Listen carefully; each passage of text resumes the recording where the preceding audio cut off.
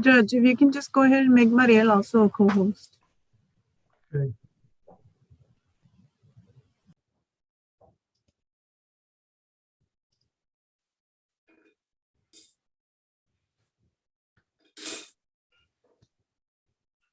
Still got a few minutes. Any attorneys that haven't agreed, resets? Well, we may have to wait for the jail to show up so they can take them off the list, but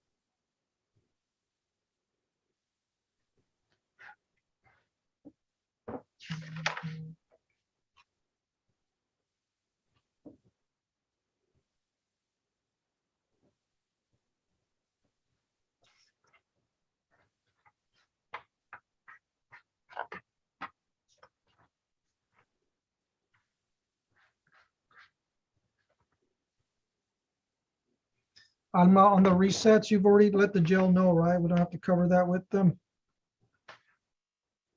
Yes, Judge, on ours at the 49th, yes, we already let them know. I already let them know.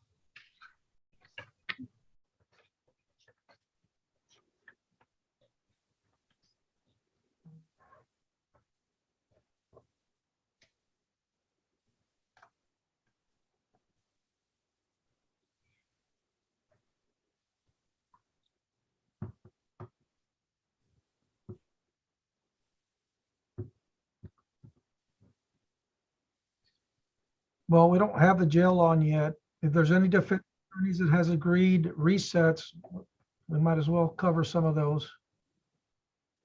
Your Honor, if I may. Mr. Garcia, yes. Yes, I have a 2008, 2020 CRD 1627. It's Alfonso Urbina. I know. Bigger in what court? Bigger in? 49. Alfonso Esteban Urbina.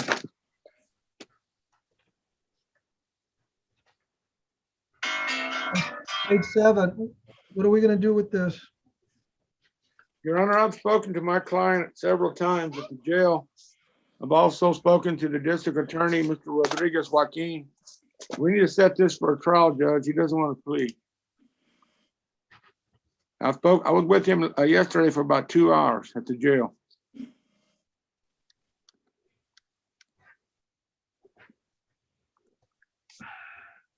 Alma, you want to give them a date? Yes.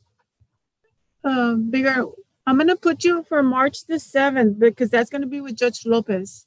So we can give you a trial date on that day. Okay. Okay? That's fine. It'll be March March the the 7th 7th at 1:30. Okay. He doesn't have to bring him out. And the DA's Joaquin Rodriguez. I don't know if he's on right now. Okay, we're gonna set it up for a plea status, okay? Okay, March 7th at 1:30. Yes, sir. Thank you. Thank you. May I be excused, Your Honor? Thank you, Mr. Garza. Yes, sir.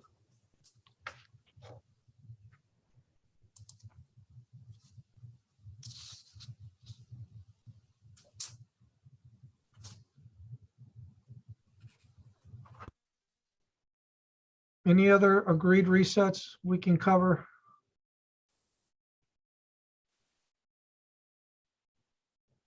We're still waiting on the jail to bring us a defendant, so.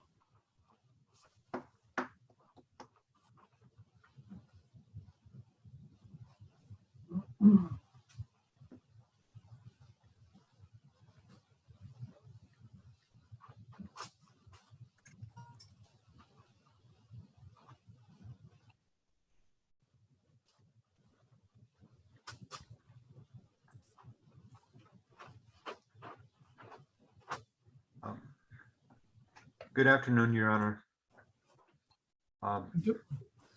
This is Gerard Cantu with the Public Defender's Office. I do have an agreed reset if the court can take it up. Yes, and give me the court first, that way we can get the right docket. Yes, Judge, it would be for the 406 District Court on page 5.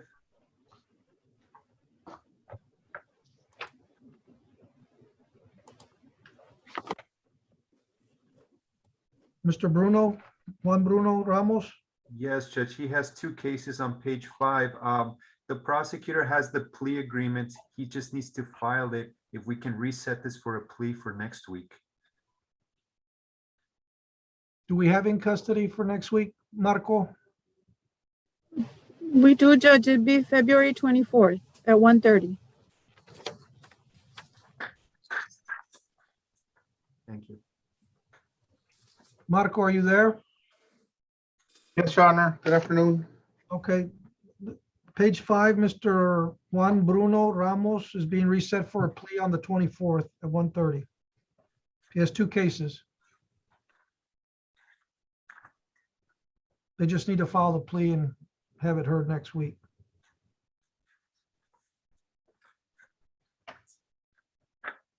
Can you also make a note when the jail shows up to let them know not to bring him up, Marco, and the other gentleman?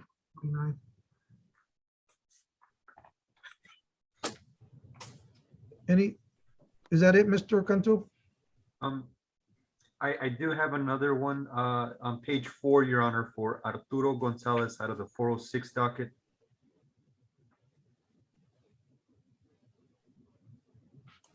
What are we doing with this one? If we can also set him for a plea next week, we're just finalizing the terms of the agreement. That'll be reset to the 24th. Thank you. Did you get that also, Arturo Gonzalez Jr.? Yes, sir.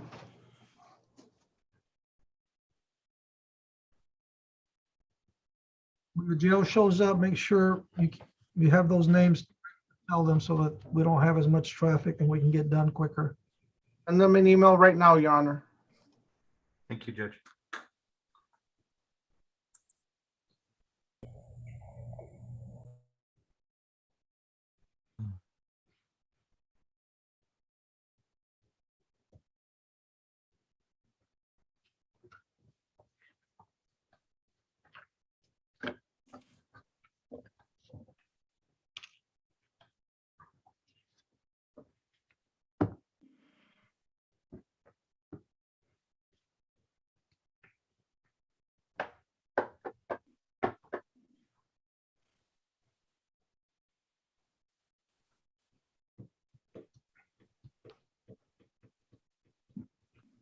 Mariel, can you call the jail and see what's happening, why they're not on yet?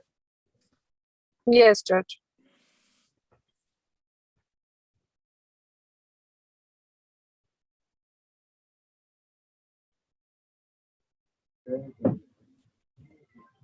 But try 4588. I'll try it also. Okay, Alma.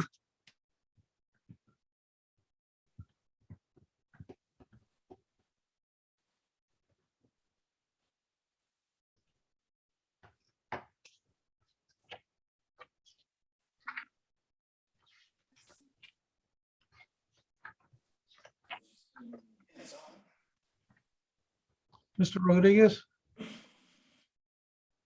I'm here, Your Honor. one of your cases, Urbina Alfonso Esteban, Yes, sir. is being set for a plea status on 3/7.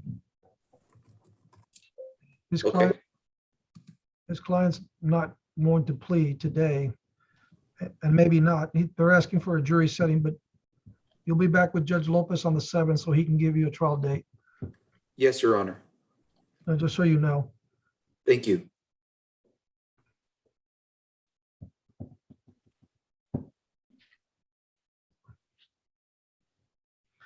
Excuse me.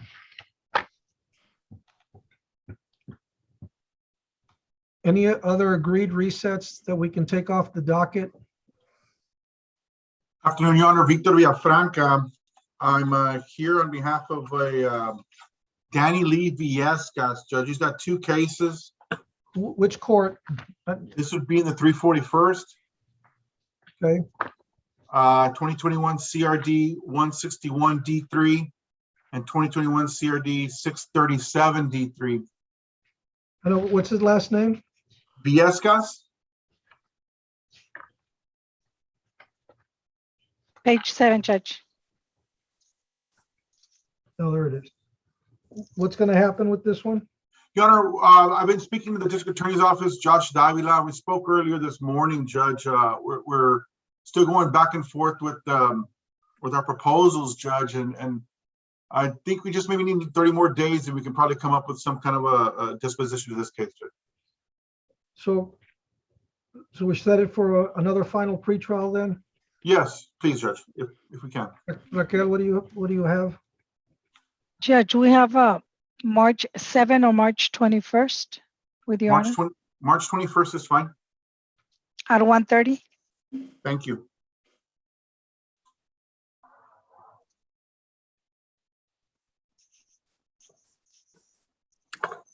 Judge, the jail said they're about to log in. Okay. Raquel, is that 21st? Oh, Do you have the copy, your honor, of the reset dates? yeah, no, I was checking to see if I was going to be handling it that Monday. Yes, Judge. Yes, Judge. I'm covering for Judge, okay. Yes.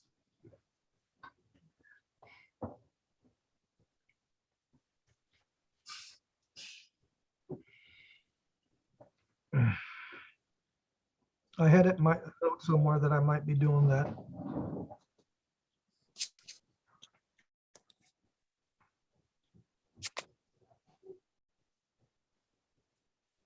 Sure.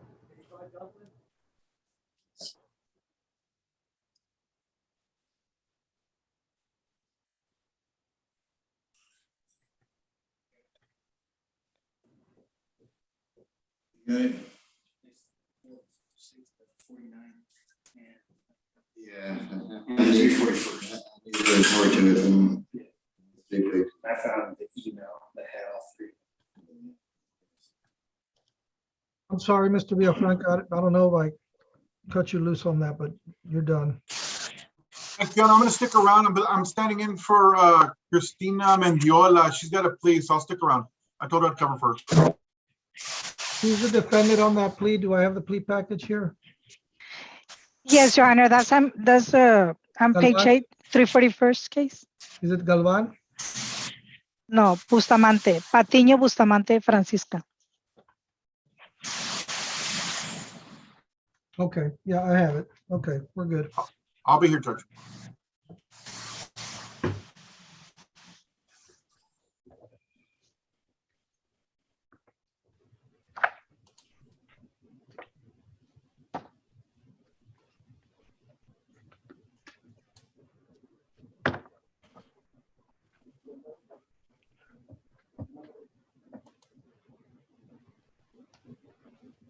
There we go.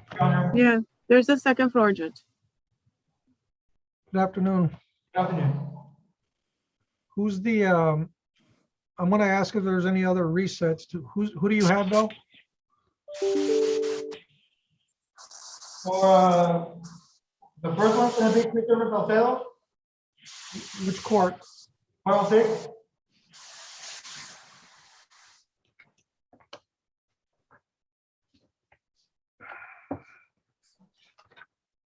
That'll be page 3, Your Honor. Well, let's go ahead and start, I guess. Is everyone ready? Mr. Clayton, are you ready? All right, the staff's all ready, so. All right, the first case on the docket we're calling today is 2017 CRI 1068D4, the state of Texas versus Christopher Salcedo. Where's Mr. Salcedo?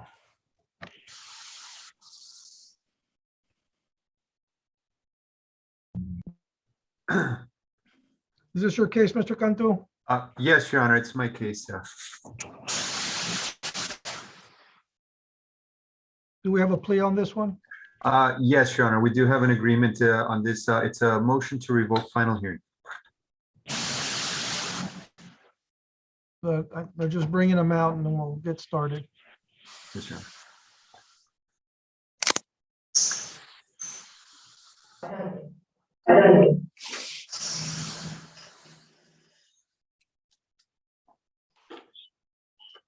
Good afternoon, Mr. Salcedo. Do you understand English? Yes.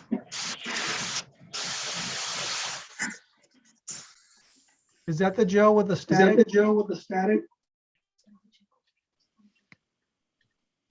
And the echo? On the echo, I think whoever has Stephanie's iPhone.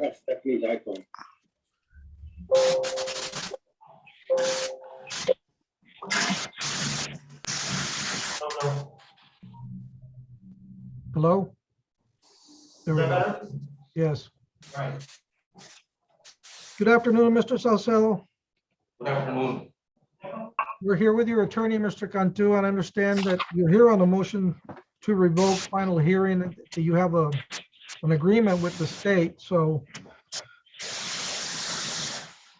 let me go ahead and have you raise your right hand and swear you in real quick, can you, by the clerk? You solemnly swear testimony you will give in this cause now trial is the truth, the whole truth, nothing but the truth, so help you God? Is that a yes, sir? Okay. Thank you. And Mr. Davila, you're here for the state? I saw him earlier. I believe it would be Ms. Ana Karen. Oh. Good Garcia? afternoon, Ana Garza for the state. And Your Honor, our agreement in this case would be in exchange for pleading true to all conditions except for condition 1. The state will recommend 2 years to serve, and the defendant will ask for credit for time served, including the time he spent at ISF, both tracks, which he completed successfully. What was the first part of that agreement? I still got a little bit of static. He will plead true to all conditions except condition 1. I know, but the agreement was the first part of the agreement 2 years to serve. with credit for, okay. Yes. Okay, Mr. Salcedo, your attorney is telling me that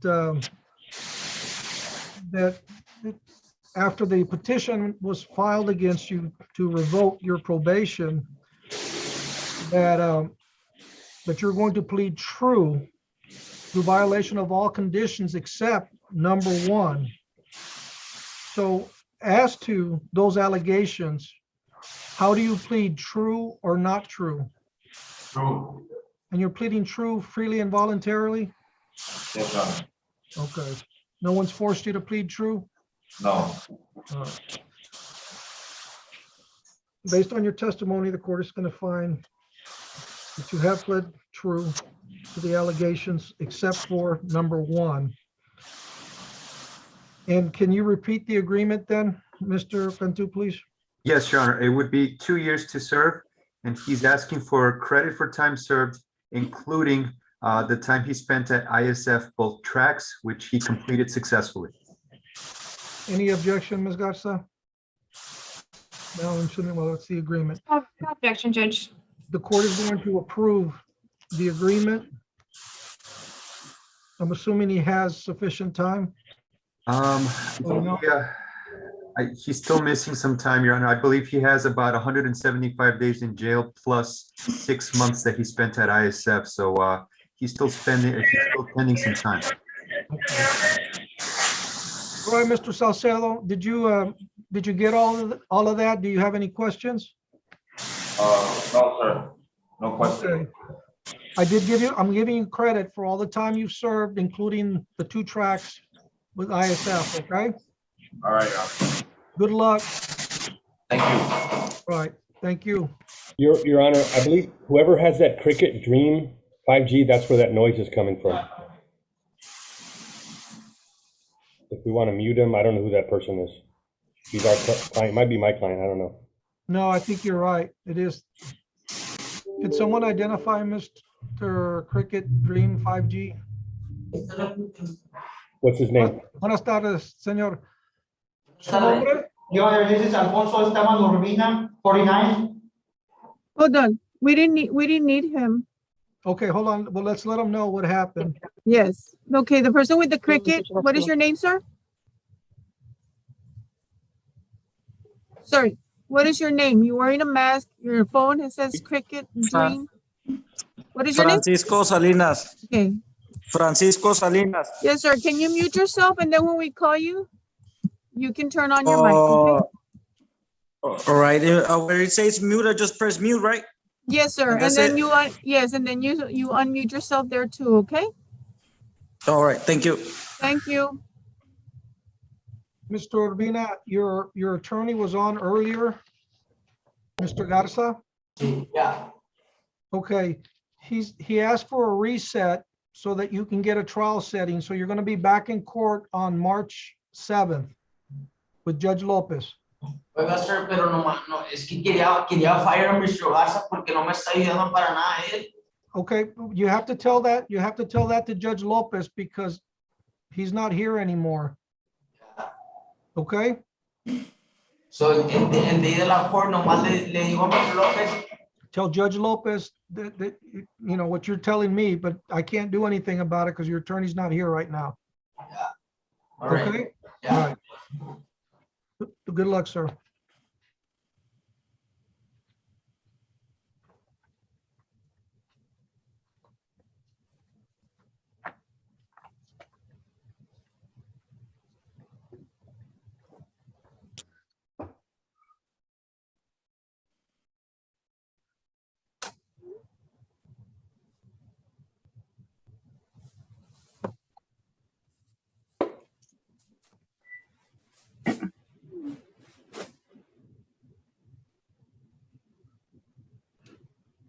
Alma, is this, we're only going to do one floor? Everybody's coming to the second floor? Is that the way we're going to do it now? Do you know? No, Judge. They'll be moving from floors, I think. Yes, they'll be moving from floors. Okay. But I guess nobody's helping him. That's why. Who's the officer that's helping us right now? Guillermo Rodriguez. Okay. Wasn't Mr. Fred Reyes? Felipe Reyes was moved to night shift, Judge. Oh, that's right. I remember Yes. somebody talking about that. Yes.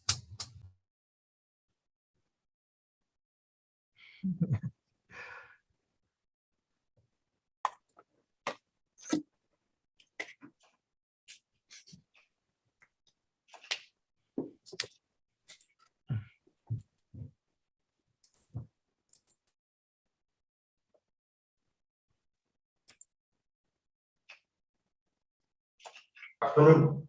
Good afternoon, sir. We got Ricardo Castillo, 49. Ricardo Castillo, 49. I apologize. I got hearing loss. I mean, por si acaso puede hablar más fuerte, por favor. Hold on, Mr. Castillo. Un momento. ¿Vale? En inglés, español. Bilingual, sir. Your Honor, if I may. Yes. Judge, good afternoon. Valerie Villarreal with pretrial. Your Honor, Mr. Castillo's here on MTR arraignment. I'm not sure if Your Honor wants to reappoint Mr. Jonathan Garcia or he has Philip Del Rio on his new charges, Judge. I'm not sure who you want to appoint the case to. Judge Jonathan Garcia was the prosecutor before. Oh. I Okay. apologize. I hadn't seen that, Mr. Mendoza. Thank you. It's Mr. Luis Figueroa, Judge. Okay. Okay, so Alma, Mr. this wasn't one of the ones we were trying to figure out whether he was served? Yes, I believe if he's in custody, Judge, I think they served him with this MTR. Okay, so he, Mr. Figueroa, are you here? I think we need to notify him that he's been reappointed to the MTR. Right, Yes. Valerie? Well, Mr. Figueroa isn't on our appointment list, Judge, which is why I believe Mr. Del Rio's been getting his new cases. Did you want to appoint Mr. Del Rio to the MTR? Yeah, I think, yeah, let's go ahead and do that and then reset it for arraignment on the 7th. Is that gonna work, Alma? Oh, we can set it up for next week, Judge. That's what oh, On the 24th. on the 24th. Yes. Am Will I you let doing, him know, Valerie? Yes, Your Honor, and I'll also take the order downstairs to you in a while. okay, am I doing the 24th as well? I don't know, Judge. That's it's Judge Hill. Actually, no, Yes, yeah, it's Judge Hill. yeah, he's doing it. I'm covering his regular docket. That's what it Okay. was. Yes. So I'm trying It's to Judge prepare Hill. myself. Okay. All right, Mr. Castillo, okay, so we haven't been able, well, we have to appoint you a new attorney. Okay, Mr. Philip Del Rio is going to be your attorney and you'll be back in 7 days. Okay, he should be there to see you before then, okay? Okay, sir. Pues, I was actually looking for, I need to provide myself for some help mentally and emotionally. For, you know, porque necesito ayuda. So, like, I would like to provide myself some services. Well,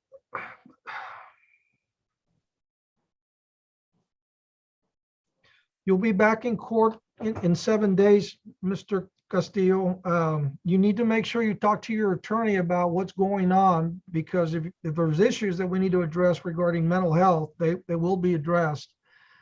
And I'll just tell you that we take the time to, I mean, if there's mental health issues that we need to address, that might come into play in deciding whether we should give you an adjustment on your bond, but we'll take that up next time when your attorney lets me know what's going on, okay?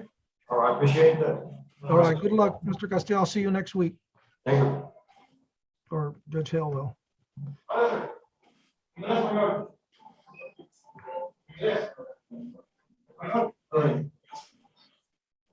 Christian Reina. Christian Reina, right? All right. Your Honor, up next, 49, Christian Reina, 49. Can you say interpreter?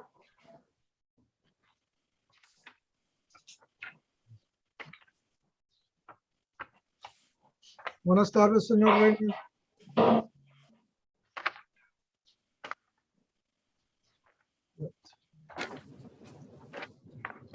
The court calls 2015 CRD 616D1, the state of Texas versus Christian Reina. Your Honor, if I may. Yes. Judge, it's an MTR as well. The public defender's office is being reappointed. Okay, are we here on arraignment? All I have is MTR. Your Honor, on behalf of Mr. Reina, my client pleads not true, waives reading of the motion to revoke and request a final hearing. Your Honor, I guess he's here on a no bond, but I want to know why they're revoking him. Perhaps we could get him a bond. Well, hold on a second. Is the interpreter, Mr. Reyna indicated right off the bat, he needed an interpreter. Este momento el defensor público se le va a volver a reasignar. No estamos leyendo la lectura de los cargos. El cliente está pidiendo una audiencia final y quiere saber si se le puede considerar su fianza. Who's the state's attorney on this? Good afternoon, Ms. Calderon. I'm going to object to a bond, Your Honor. This defendant had a KPS since August of last year. He was picked up on new charges and also the KPS on his NCR.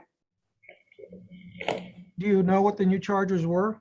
Yes, assault, domestic violence. Okay. Al delegado, la señora Calderón menciona que tiene nuevos cargos desde agosto. Los nuevos cargos son asalto por violencia doméstica. Okay, so, yeah, Mr. Trevino, I normally try to work with defendants. You know, it's nonviolent, but I'm gonna go ahead and deny any request for a bond at this time. Alma, when are we resetting the motion for final hearing on this case? Señor Treviño, normalmente trato de trabajar con las personas cuando tienen casos que no incluyen la violencia. En este momento voy a negarle su fianza y vamos a buscar una nueva fecha para su audiencia. March the 7th at 1:30. Queda para el día 7 de marzo a la 1:30. And let Mr. Reyna know, once we have more facts, we can take up the issue again of bond at that time. Una vez que ya tengamos todos los hechos completos, vamos a poder volver a considerar su fianza. All right. Buena suerte, señor Reyna. Good luck. Sir.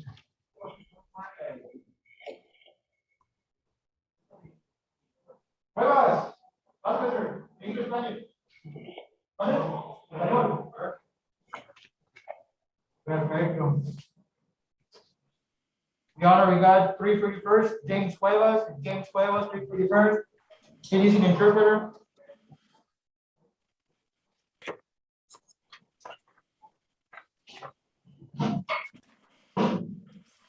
Hello.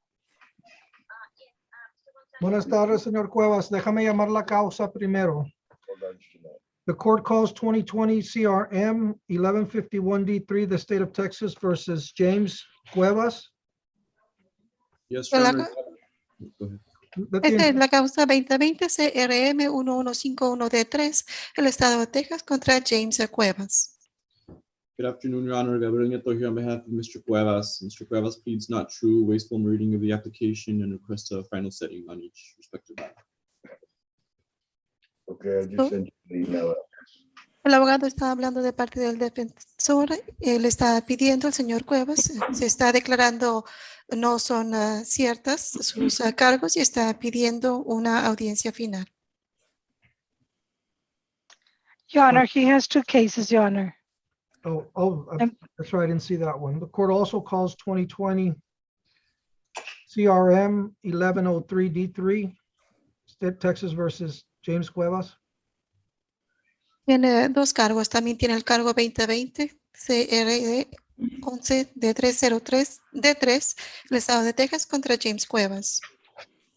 And again, Mr. Nieto, do you have an announcement for that case? Yes, Your Honor. My client pleads not true, wasteful reading of the application, and requests a final setting. El abogado en este momento está pidiendo que no se lean a sus cargos y está pidiendo una audiencia final. Mr. Nieto, how much time are you asking? We have March 1st, March 7th. March 7th would be sufficient. Señor Nieto, ¿cuánto tiempo está pidiendo para el día 1 o el día 7 de marzo? El día 7 de marzo sería suficiente. March 7 at 1:30. Queda para marzo 7 a la 1:30. Thank you. Okay. Mr. Cuevas, your attorney is going to talk to you about what's just been set regarding the allegations made against you regarding probation, okay? And that'll be taken up on the 7th of March. Señor Cuevas, su abogado va a estar hablando con usted en cuanto a las alegaciones que están en su contra sobre su libertad condicional y eso lo vamos a volver a considerar para el día 7 de marzo. Okay, you judge. All right, good luck, Mr. Cuevas. Buena suerte, señor Cuevas.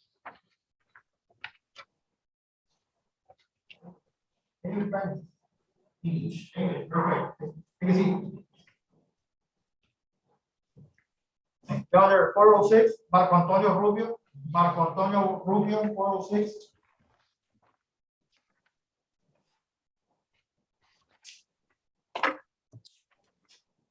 Good afternoon, Your Honor. This is Edward Nolan standing in for Mr. Sergio Lozano. Okay, good afternoon, Mr. Nolan. Let me just call the case real quick. The court calls 2018 CRD 351D4, State of Texas versus Marco Antonio Rubio. And Mr. Davila, or are you here for Mr. Davila, Ms. Garza, as well? Yes, Judge. Okay. I show we're here on a status hearing. Does Mr. Rubio understand English? Yes, sir. Good afternoon, Mr. Rubio.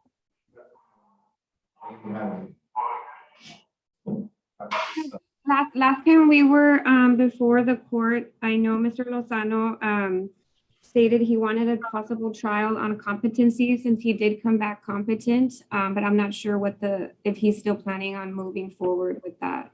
Hold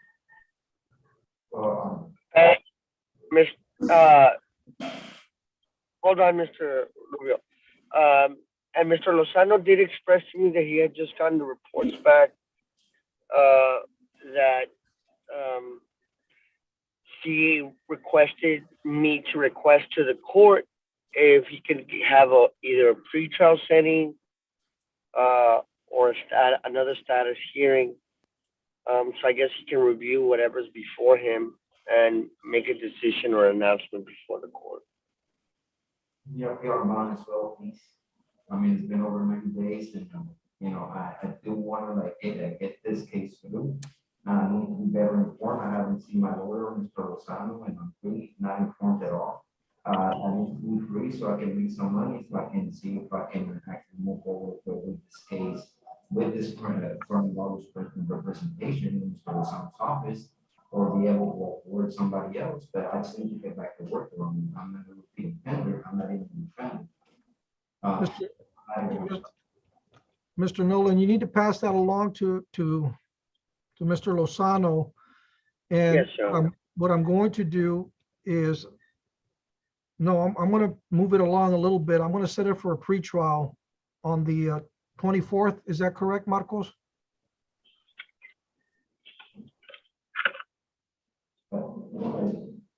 February 24th, Your Honor, at 1:30.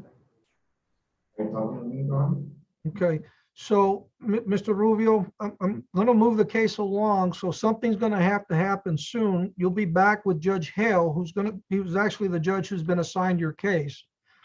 So if you have any concerns, again, like what you just told me, you need to tell Judge Hale at that time, okay? Apparently there was a report that came back indicating that you were competent to go forward. And so I've taken the first step and I'm setting your case for a pretrial. And so the case is moving forward. So something's going to have to happen. Make sure you'll have the opportunity to talk to Judge Hale on the 24th, okay? Will I be able to get out of jail, Your Honor? Because I've just been here for a long time already. Like, how long have you been in? Over 100 days.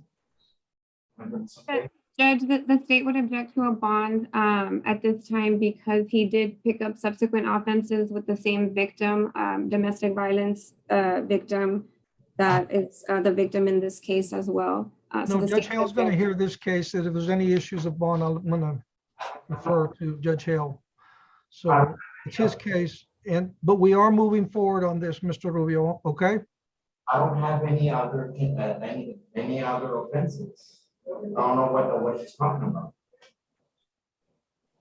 Well, you have 3 pending on this one case, 3 counts. I understand that. I mean, it was nothing on anybody that has been in the past, and I would feel. Mr. Rubio, if you've been in jail for 100 days, and this is a 2018 case, that tells me that you have been picked up for something new. But it has nothing to do with any of the people that are in the same. Well, you know, well, that's, Mr. Rubio, I have to advise him, Judge, yeah, not to make any statements about the case, yeah. In this case, it's being or any researched. pending matter, Judge. Okay, Mr. Rubio, you'll be back with Judge Hale, and he's the judge that's going to hear your case. I'm not gonna give you a bond today, but Judge Hale may decide otherwise. How much time, Your Honor, I need to get out of jail so I can go back to work. I really am telling you, I did not do anything, have any other offenses. I've already made a decision that I'm not gonna do that today. You're gonna have to talk to Judge Hale about that. All right, the parties and the attorneys in this case are excused. What date was that, Your Honor? I'm apologize. On the state of Texas versus Marco Antonio Rubio, Yes, Your Honor, but what date was that, Judge? That March we have a- 24th. Yes, sir. I'll let Mr. Okay. Lozano know. Was that March or February? I'm sorry, February. Yes, February 24th at 1:30. I'm sorry, yeah, February 24th. I'm sorry, my fault. Yes, sir. Yes, Your Honor. Judge, and I think he has another case. I guess I'll wait for the case to be called. Not Mr. Rubio, Mr. Lozano, right? Yeah, we're kind of, Correct. Mr. Lozano. yeah, we're at the mercy of the jail right now. Yes, sir. I understand. Your Honor, I'm gonna go upstairs and connect on the third floor. Okay. I know you're busy. Thank you, by the way.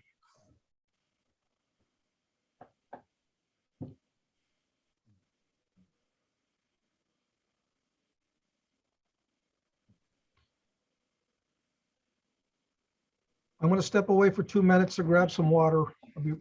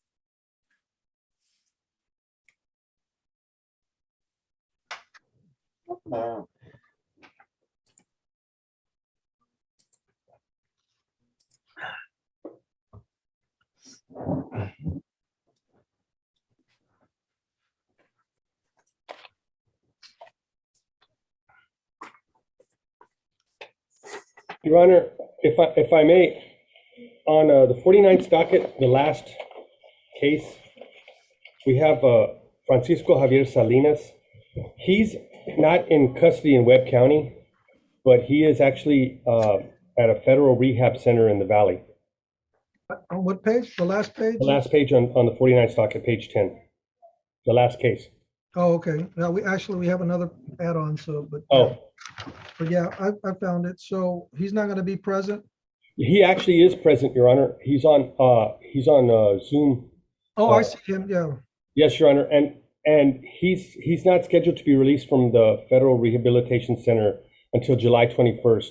I've conferred with Ms. Calderon, and maybe we could just get a status sometime in May to see if he's still there or if he's been released to reset. Okay. Alma, are you there? Yes, Judge, I'm right here. Who are we talking about? On page 10, Francisco Javier Salinas. Good afternoon, Mr. Salinas. Good afternoon, Your Honor. Your attorneys just informed me that you're in a facility, a rehab facility. Yes, Your Honor. So we're gonna just reset your case to see how you're doing sometime in May. Judge, Okay. Fred, our last, well, we don't have a date in May. We have April 13th for Inca City. As of right now. Well, we're just setting him for a status. Yeah, but we're gonna put him for April 13th, and if you think by then we should have May dates, so we can set him up for a status on April the 13th All right, thank you. at 1:30 with Judge Lopez. Okay, Mr. Salinas, you'll be back in court on the 13th of April. Make sure you stay in contact with your attorney. Yep. Sounds like you've been talking. Good luck. Okay. Thank you. All right, you're excused. All right, thank you, Your Honor. All right.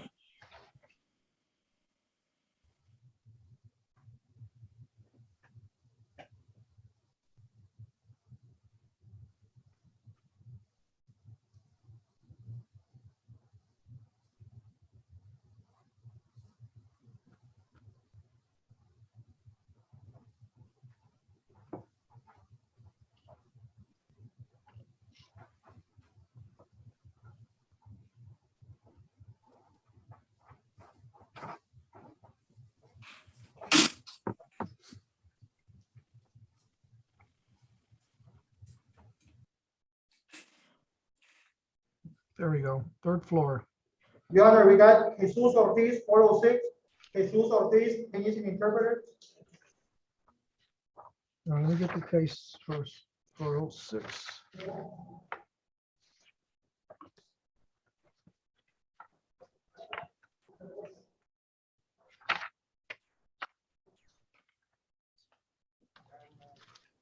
Court calls 2020 CRO 622D4.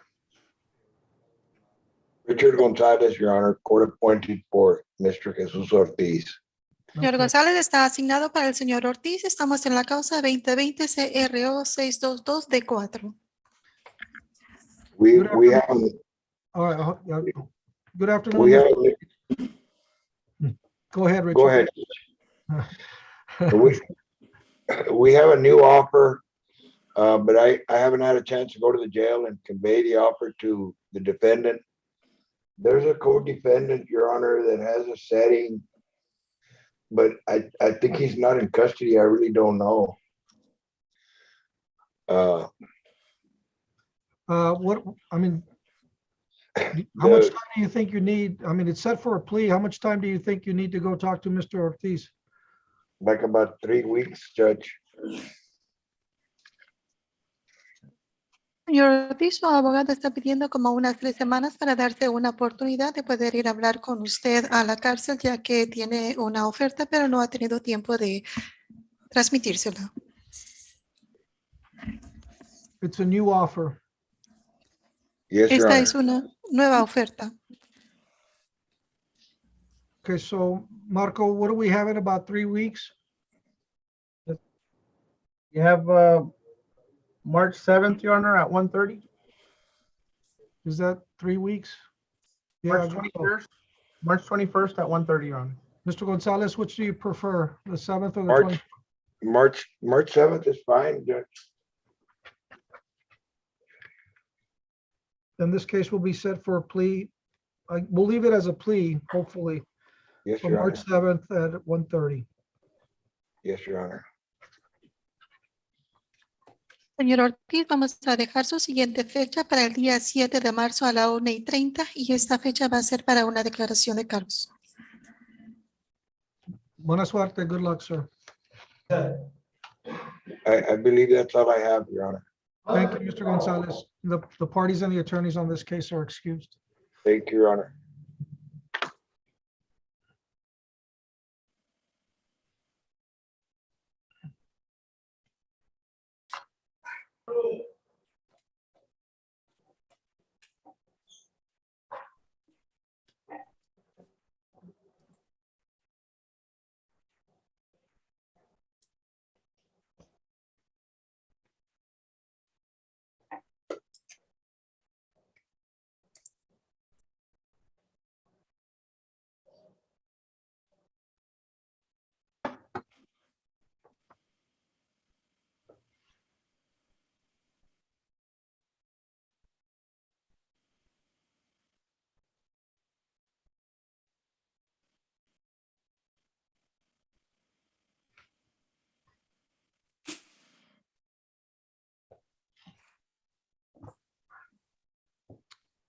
doesn't it?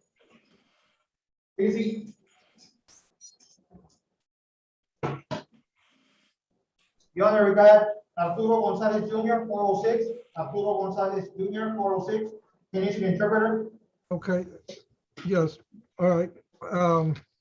This is one of the, Marco, this is one of the defendants whose attorney needed more time. Who was the attorney? Gerard Cantu for the defense. Mr. Cantu, this was one of your cases, right, that you mentioned? That's correct, Your Honor. I asked for a reset for next week. Okay. Mr. Gonzalez, your attorney has requested from the court that we reset your case. Señor González, su abogado ha pedido que volvamos a escuchar su caso en una fecha posterior, He needs more time. Okay, debido a que él necesita más tiempo. okay. We'll see you here on the 24th of this month, February 24th. Okay. Su siguiente fecha es para el día 24 de febrero. Thank you, sir. Buena suerte.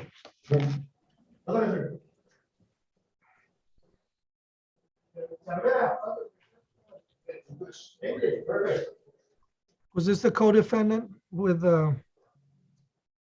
Gonzalez? Oh, well, doesn't matter. Your Honor, we got Jonathan Jacob Cervera, 49.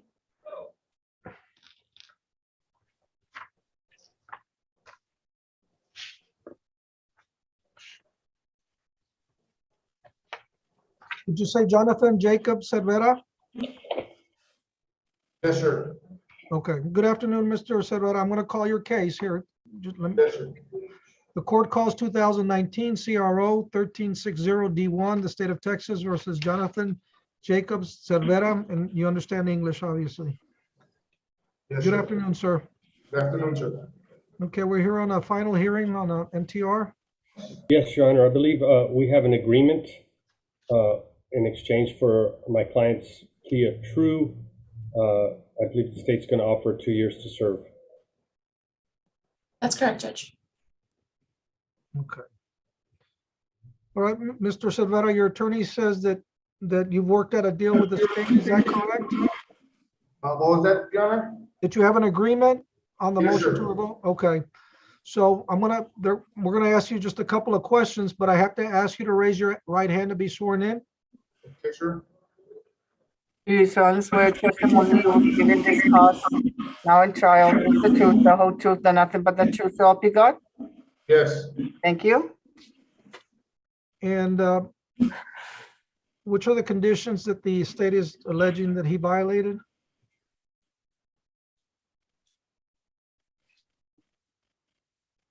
Anyone? Good afternoon, Your Honor. Alexis Cordova from the probation office. There are conditions 1, 2, 5, 11, 21, 23, and 26. That's 1, 2, 5, 11, 21, and 26, right? 21, 23, and 26. Okay. Okay.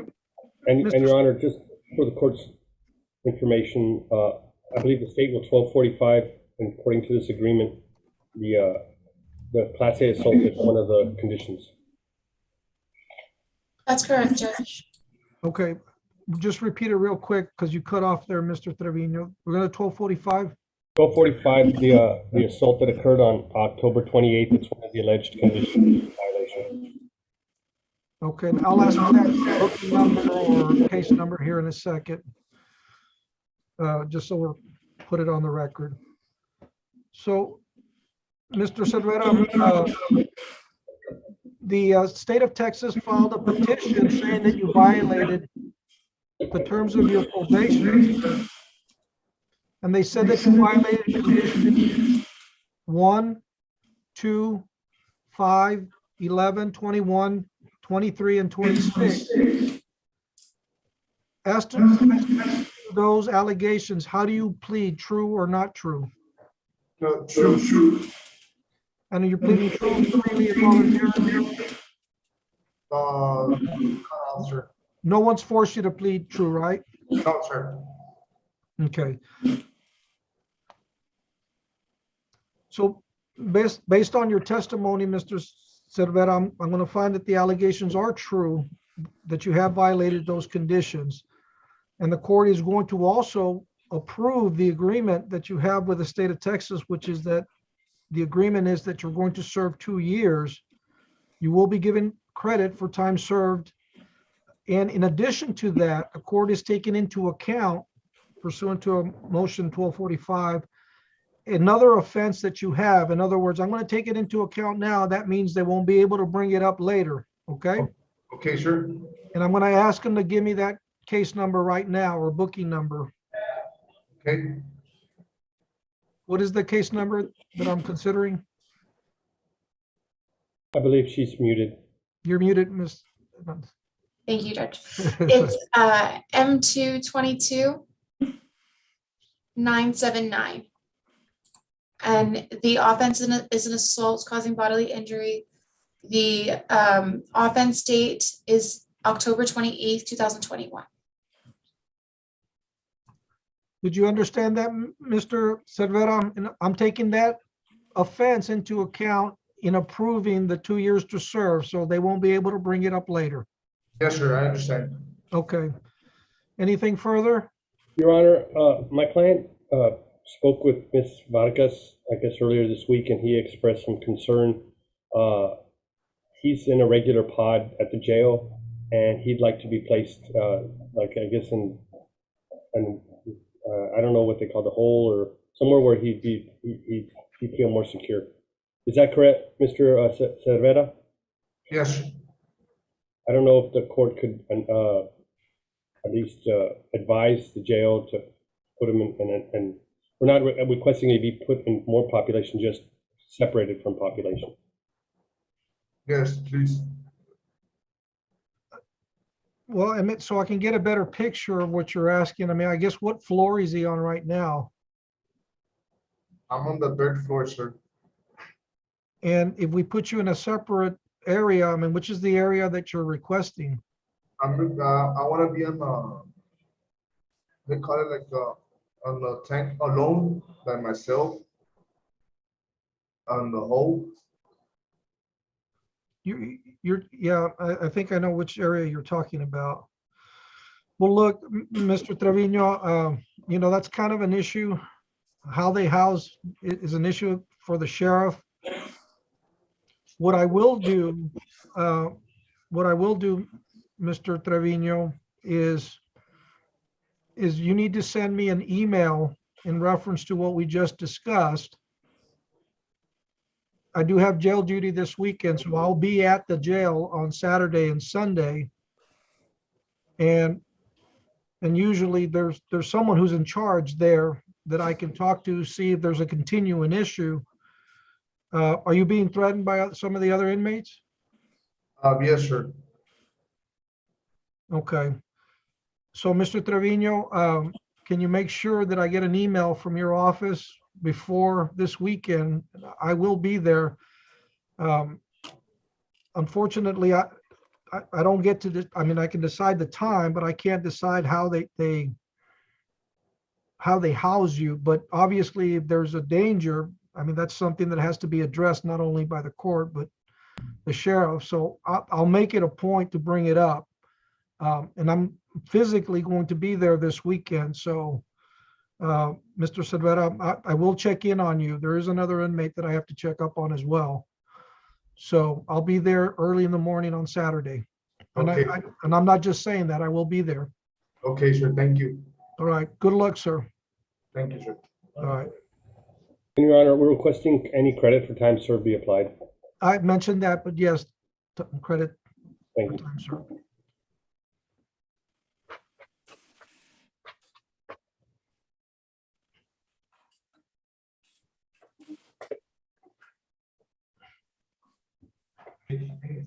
Your Honor, we got Isael Gomez, 49. Isael Gomez. Thank you. The court calls 2021 CRK 1400 D1 State of Texas versus Isael Gomez.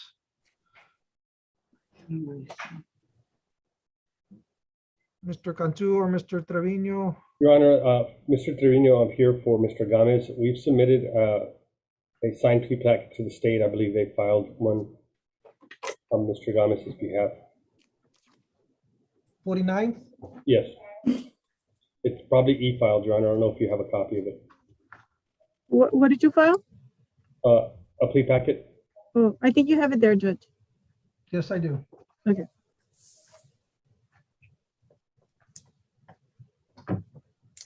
Good afternoon, Mr. Gomez. Do you understand English? Yes, sir, I do. Okay, good afternoon again, sir. Thank you. I've called your case and based on what your attorney's telling me that you have reached an agreement with the state of Texas regarding at least count one of the indictment against you. Is that correct? Yes, sir. Okay, the first thing I have to do is ask you to raise your right hand to be sworn in. You solemnly swear testimony you will give in this cause now on trial is the truth, the whole truth, and nothing but the truth, so help you God? Yes. Thank you. Okay, Mr. Gomez, is your true and correct name Isael Gomez? That'll be correct. Yes. Yes? Okay. And you're here with your attorney, Mr. Fred Trevino. Have you had an opportunity to talk to him about your case and ask him questions about what's going to happen here today? I didn't quite hear you. Okay, have you had enough time to talk to him about your case? And have you talked to him about what we're going to be doing here today? Yes, sir. Okay. Is there anything that I need to know about your condition that prevents you from understanding what we're doing? I mean, you understand me, you understand the proceedings today? Loud and clear. Okay, good. And are you happy with have you been satisfied with the services that Mr. Trevino has provided you? I am. Okay, and Mr. Trevino, do you believe your client to be competent to go forward? He is, Your Honor. All right, thank you. Okay, in the plea package that I have in front of me, Mr. Gomez, it looks like you've signed off on it, and there's certain rights that you've signed that you're waiving. That means you're giving up some rights. I'm going to cover just a few of them to make sure you understand what happens when you plead guilty. And the first right that you're giving up is you don't have to plead guilty. You have the right to remain silent. You have the right to have a jury hear your case, and you also have the right to have a jury assess your punishment. Do you understand that if we go forward today, you're giving up these rights? You're going to. Yes, I do. Okay, and if there's witnesses against you, you have a right to ask them questions at trial to see what it is they know about your case, that you're giving up that right as well. Okay, yes. And finally, if I go along with this agreement and I approve the agreement you have with the state of Texas and punish you along those lines, you cannot complain about that punishment by appealing unless you get special permission from this court. Do you understand that? Yes, sir, I do.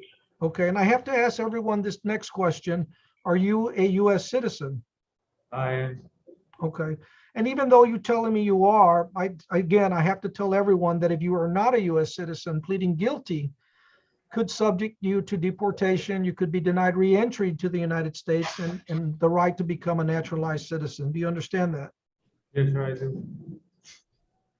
Does the defense waive formal reading of the indictment? Yes, Your Honor.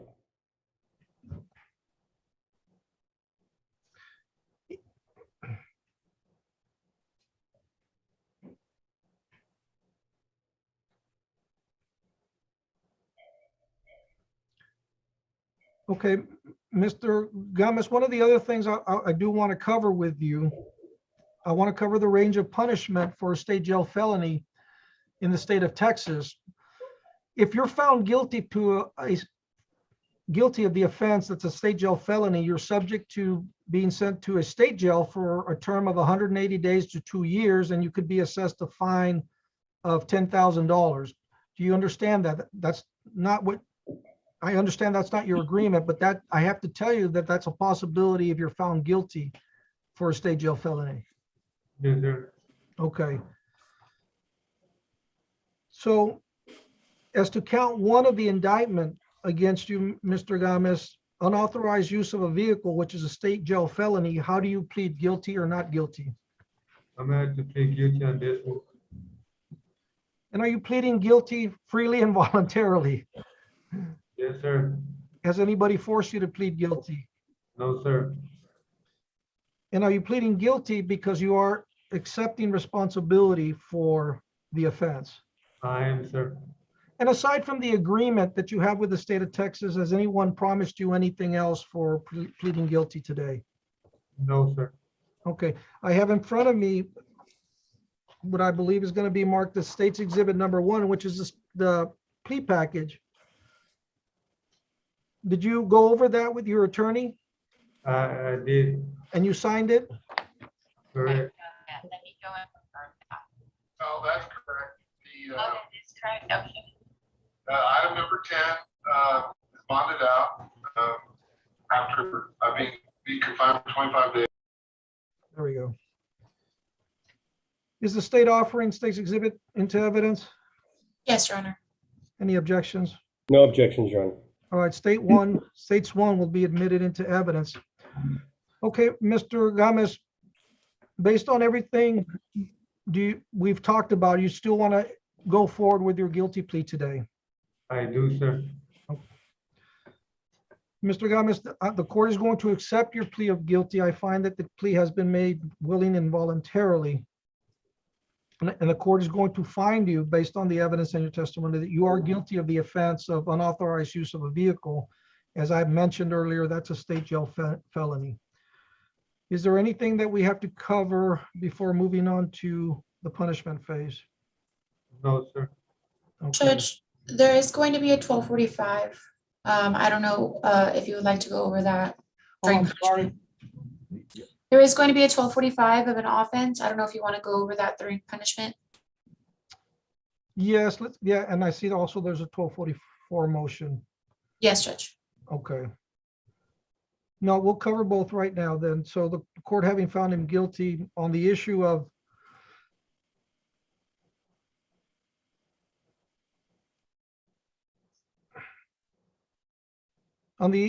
punishment, Mr. Gomez, the court sees that your attorney had filed, and as part of the agreement, the state has agreed or is not objecting to me sentencing you as if this were a misdemeanor. What that means is that I'm going to sentence you as if this were a misdemeanor offense under 180 days. The court is going to approve that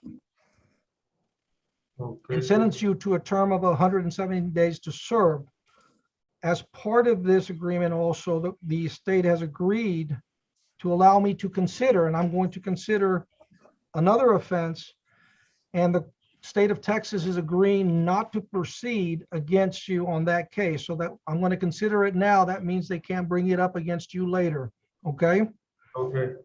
And the offense is booking number 2021-02685, file number M221-04029. The date of that offense was what they're claiming you committed back in May of 14th, 2021. So the court is taking that into account in assessing the 170 days. The court will grant the request for credit for any time Mr. Gomez has served. So you will get credit for time served. Okay.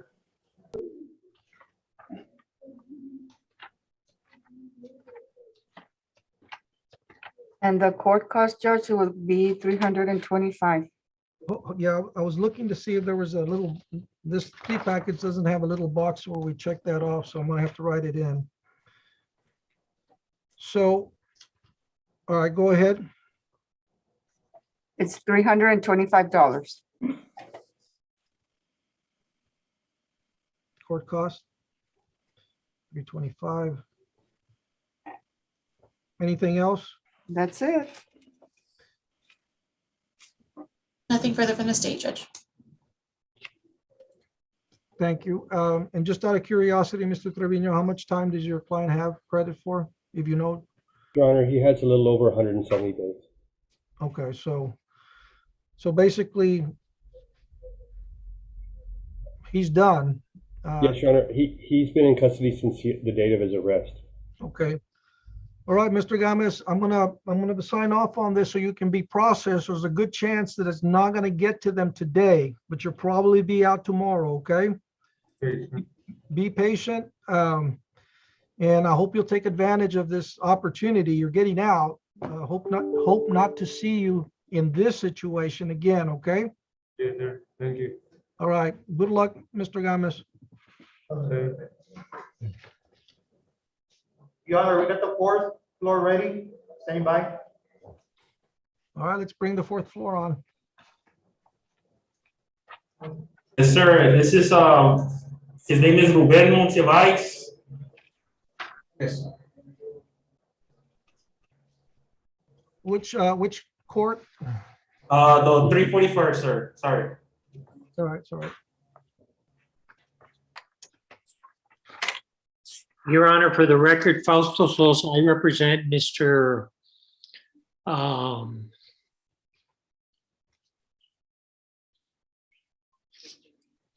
Monsivais.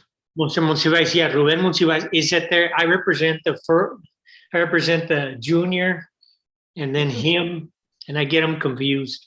This is the third. Yes, the third. And just so we're clear, this is cause number 2020 CRD 1808 D3, State of Texas versus Ruben Monsivais the third. Yes, Your Honor.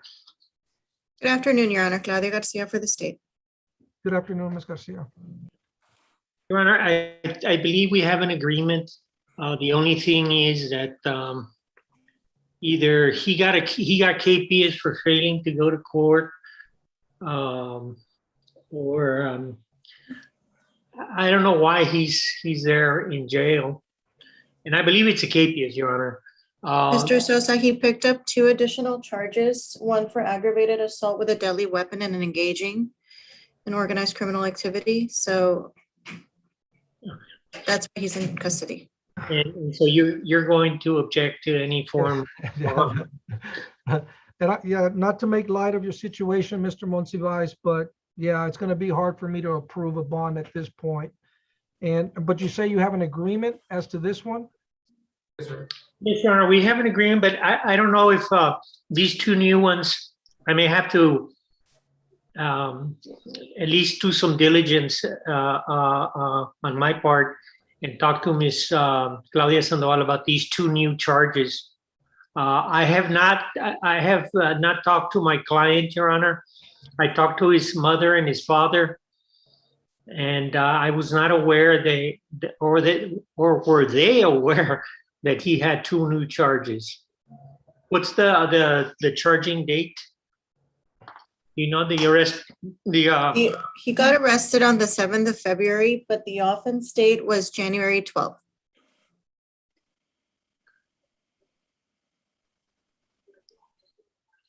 okay, all right. Just so, I mean, what I can do. You don't want to agree to Ms. Sandoval, a bond? No, sir. And just out of curiosity, I'm assuming that is it a time served to serve on the agreement you have? No, Your Honor. It's not? It wasn't a time to serve case. I don't know now if it changed. Well, it's, I mean, I know where you're headed. To see if you can kind of bring everything to bear in one hearing. Which is why I was going to suggest about a 30-day reset, which is not terribly long, but depending on the severity of the allegations on the other 2 charges. Was it 2 or just 1? There were 2 charges, Your Honor. On the same victim or alleged victim? Because, well, it was an aggravated assault with a deadly weapon and an engaging. So there were co-defendants involved. So we can evaluate the new cases and then talk about a potential agreement that encompasses all his cases. But I do agree that a 30-day reset is a good idea. I have proof that those charges were not mine. I'm sorry, Mr. Monsivais? Yeah, those charges there were false accusations that I have proof that I was where I was and everything. Okay, well, and that's why we want to give you an opportunity for your attorney to see what's going on with those cases. And, you know, one of two things can happen. I mean, they can go away, or they can be incorporated into the agreement you already have. So my thinking is that, yeah, the 30 days is going to work well for this case. And you'll be back here with me, Mr. Monsiváis, I think, because I'm going to be handling the docket again. Am I able to bond out? Well, I was going to get to that. When I have more information as to the other charges and what's happening with those, and your attorney's finding out about those charges right now for the first time, he'll be better able to tell me why I should consider giving you a bond. Right now, the way it stands, and you really shouldn't say anything about those offenses right now, I'm being asked to give you a bond blindly, and you may not be entitled to one. You might be, but I'm not going to shoot blindly right now. So rather than delay everything, I'm going to reset your case, and we'll be back and we'll address. Hopefully, you can bootstrap the new charges into the agreement you have now, but it's probably going to change. So, but your attorney needs to have an opportunity to review the allegations against you for the offense that happened in January. Okay, so Raquel, I'm sorry. When was the docket I was going to be handling for Judge Palomo coming up? What is your day, Your Honor? March 21st at 1:30. Oh, it's mine? Okay, well, is that going to Yes. be enough time, March 21st? I think, yeah, Your Honor. should work. All right. At 1:30. So it's March 21st. At 1:30 PM, that's a Monday.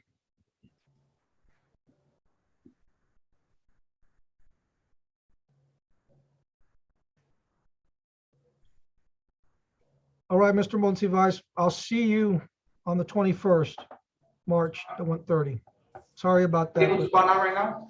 No, I'm not. I'll take up the bond issue on the 21st.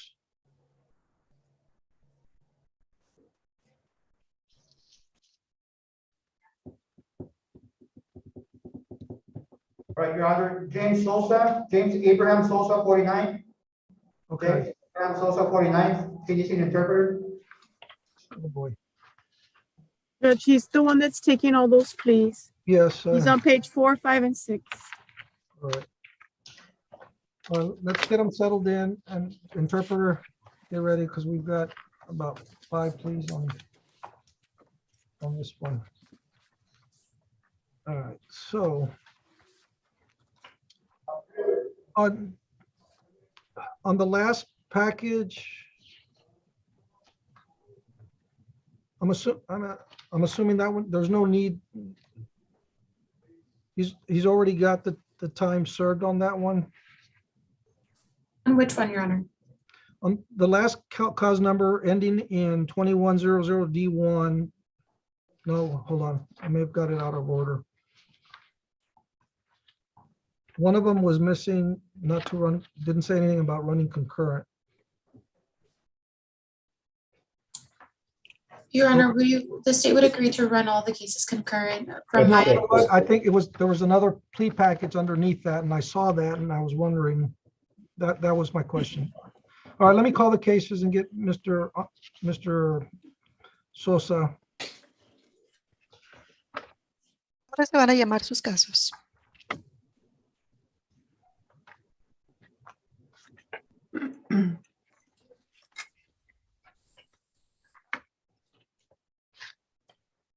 All right, the court is going to call the following cases: 2020 CRI 1583 D1, 2020 CRI 2100 D1,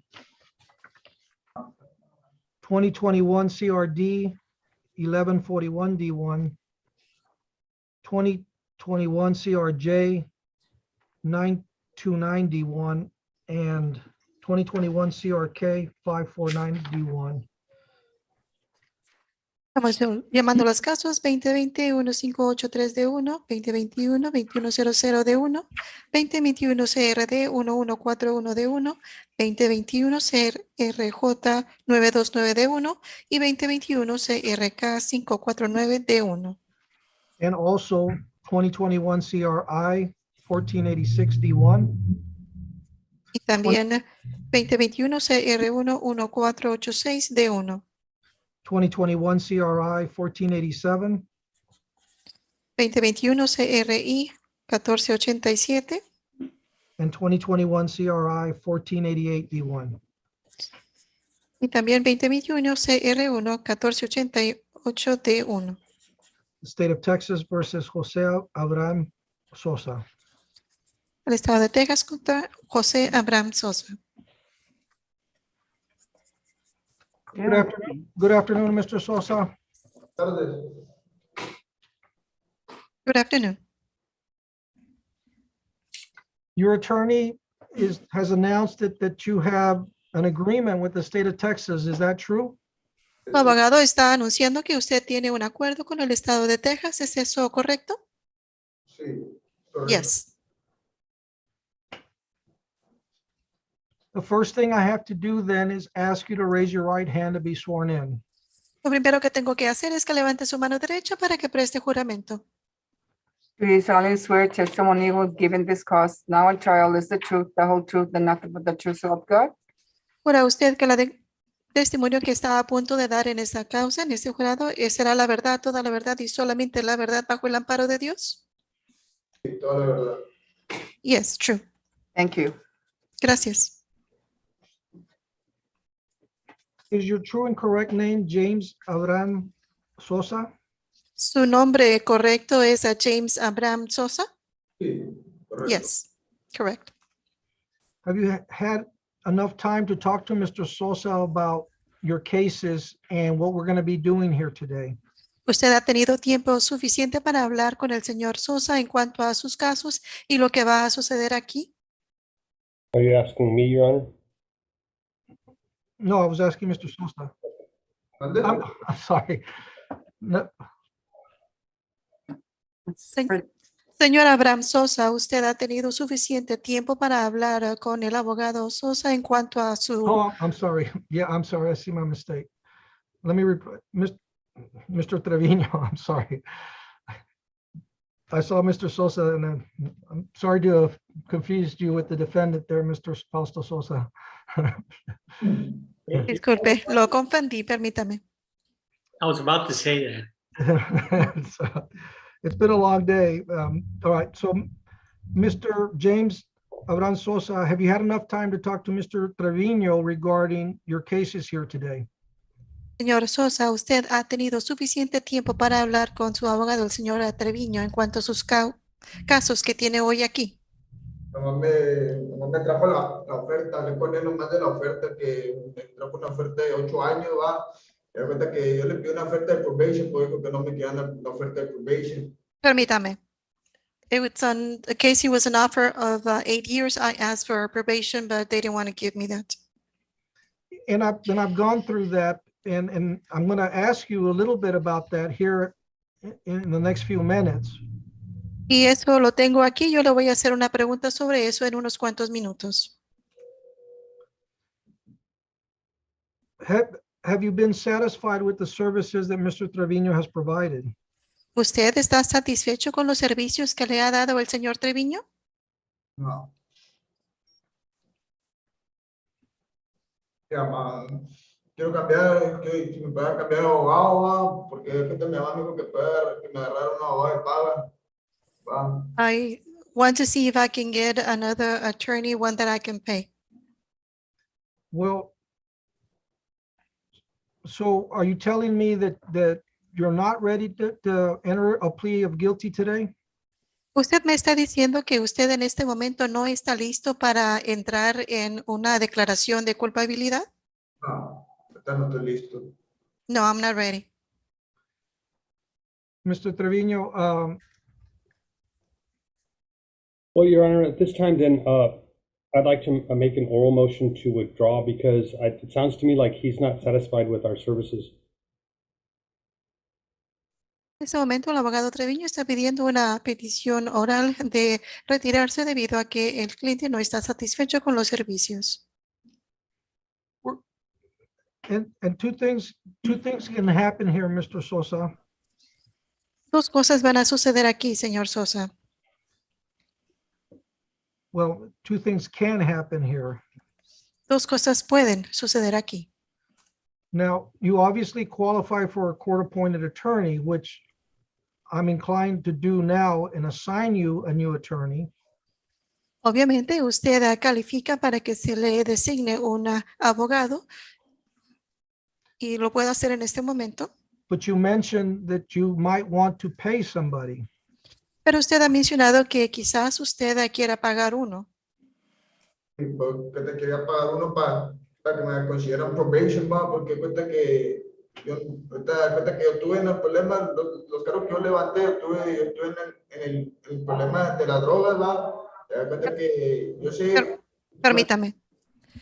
I'm asking to pay for one because I would like to see if I can get a probation because of the charges that I picked up on drugs. Mr. Sosa, you understand that you have really two options. You go to trial to see if you're guilty of these things, or you can reach an agreement like I thought you had. But the agreement that I have to go by what the state of Texas is offering on your case. I can't force them to give you probation. Señor Sosa, usted sí entiende que usted tiene dos opciones, o usted va a juicio para presentarse, o se puede presentar a culpable, o puede llegar a un acuerdo del cual yo pensé que usted ya tenía con el Estado. You understand that I'm going to give you an opportunity to get a new attorney, but that's not necessarily going to change. Me hago culpable, va, me hago culpable por los 8 años, me hago los 8 años. Usted entiende que yo le quiero dar a usted la oportunidad que pueda obtener a su nuevo abogado, pero eso no garantiza que vaya a cambiar. Good afternoon, Your Honor. Pedro Haro for the State of Texas. May I speak, Judge?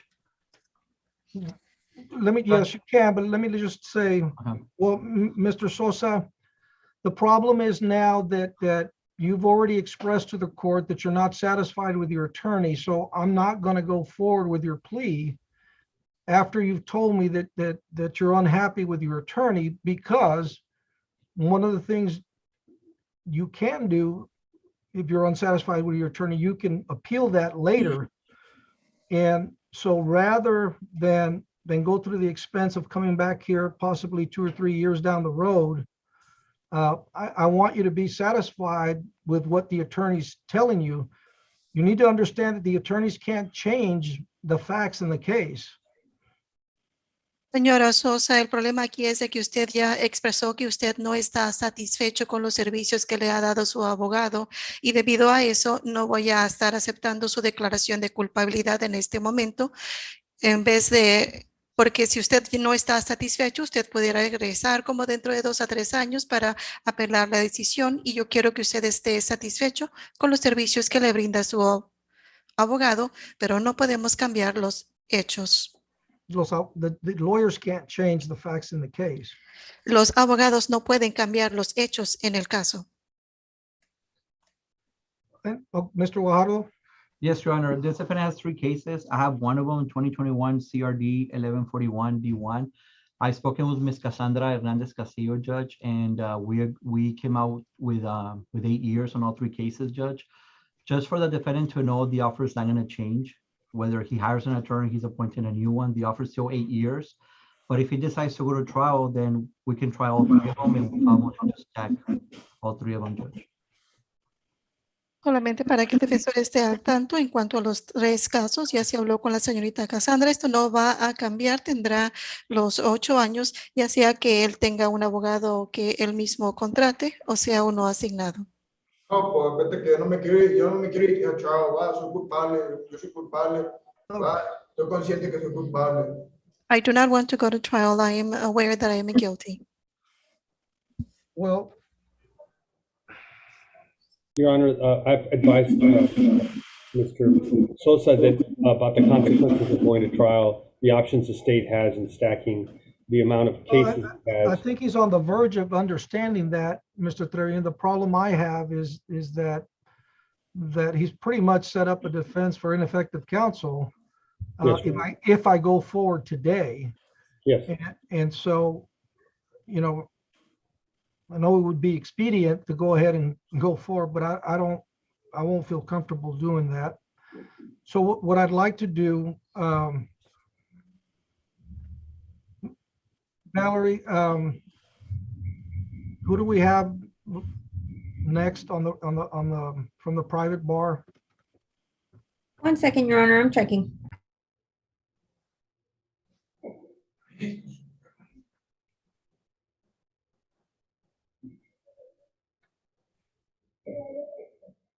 And really, since this is an offer of time to serve, I'm thinking maybe, 30 days or so to give the new attorney an opportunity to get up to speed.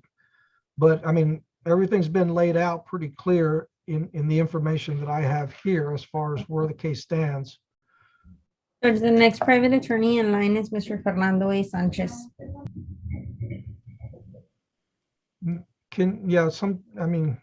Sometime today, if you will get me that order. On all the cases, correct, Judge? On all the cases. Yes, Your Honor. And Your Honor, he also has an unindicted robbery that we've been appointed to as well. And that was going to be part of the deal as well, an unindicted robbery. Well, just, I'm sure Mr. Sanchez will contact you and you can mention that to him.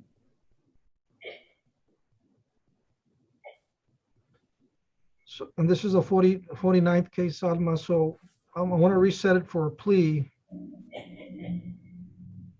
And we'll see what happens when we come back in 3 or 4 weeks. You want to go ahead and put it for March the 7th with Judge Lopez? Okay.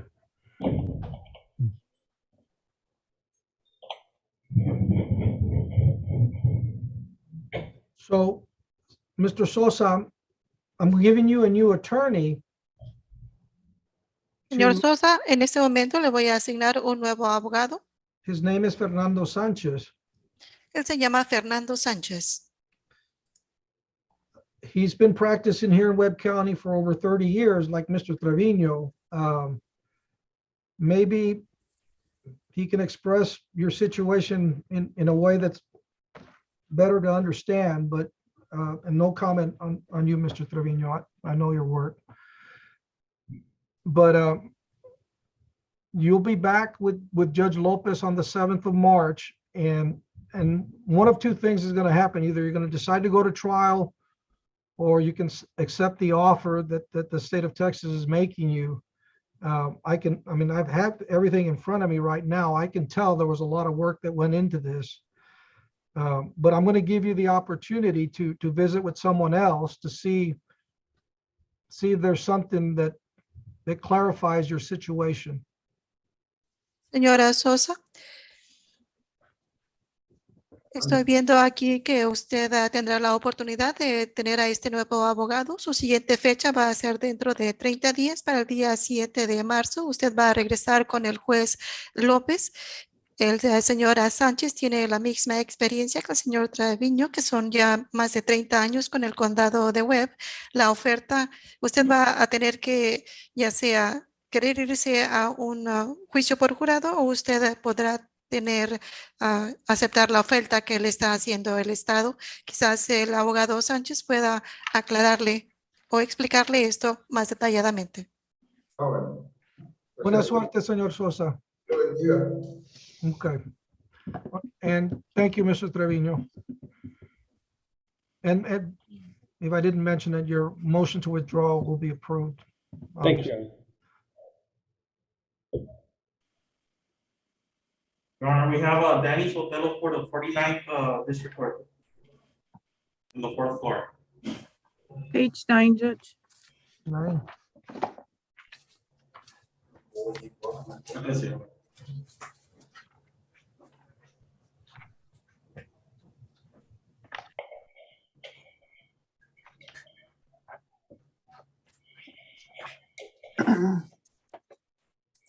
court calls 2021 CRM 1145 D1, State of Texas versus Danny Sotelo. Do you understand English, Mr. Sotelo? Yes, Your Honor. Good afternoon, sir. Good afternoon, Your Honor. Mr. Trevino, is this your case? Yes, Your Honor. This is a consultation setting. I'm not sure if it was a capias hearing. He But, went capias on October, Fred, October 22nd at consultation. October 22nd. And I know there's a no bond. I'd just like to know what. Oh, it appears that he was in federal custody at the time, Your Honor. That the capias was back in October? Yes. Yes, Your Honor. It's the notes that we have. I don't know if Mr. Sotelo can verify or explain. Yeah, I'm sorry, Your Honor. Yes, Your Honor, I was in federal custody when the court came.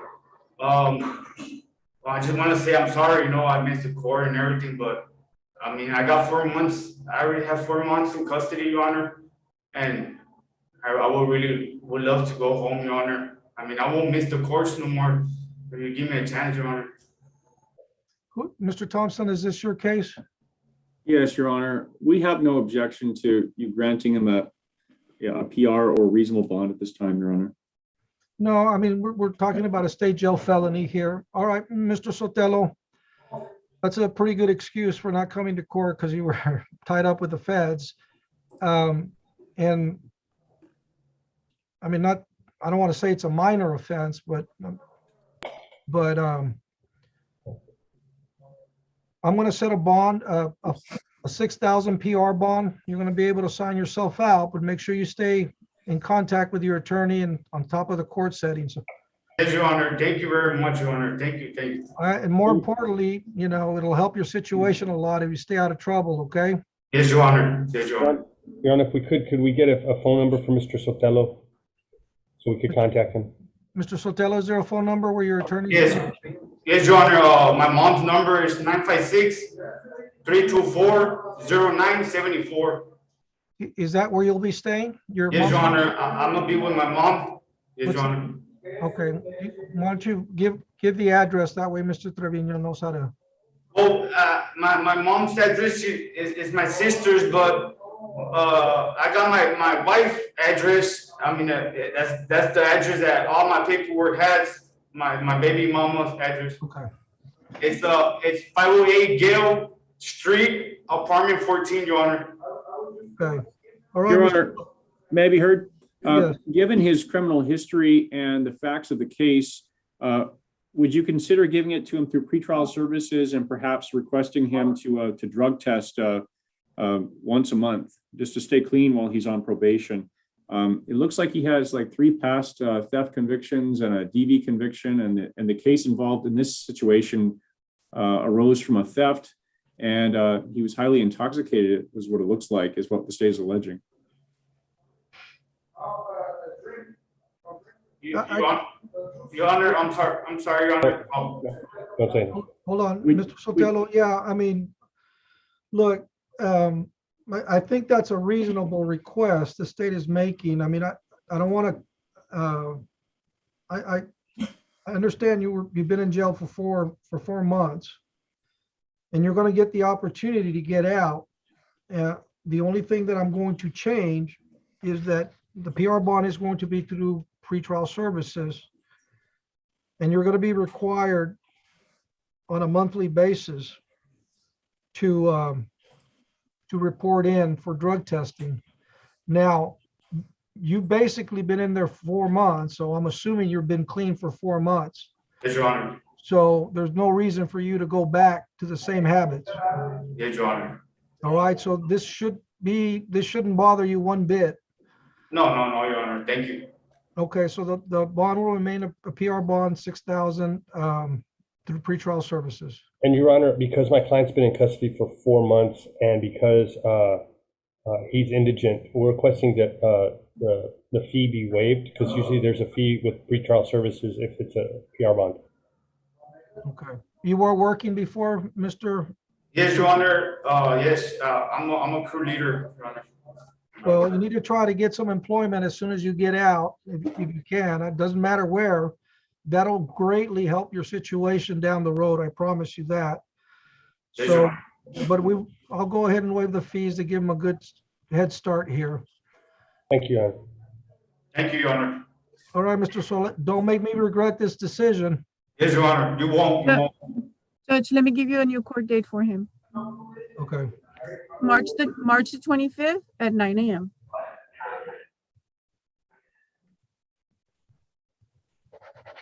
Or motion setting? Yes, Oh, yeah, this was a consultation. yes. We don't need a, oh, this is state jail felony, no evidence exchange, okay. Did you hear the date, Mr. Amado? Mr. Sotelo, did you hear the date? March 25th at 9 a.m. You're going to be in court. All right, Your Honor. Yes, Your Honor. Okay.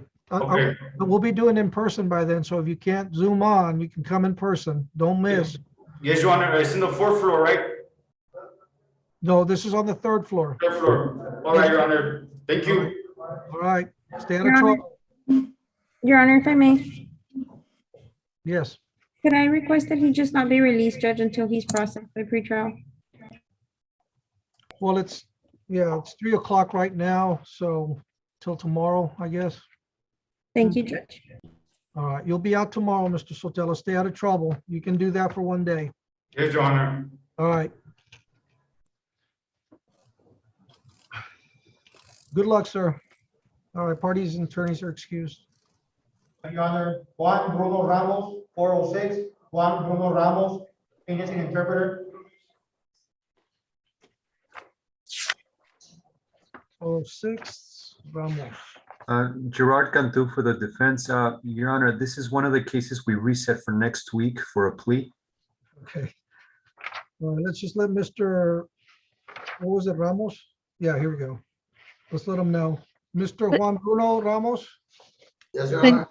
Señor Ramos, su abogado Gerard Cantú, él ha pedido que su caso se vuelva a escuchar para la próxima semana. El día 24, el día 24 de febrero dice que tienen un arreglo con el Estado. Just let the defendant know that it's being set for a plea because there's an agreement with the state of Texas. Okay. Señor Ramos, como usted tiene el acuerdo con el estado de Texas, su caso se va a escuchar la siguiente vez el día 24 de febrero. Okay, thank you. Buena suerte. Good luck, sir. All right. Oops. I should have marked it off.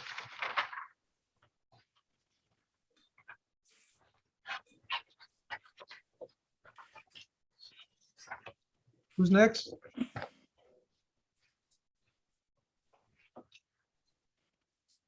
Yes, Your Honor. We have Victor Antonio Gutierrez from the 49th, and he's requesting a Spanish translator. Page 11, Judge. Page 11.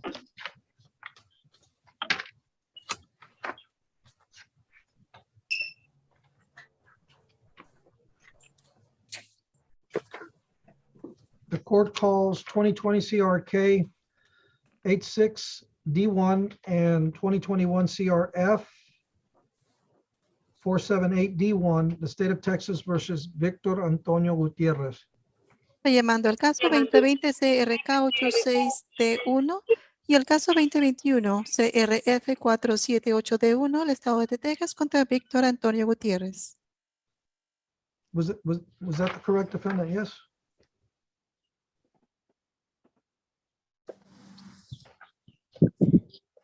Good afternoon, Your Honor. Mr. Nolan, is this, wasn't Mr. Garcia here earlier? Didn't he say he didn't have any more cases with us? I'm showing that Mr. Garcia is the attorney on the final pretrial. Your Honor, if I may, Mr. Garza was retained on the 478 case and Mr. Sergio Lozano was retained on the unauthorized use. Yeah, but I think Mr. Garcia's gone, which is why I'm bringing that up. Yeah, Your Honor, he left. You want me to call him or? Well, see if he can come back. We can just, it's the same inmate, so. No, we can go Your Honor, forward. I believe there's an agreement between the state and Mr. Lozano. If I'm not mistaken, Judge, I'm not sure what the other case's status is. Yeah, it's set for final pretrial, and the charges are second-degree felonies and a third-degree felony. So, yeah, well, let's take care of the motion to revoke. And I'm you calling said him, Judge. Hold on.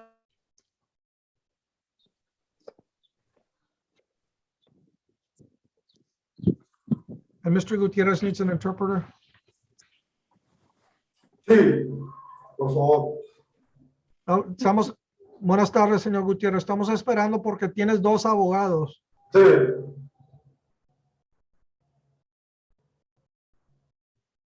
El abogado Garza estuvo hace rato, pero creo que pensó que ya había terminado. Sí. Me están llamando. Ok.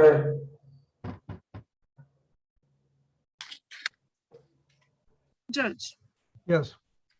Mr. Garza wants us to give him a plea date. He says that once he takes the plea, the other case should be taken care of.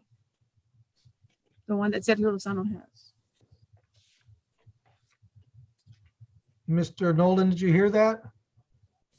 Yes, Your Honor. That wasn't my understanding. I'm not sure if the state can clarify as to that. I'm not sure what the state's prosecutor is on the case. Well, Mr. Thompson, any clarification on that?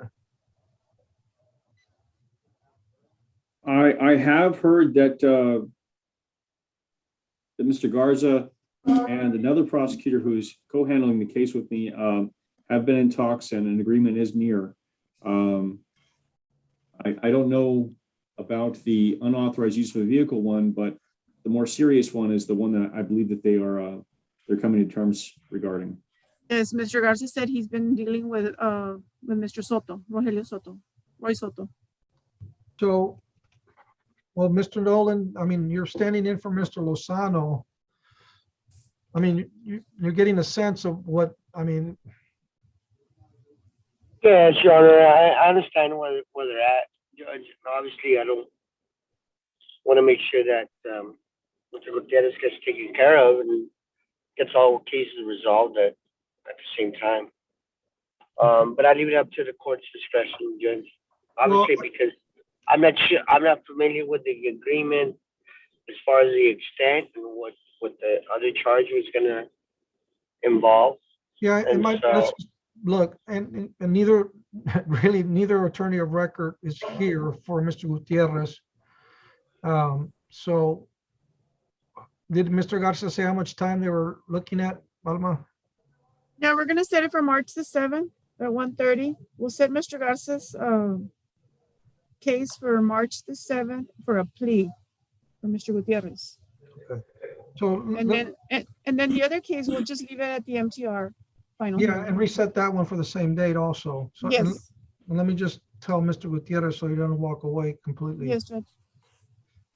Mr. Gutierrez, neither one of your attorneys is here, but Mr. Pero, Garza. Okay. Señor Gutiérrez, ninguno de sus abogados están aquí, pero el señor Garza Called to inform us that there's a chance that you're going to have an agreement with the state of Texas.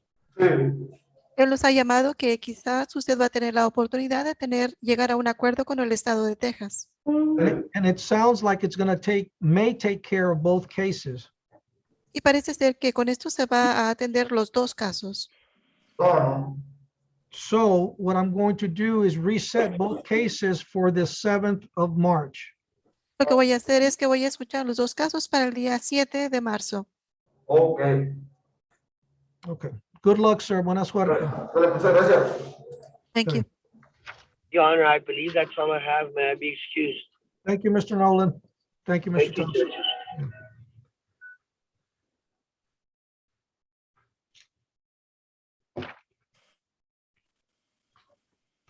Your Honor, up next is Sergio Anselmo Caudillo 406. Sergio Anselmo Caudillo 406. Caudillo 406.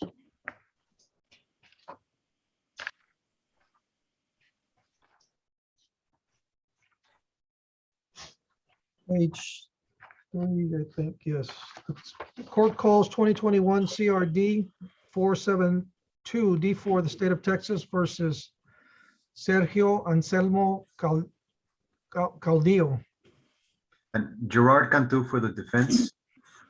And Your Honor, we do have an agreement on this motion to revoke. Defendant will plead true to conditions 2 and 11. In exchange, the state will be offering 60 days to serve, and he has full credit. Mr. Caudillo, do you understand English? Yes, sir. Okay. So your attorney's telling me that you've reached an agreement regarding the motion to revoke that the state filed against you. Is that correct? Yes, sir. Okay, I need to ask you a few questions about that. So I'm gonna first ask you to raise your right hand. Be sworn in. Do you solemnly swear testimony you'll give in this cause now on trial is the truth, the whole truth, and nothing but the truth, so help you God? Yes, ma'am. Thank you.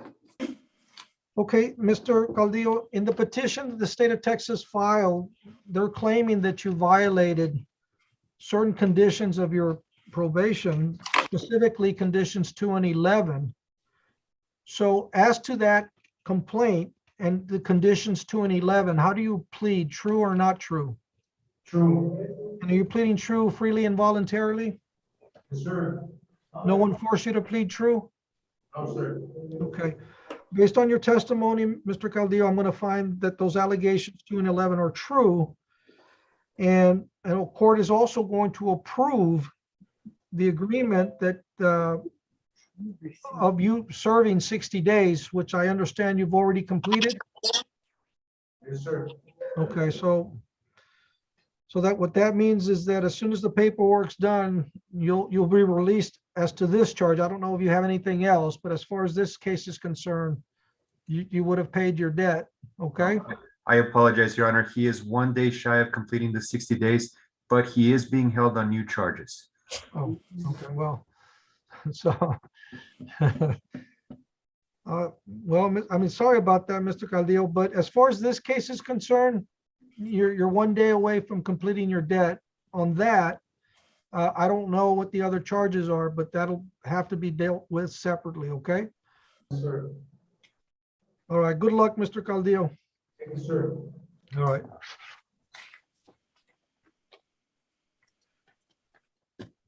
Your Honor, we have Enrique Antonio Lopez for the 49th.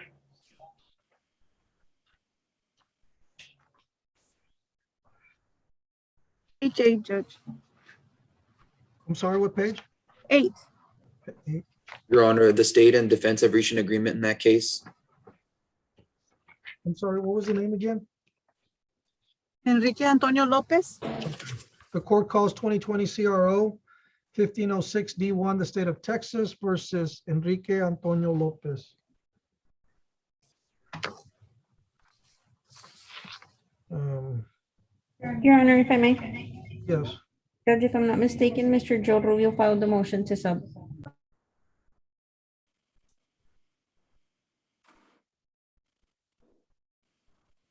That is correct, Your Honor. I've been dealing with Joe Rubio on this case. President, Your Honor, Good afternoon, Mr. Rubio. the train's going by, Judge. The what? Oh, the train. The train. Just- Oh, That's why I'm shouting. nope, no worries. I can hear you fine. Your Honor, we have a plea on the motion to revoke to condition number 2 and Roman numeral 3. And we have come to an agreement with the state that we are requesting that Mr. Lopez be sent to ISF.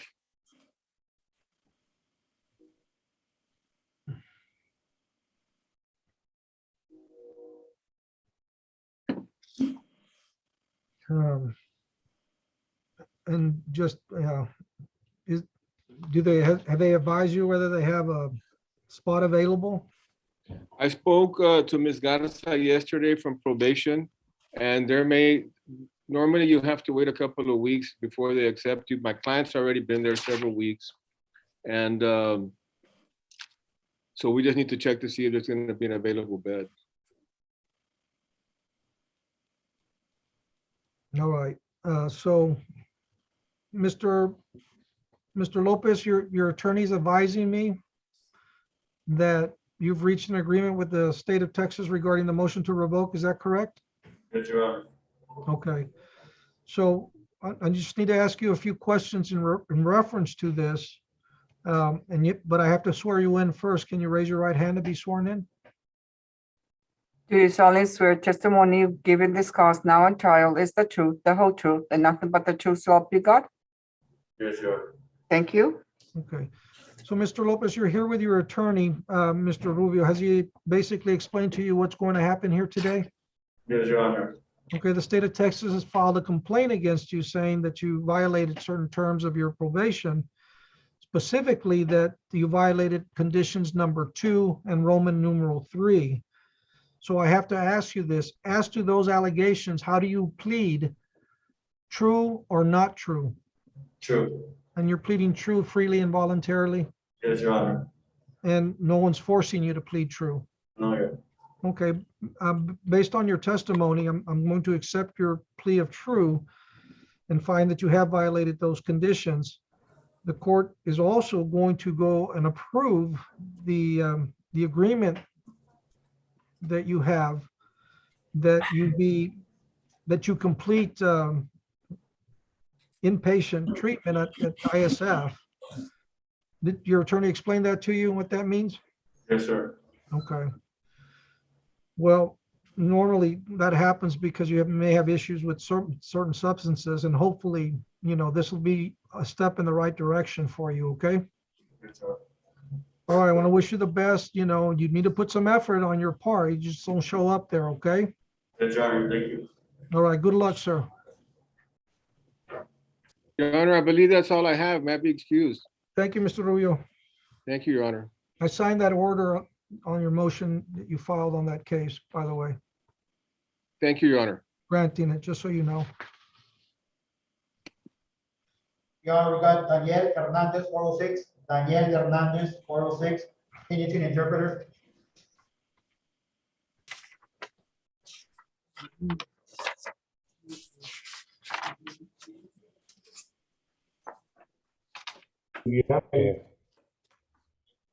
I'm sorry, what was the name again?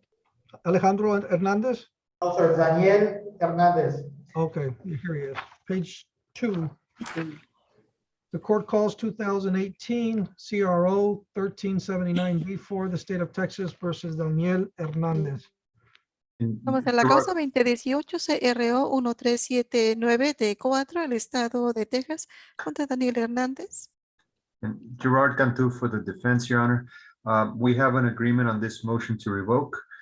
The agreement is in exchange for a plea of true on all conditions. The state will modify his sentence down from 2 years down to 2 years, 2 years to serve, and defendant is asking for credit for time served, including 6 months that he served at SafeP. El señor Cantú menciona que ya tenemos un acuerdo con el Estado si él se va a declarar que es cierto en el quebrantamiento de las condiciones, se quiere modificar la sentencia de 3 años a 2 años y que se le dé crédito por el tiempo servido que tiene 6 meses. Just so I'm clear, the modification is going to be from 3 years to 2 years to serve, right? La modificación, para aclarar, es de 3 años a 2 años, ¿correcto? Or is it 2 probation, 2 to serve? It was originally 4 years to serve. It's going to be modified down to 2 years. Okay. Originalmente era para servir 4 años, era ahora para modificar a servir 2 años. Buenas tardes, señor Hernandez. Good afternoon, Mr. Hernandez. Your attorney is telling me that you have an agreement with the state of Texas regarding the motion to revoke your probation. Señor Hernández, me está diciendo su abogado que usted tiene un acuerdo para una petición para revocar su libertad condicional.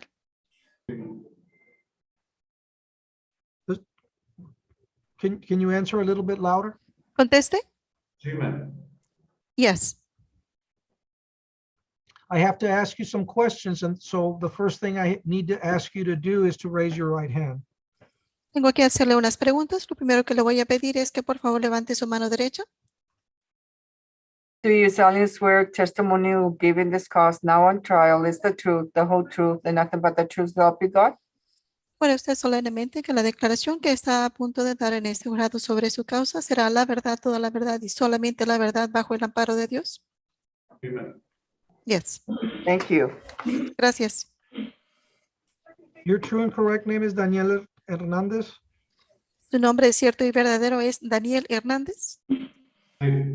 Yes. The state of Texas had filed a petition saying that you violated all the conditions of your probation.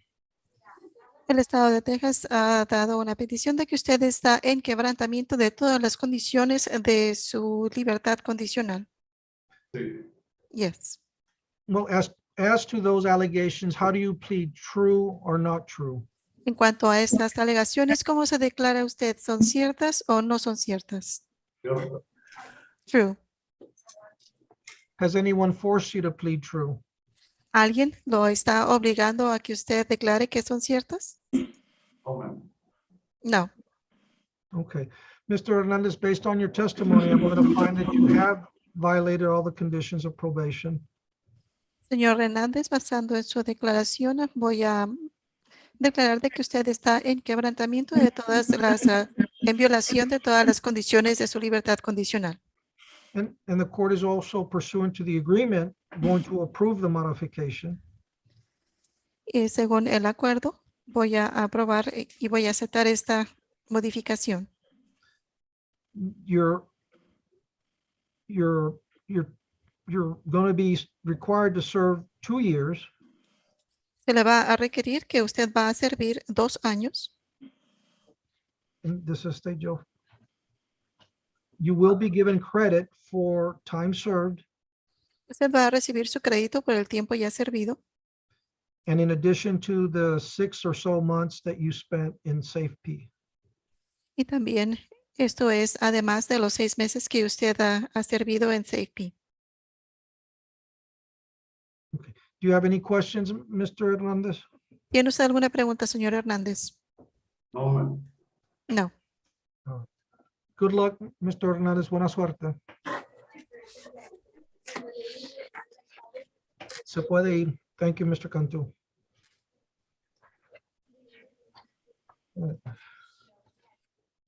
Your Honor, here in the fourth, we have David Javier Diaz for the 341st, sir. Yes.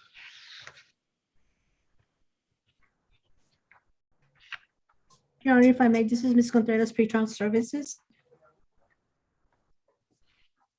Let me call the case and then I'll. The court calls 2020 CRL 1166 D3, the state of Texas versus David Javier Diaz. Yes, Your Honor. Mr. Diaz was interviewed and public defender was appointed. Order has been sent to the court coordinator and the public defenders. Mr. Trevino or Mr. Cantu, are you all here? This is Marina Brizuela for Mr. Diaz, Your Honor. Good afternoon. Mr. Diaz, do you understand English? Yes, sir. Okay, so I show that you're here for your arraignment hearing. So what I'm going to do is ask your attorney to see if she has an announcement as to the charges pending against you, okay? Yes, I need to talk to her too. Your Honor, at this time, my client pleads not true. Based on a reading of the state's application, we ask for a final hearing. Yes, Your Honor, informal. It's March 3rd at 1:30 p.m. Oh, wait. Hold on a second. This is not a, I apologize, Your Honor. My client pleads not guilty, and we ask for a pretrial setting. okay, there we go. And who's the attorney that's going to be assigned to this case? It would be me, Your Honor. Okay, so I guess you heard your client saying he wants to talk to you. Yes. Yes, ma'am. I am suffering from an ulcer on my right foot heel that I had not been attended to for 5 days. Mr. Diaz. Yes. I'll go speak to you at the county. Okay, so I'm sorry, what were the dates, Raquel? Yes, I'm sorry, Your Honor. Informal conference, March 3rd at 1:30 p.m.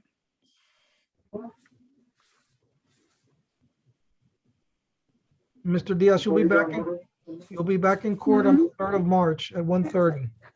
Who's gonna, the DA? 3rd of March? Yeah, March 3rd. Yes. All right, good luck, sir. We'll see you back then. Okay.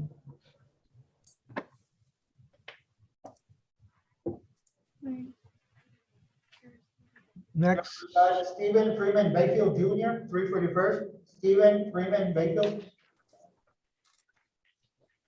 Your Honor, that's my case, Fausto Sosa. I've got him on, there's 5 cases that he's on for today, Your Honor.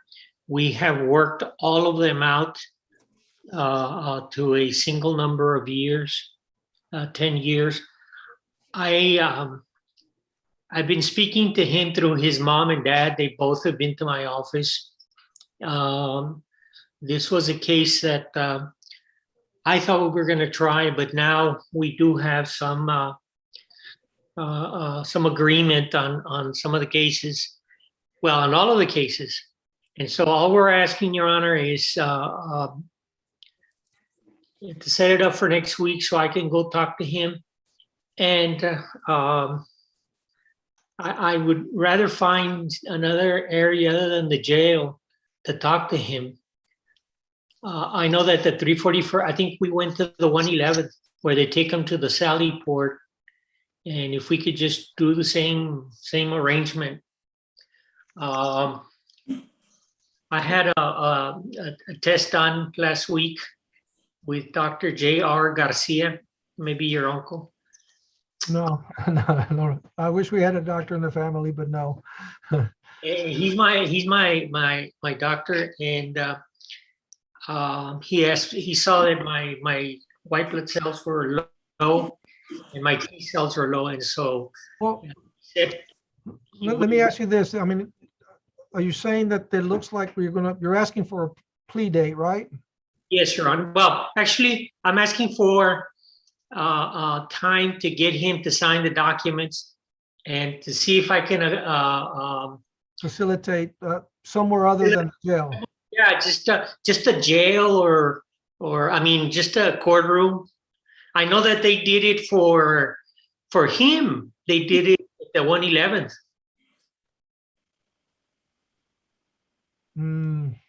Well, Raquel, has Judge Palomo have any?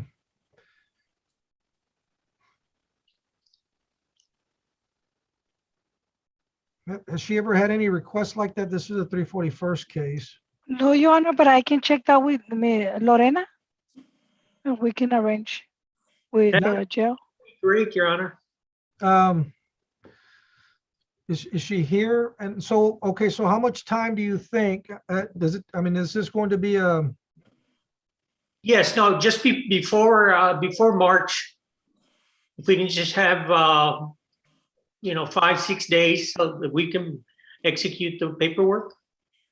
Okay. Your Honor, if I may, Elizabeth Castillo, on behalf of the state, I'm handling one of the cases.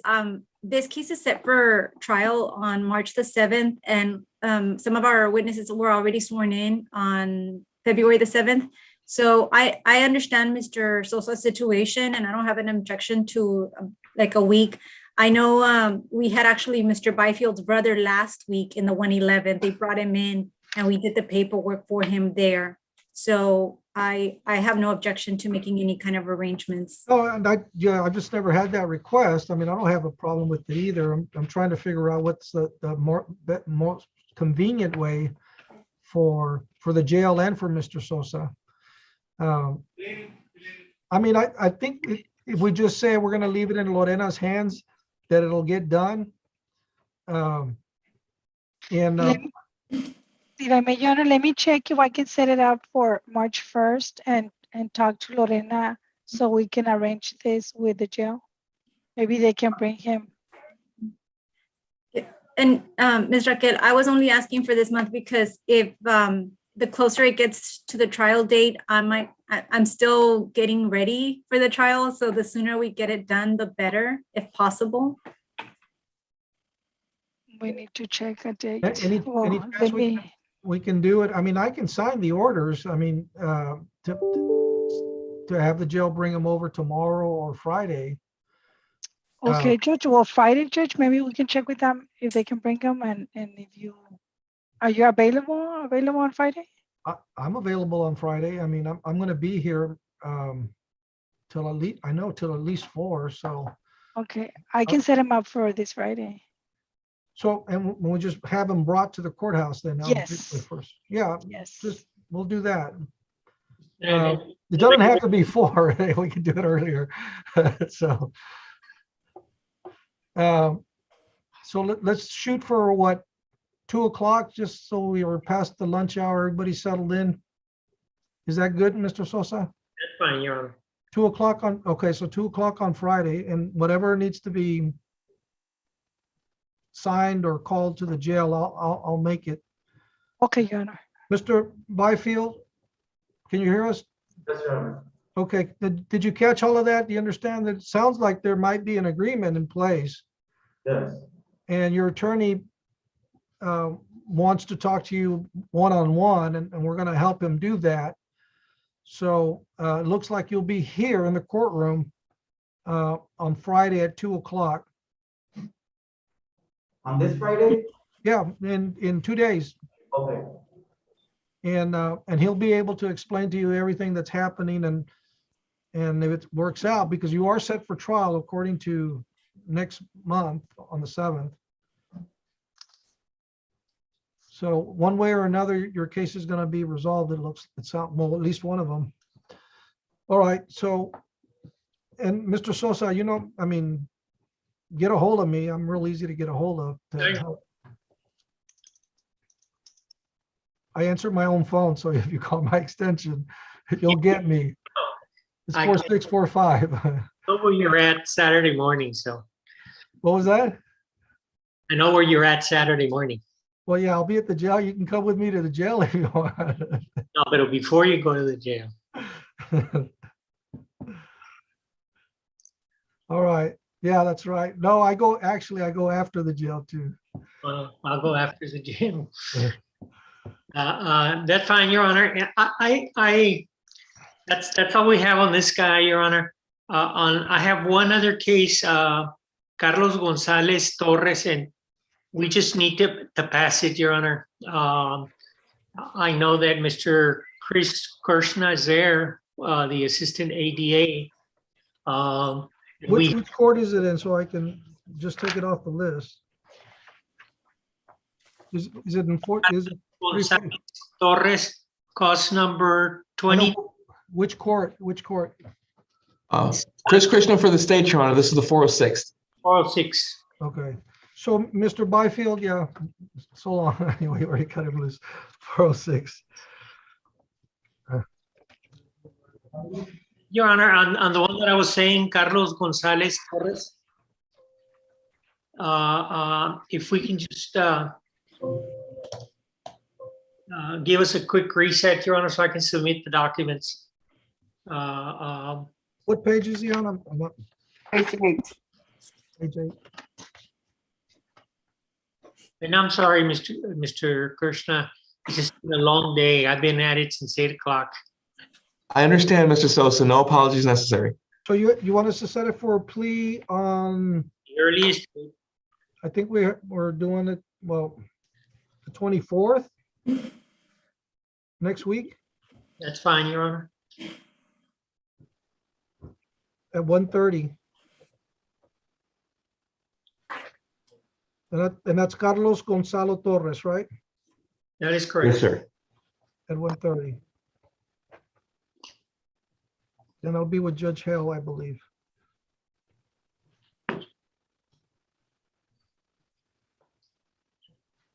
Great, okay. Thank We'll you. let them know if they bring them out, but, all right, thank you, Mr. Sosa. Nothing further, Your Honor. And thank you, Mr. Krishna. Thank you, Your Honor. Your Honor, Torres is reset I'm sorry, I didn't catch that, what? for Carlos Gonzalo Torres, is a reset. Yes, apparently we're setting it for a plea, Mr. Torres, for next week. Okay, Your attorney will be down there with the documents soon. all right. You'll be back in 7 days. Or, yeah, 8 days, on the 24th. Thank you, Mr. Torres. Thank you, Mr. Sosa. I'll see you Friday. Thank you. You're excused. Is everyone okay? Yes, Your Honor, I have Gambino Reyes for the 49, and he's requesting a Spanish interpreter. Okay. He's on page 10, Judge.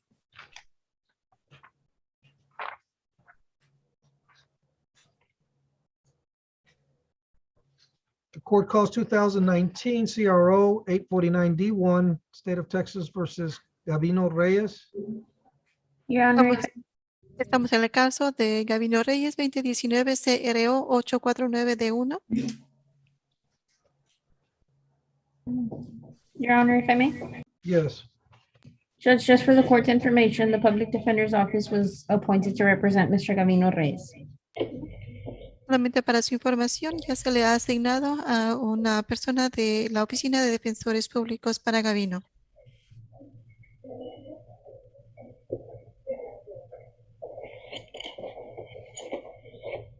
Who's still here from the public? Oh, there he is, Mr. Trevino. Yes, Your Honor. Fred Trevino for the Public Defenders. Your Honor, this is an evading arrest, felony 3. Appears that my client has been captive since August 9th of 2019. I'm not sure why he didn't appear in court or what's going on. So I'd like to ask him that, or see if he could enlighten us so that we could maybe perhaps get him a bond. He's being held on a no bond currently. En este momento su abogado está pidiendo, debido a que usted tiene un arresto con una cargo menor número 3 de evadir arresto. Él está con orden de arresto el día 9 de agosto 2019.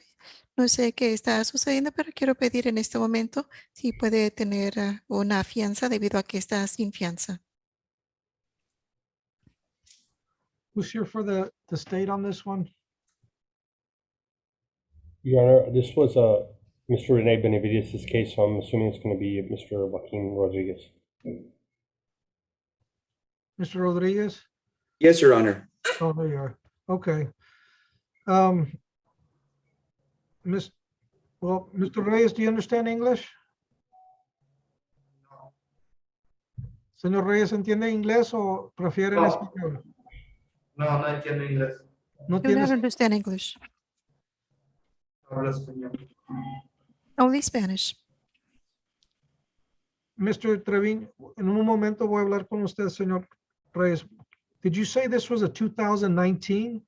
No, Yes, Your Honor. Judge, it was my error. Yes, it's August the 9th, 2019.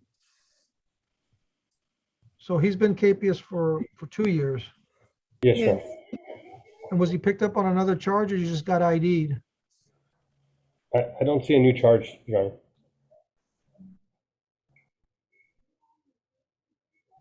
I'm not sure if he was unaware and I'd given notice. I'd like to ask the clerks if he was served. Mike's bail bond was served on July 30th, 2019. On the writ of indictment.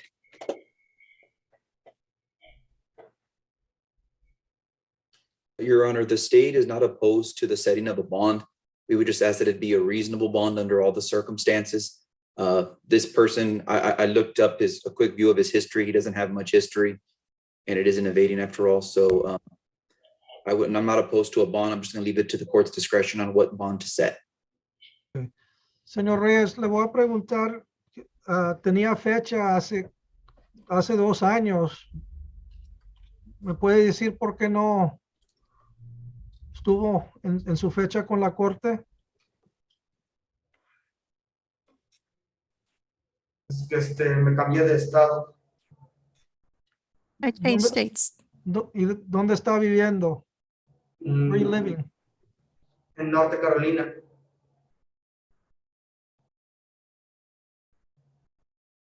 They brought you down here from North Carolina? ¿Te trajeron de North Carolina?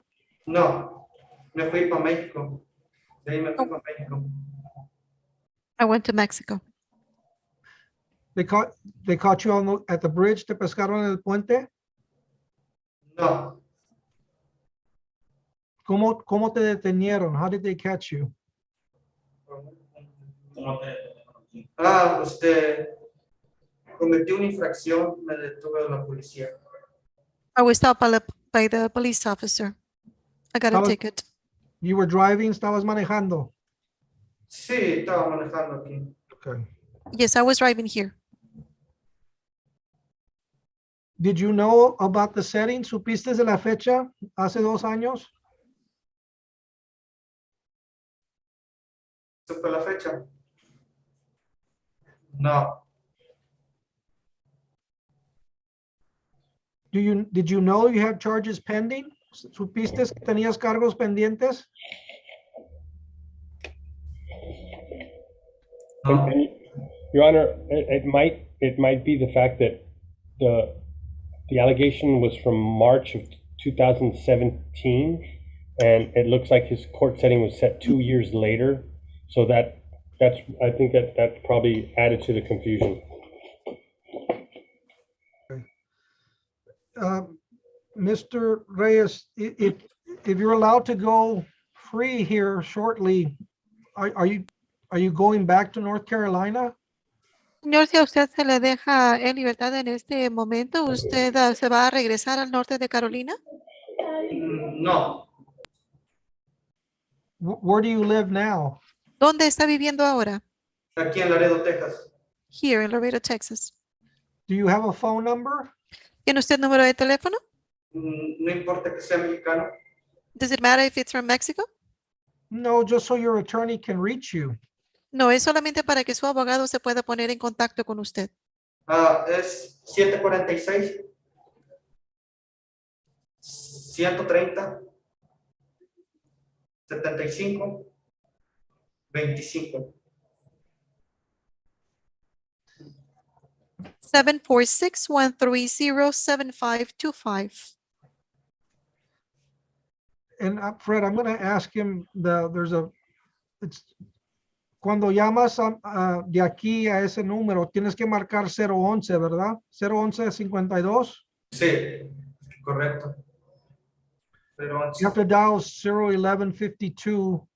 ¿Y es 83 o sigues con el número que me diste? El que traigo es mexicano. Okay. Es 746 130 75 25. Señor Reyes, va a ser muy importante que te quedes en comunicación con el abogado Treviño que está aquí con nosotros. Okay. Tienes un cargo viejo que se puede resolver. Sí, obviamente pasó en 216 y no has tenido problemas desde esa fecha. Es muy probable que puede llegar a un arreglo con el Estado para que no tengas que regresar a la cárcel. ¿Cuánto tiempo tienes ya adentro? Aquí en Laredo. Sí. Acabo de llegar. No, pero He's been in since. en la cárcel. En la He's cárcel. been in since En la cárcel tengo 8 días.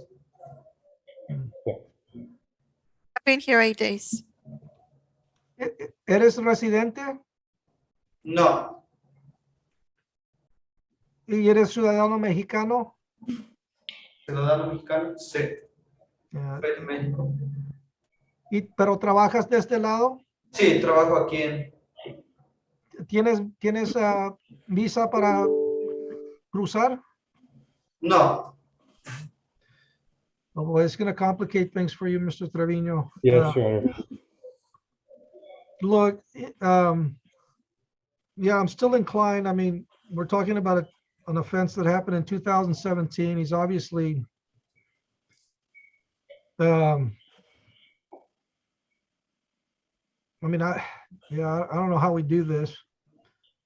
Your Honor, I'm just hoping, is there a number, somebody else that we could call that's a local number? His wife, a friend, his uncle, some family member here in Laredo? ¿Hay un número aquí en Laredo donde se puede comunicar tu abogado contigo? Sí, así es, señor. ¿Cuál es ese número? ¿De quién es? Es de mi prima. ¿Le puedo dar por lo menos el teléfono de mi prima? Sí. Se puede comunicar conmigo el abogado y en lo que compro un teléfono aquí, del área del código aquí. Sí. ¿Sí? A ver, ¿cuál es el número? Ok, le voy a dar el número de mi prima. Es 956 615-5989. And what would be her name? ¿Cómo se llama ella? Teresa Reyes.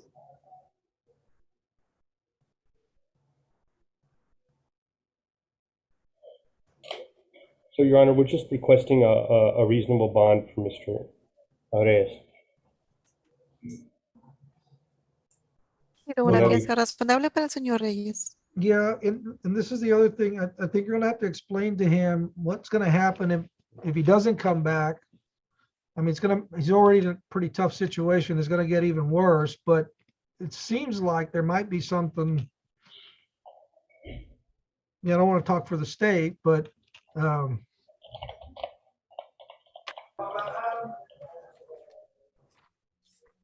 Mr. Rodriguez, I'm still inclined to let him so that he can get out on a PR bond.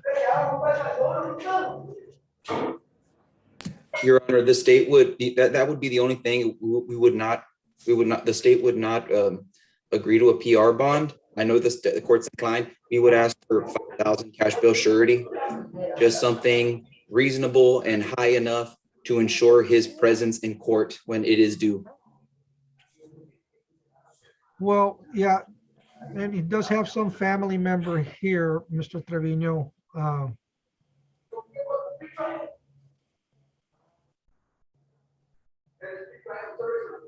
Look, we'll do this. I will set a cash bail surety bond at 2,500.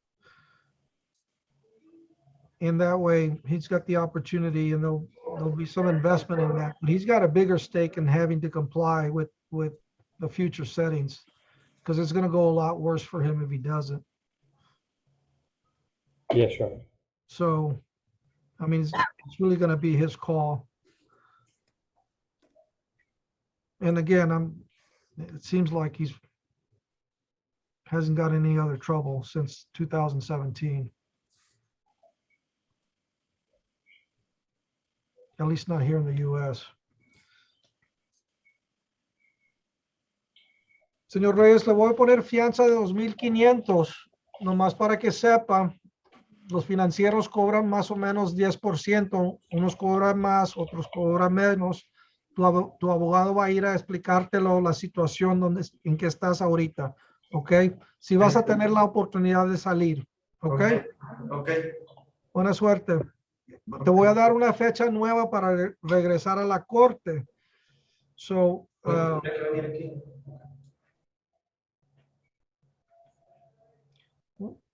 Alma, we're going to set this for an evidence exchange.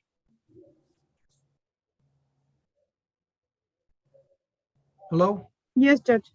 Okay. For what date? March the 25th.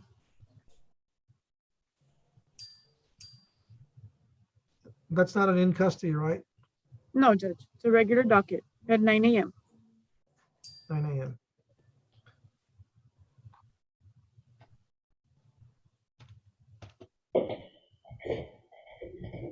All right, anything else, Mr. Trevino? Not at this time, Your Honor. Okay. Bueno, Su siguiente fecha va a ser para el 25 de marzo para intercambio de pruebas a las 9 de la mañana. buena suerte, señor Reyes. Good luck, sir.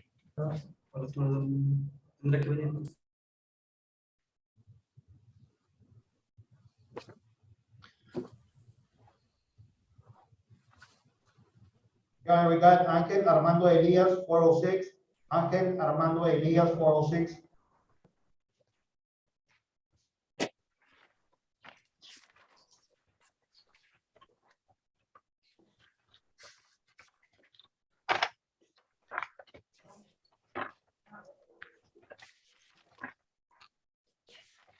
There you go.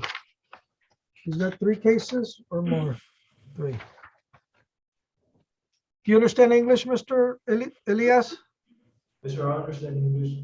All right, let me call your cases and then we'll see what's going on with your case. The court calls 2021 CRD 1112 D4, 2021 CRD 1113 D4, and 2022 CRI 560 for the state of Texas versus Angel Armando Elias. Gerard Cantu for the defense, Your Honor. We have a plea agreement today. He will plead guilty to count one only in cause number 2021 CRD 1112D4. The rest of the counts will be dismissed as part of the plea, and the other two cause numbers called by the court will be dismissed as part of this plea. Right, there's three cases. Yes, Your Honor. So cause number 2021 CRD 1113D4 and cause number 2022 CRI 056D4 will both be dismissed as part of this plea. Got it, okay. All right, so Mr. Elias, so your attorney is telling me that you, Mr. Cantu is telling me that you have an agreement with the state of Texas. I'm going to ask you a few questions about that. And so I'm going to first ask you to raise your right hand and be sworn in. Do you solemnly swear testimony you will give in this cause now on trial is the truth, the whole truth, and nothing but the truth, so help you God? Thank you. Okay, Mr. Elias, is your true and correct name Angel Armando Elias? Yes, sir. And you're here with your attorney, Mr. Cantu. Have you had enough time to talk to him about your case and ask him questions? And did he explain to you what's going to happen here today? Yes, sir. And he explains to me that I'm assigned plead guilty for a dishonorable public servant. They're gonna take dismissal charges. But I'm gonna get prison time. And I just asked if I'm gonna get moved quickly because like I already been here for like 4 or 5 months already, and I'm just trying to get moved, do my time, and go back home. Well, we're going to get to that. I haven't accepted your plea yet. I need to cover a few things before we do that. And the first question, I guess, is have you been satisfied with the services that Mr. Cantu has provided? Like I'm satisfied, but just like I said, like I'm just like I was thinking about what you said last time, and I know I got several charges, and I know I've been locked up for several times. But if I get the time like this time and get a chance and do my time, or like I'm not gonna get parole, so I could do my whole time, so y'all can see that I'm trying to work with the program and stuff. Go back home and like so y'all won't get like notifications that I'm not doing the time correctly and all that stuff. I know I messed up on parole and stuff, but the reason was that I didn't have a right that day. So well, yeah, I know you're not. I mean, obviously, it's a tough agreement. I mean, but the charges are serious. I mean, I'll tell you that. I know that we're serious, sir, but the reason was that I was like under the influence, and I already explained to the attorney of that. But like I don't think like the offer that I got last time, I don't think that's the correct thing to do. But if y'all think that's the correct thing to do, like I'm really like. Look, let me.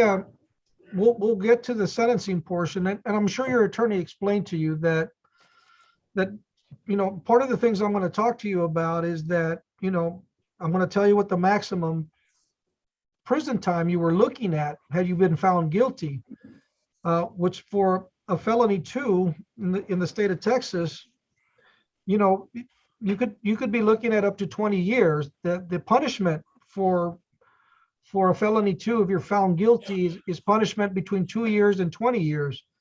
I mean, I'm sure your attorney explained that to you. So, and you've got a lot of cases here, so you got to look at that as to what you're really looking at. You could have been looking at 20 years. It looks like you have an agreement where you're going to get much less than that. So, I mean, I understand it's still part of your life. I don't want to discount it, but it looks like your attorney did a very good job in trying to get everything worked out, because a lot of the charges, and let me finish here, a lot of these charges, if a judge or a jury decided, if a judge decided, could run them consecutive. In other words, you can do one sentence and then the next and then the next. And it doesn't look like any of that is going to happen here today. So Yeah, I know, again, the agreement that they explained to you is 5 years, but you could have been looking at 20 or 40 if you had several felony charges. And so looking at this, and I still have to accept it because I haven't really seen what the other charges are. Now, I'm sure your attorney explained this to you also. If I don't like the agreement, I can reject it. But then you can take your guilty plea back, but you haven't done that yet. So let's kind of go here in steps, and I want to kind of take you through everything and make sure you understand what's happening here today, okay, Mr. Elias? Sure. Okay, so I mean, and we got into this long thing, but I'm glad. I think you told me that you were satisfied with the work that Mr. Cantu did for you, right? Sure. Okay, and you understand what's happening. There's nothing that prevents you from understanding me or what's being said here today, correct? Oh, yes, sir. Understand. Okay. And Mr. Cantu, I mean, you've talked to your client. He seems intelligent. Is he competent to go forward? Yes, Your Honor, I believe so. Okay. Now, so let's kind of go through this, Mr. Did I swear him in? Did we say yes? Yes, Judge. Okay, let's make sure. Okay. And I covered his name then. So there, I have the agreement that you have with the state of Texas in front of me, and you've signed it. It looks like you've signed it. And there in here, you're telling me that there are certain rights that you're giving up. And the first one is you don't have to plead guilty. You can remain silent. You can have a jury hear your cases. You can have a jury assess your punishments. If there's witnesses against you, you have a right to confront them at trial. You and your attorney can ask them questions to see what they know about this case. If we go forward today, we're not going to do any of that. You understand that, right? Sure. Okay. And also, if I go along with this agreement, okay, and I don't give you more than the 5 years that you've agreed to, you can't complain about that later. You can try to appeal, but you have to get special permission from this court. Do you understand that? In other words, if I go along with this agreement, that you can't complain that I went along with the agreement. Yes, sir. Yes, sir. I'm not going to complain. Well, you can, but you have to get special permission from the court. And that's why I want to make sure you understand what we're doing here. I also have to ask everyone this question. Are you a U.S. citizen? Yes, sir. And even though you're telling me you're a U.S. citizen, I have to tell everyone that if you are not a U.S. citizen, if you plead guilty and you're not a U.S. citizen, you can be deported, denied reentry, or denied the right to become a U.S. citizen. Do you understand that? Sure. And then I'm gonna. I've lived all my life in Laredo. No, and I'm pretty sure you're a U.S. citizen, but again, this is something that I have to warn everyone about. And we covered this again, that if you're found guilty, if you go to trial and you're found guilty of a second-degree felony charge, if you're found guilty of a second-degree felony charge in the state of Texas, the maximum punishment you could get is a term in a state prison from 2 to 20 years. And that's for each offense, okay? So I have to warn you about that. Did your attorney tell you about that? Yes, sir. Okay.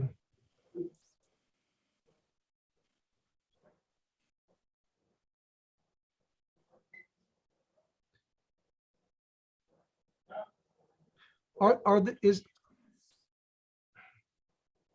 he pleading guilty just to the second-degree felony or also the state jail felony? Only the second-degree felony, Your Honor, just count one. Oh, one, okay. Okay, I see that. I'm sorry. Yeah, everything's kind of squeezed in there. Okay, so does the defense waive formal reading of the indictment? Yes, Your Honor. Okay, so Mr. Elias, I have to ask you this question now. As to count one of the indictment, which is assault on a police officer, felony 2, felony 2, how do you plead, guilty or not guilty? Guilty. Are you pleading guilty freely and voluntarily?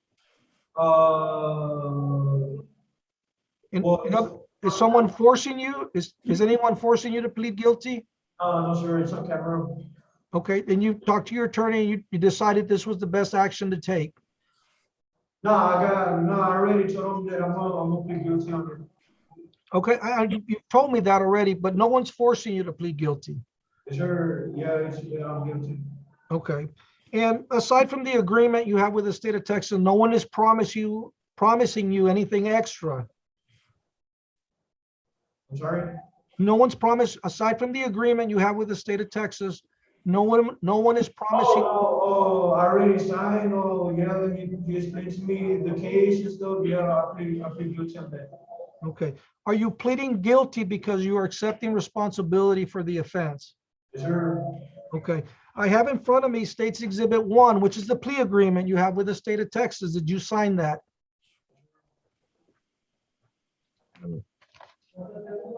Another, is that your signature right down there? Yes, sir, that's my signature. Okay. And your attorney explained to you this document, right? Yes, sir. Is the state offering this into evidence? Yes, Your Honor. State offers the exhibits. No objections. State's Exhibit 1 will be admitted. Signature, like after this court, am I gonna be eligible to go on chain already, or I'm gonna be waiting still a couple of other more charges? I couldn't hear you very, are you going to be eligible for what? Like to go on chain already for the 5 years, or I'm gonna be waiting on other charges? Well, all the charges that I called on your case today are going to be taken care of, and we're going to cover all of them. If you don't have anything else pending, yeah, you're done. Okay, but and I'm going to go through the numbers here in a little bit, because the state, it looks like, is agreed to dismiss all the other charges. Yes, sir. Okay, I mean, can anyone enlighten me? Does he have anything else pending? Yes, Your Honor. I did explain to him he has one other case pending in County Court at Law 1. The prosecutor is requiring him to address that case separately. Okay. So I'm assuming that's a misdemeanor? Yeah. Yes, assault, family violence. All right. So aside from that one case you have in County Court at Law, everything else is being taken care of today. So, Mr. Elias, having discussed all of this, do you still want to go forward with your guilty plea? Sure. Okay. So, Mr. Elias, based on your testimony and the evidence before the court, I'm going to find you guilty of the offense of assaulting a police officer, second-degree felony. Is there anything we need to address before moving on to sentencing? So the court, in reviewing the plea agreement, is going to accept and approve the agreement, Mr. Elias. So the court is going to sentence you to 5 years in a state prison, also known as the TDCJ. You will get credit for time served, okay? Now, as part of this agreement, the court is also going to approve dismissing all the pending cases you have, and specifically cause number 2021 CRD 2011-13D4, 2021 CRI 56D4, 2021 CRB. Is that a 200812? Yes, Your Honor, L1. L1 and 2021 CRB 00511L1. Also, the prosecutors agree not to accept for prosecution booking number 2020-5102, which was an assault with a date of offense of 9/29/2020. Did I miss anything? No, Your Honor, that was it. And as far as the indictment on this case, the court is also going to approve dismissal of counts 2, 3, 4, and 5. So everything else has been dismissed. So really, you have to take care of the one case you have in county court at law, and then you'll be able to start serving your time. But you do get credit for time served. Does he get credit if he has pending? I believe so, Your Honor, yes. Yeah, okay. All right, Mr. Elias, any other questions before I get into the court costs and all that? Oh, do I got other reports pending? Do you have what? Do I got other reports pending? I'm not understanding it. Like, did y'all agree with the agreement I had signed? Yes, I approve the agreement. All right, sir. No further questions. So I'm gonna behave, and I'm gonna do my time patiently. I hope you will, you know, and hopefully your time will go quickly, Mr. Elias. I'm sorry you're in this situation, but I will tell you this. You were looking at 40, 50, 60 years if they had decided to try you on all these cases and found you guilty. So I think your attorney, and you should also thank the district attorney's office. They're giving you a chance. I know you're going to lose part of your life for a few years, but I think they're going to give you an opportunity to get out and set things straight, like you said. So hopefully you're a young man, you know, you've got plenty of life left. Okay. All right. Just one other thing. I'll assess court cost and And the amount of $585 and attorney's fees 500. I'm going to waive the attorney's fees. 585 in court costs. Thank you. All right. All right. Good luck, Mr. Elias. Take care of yourself. All right, appreciate it. Thank you. Your excuse. Thank you, Mr. Cantu.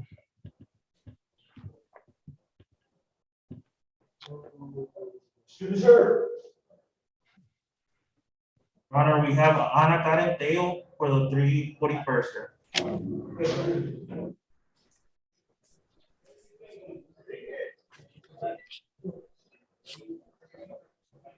Is on the last page now? Page 1. Oh. Page 1. Oh. Hello, Judge. Hello, Mr. Martinez. Let me call the case and then I'll let you chime in. Court calls 2018 CRO 678B3, State of Texas versus Teo, Ana Karen Teo. Good afternoon, Judge. Judge, they placed this case on your docket for status due to some medical problems. Ms. Teo reported for ISF at the county jail. She voluntarily enrolled in the program. However, she did not know, she was not aware that she was pregnant at the time that she reported. She's been having some difficulties. The sheriff department has been very gracious. They've taken her to the hospital 2-3 times. And I talked to Mr. Davila earlier today, Judge, and we are requesting from the court, Judge, an order to allow her to get on a monitor. She needs to go see her doctor, Your Honor. They won't take her to see her own personal OB/GYN medical doctor. And I've talked to Mr. Davila. He's agreed. If we can place her on a monitor, she'll stay in jail until she gets the monitor placed, be released to her home and stay there at home confinement. She cannot go out anywhere except for doctors and medical visits. And she's willing to bear the cost of this? Yes, sir. For the monitor and for the doctor, everything. She's going to be her. I have the child's father here with me, Your Honor, a young man, and he's been helping her out. He hired me to represent her today. Where's Mr. Davila or other? I'm here, Your Honor. Josh Davila for the state. That's the agreement. From what I understand, the jail, has some concerns because of her ongoing pregnancy. She has gone to the doctor, but it's the doctor the jail contracts, I believe. So she has her personal doctor that she's wishing to see. I believe she's in the early stages of her pregnancy. We do have an agreement for ISF, but I'd rather this get taken care of so we don't have issues down the line. So I am in agreement to release her from the jail so that she can attend these appointments, but with a monitor through pre-trial that, from what I understand, she's willing to take the costs on. Okay, so then really, yeah, that sounds reasonable to me. So the court will approve that. Judge, her doctor, for the record, her doctor is Juan Montalvo. Okay, well, hold on a second. So She's got a third-degree felony, so we'll set a 7,000 PR bond through pretrial services. Your Honor, I'm sorry if I may. Yeah. I'm sorry, Alexis Cordova from the probation office. Just for the court's information, back on January 20th, Judge Palomo did withdraw the MTR and did order Ms. Deo to attend inpatient services. She was referred to CRTC Ovalde, but we didn't find out she was pregnant until after court. So we did set this up again for compliance, and we're recommending to send her to Safe Peace Special Needs, where they do accept clients that are pregnant.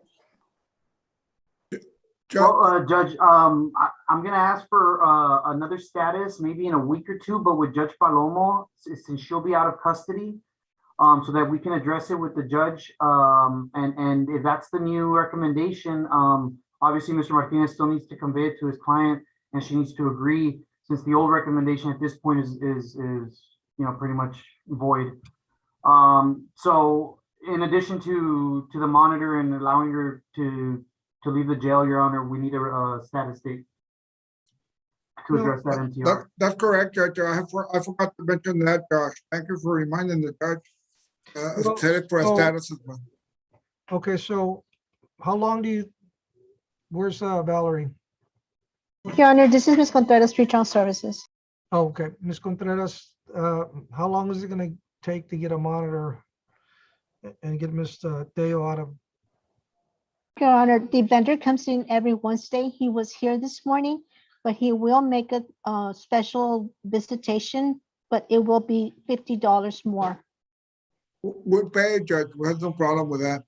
Okay, so can you kind of set that up? So we're looking at, We're again, looking at $230, and that includes the installation plus the $50 for the special visit. visit. Okay, and that'll be borne by the. Is it Ms. Contreras? Yes. Yes. Lupita, we can go ahead and send the two money orders tomorrow, one for 330 and the other one for 50. Okay, we'll be here from 8 to 5. Thank you.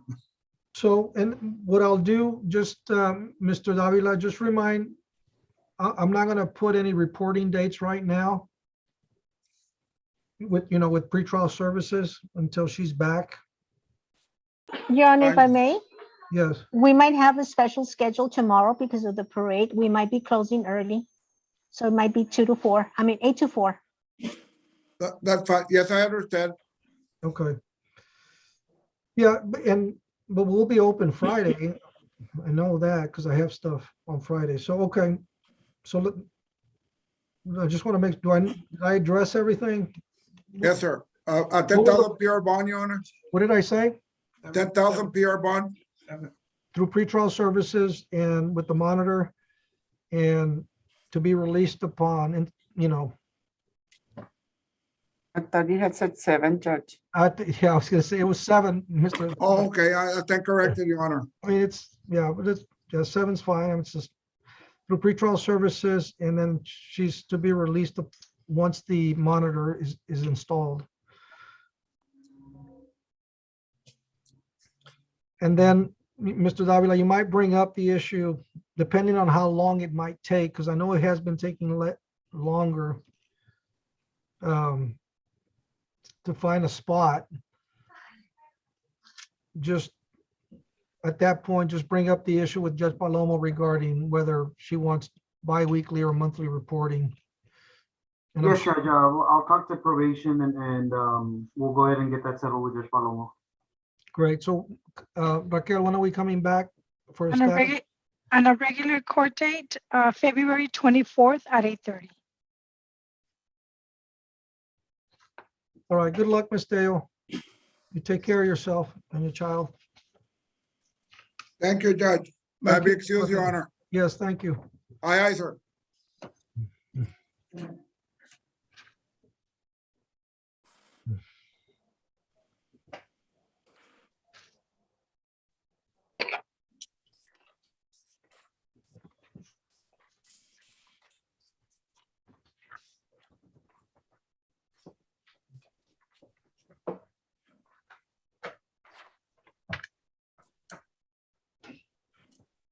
What do we have next?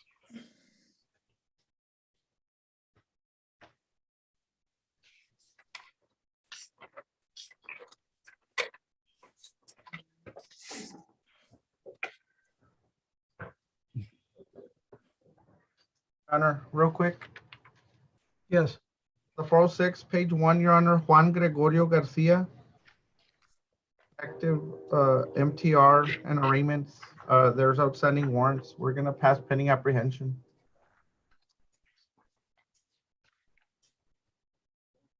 Juan Gregorio?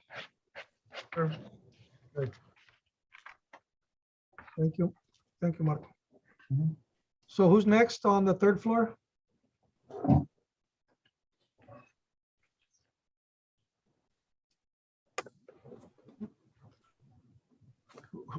Sorry, your name, can you hear me? What's your name?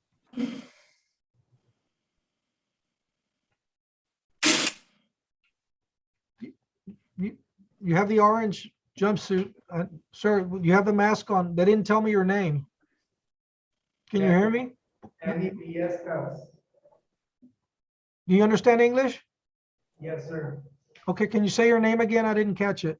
Danny Villescas. Villescas. Villafranca here for Mr. Villescas. We made the announcement earlier that we were moving this case to next month. That's correct, Your Honor. This was heard earlier in the docket. I don't, which docket was it? 341st, Your Honor. Okay. Can you tell Mr. Villescas, then Mr. Villafranca, what happened Yes. with this case? Mr. Villescas, I'm still trying to get the deal that you were asking me for, and we're still working on it, so I'll get back to you. Go ahead and call me through your mom again if you'd like. Okay, we'll see you back. And what was the date that we set his case for? March 21st at 1:30 p.m., Your Honor. Okay, Mr. Villescas, we'll see you back in court on the 31st. You can go now. Tell the sheriff that's there with you. I just thrown him out there in front of us. Okay, we need somebody to unmute the fourth floor. Your Honor, I have Monica Yvette Lopez, and she's for the 406er. Lopez. Good afternoon, Ms. Lopez. Hi, good afternoon, Your Honor. Let me call your case and then we'll see what's going on. We're here on 2020 CRJ 1003 D4, the state of Texas versus Monica Yvette Lopez. Gerard Cantu for the defense. I believe our office was appointed to this motion to revoke. Okay, Ms. Lopez, the state of Texas has filed a petition saying that you violated some of the terms of your parole. And so we're here on your first appearance after that happened. And I'm going to ask your attorney if he has an announcement for you in regards to those allegations against you, okay? Yes, Your Honor. And at this time, Ms. Lopez pleads not true, waives the reading of the allegations on the motion to revoke, and requests a final hearing. Okay, so when do we have a final hearing for this? Marco? 30th, Your Honor, at 9:30. What was the month? 30th, 9:30. Of this month, February? March, Your Honor. March 30th. And Your Honor, she is requesting that a bond be set. She's currently at a no bond, and she does have bond for new charges.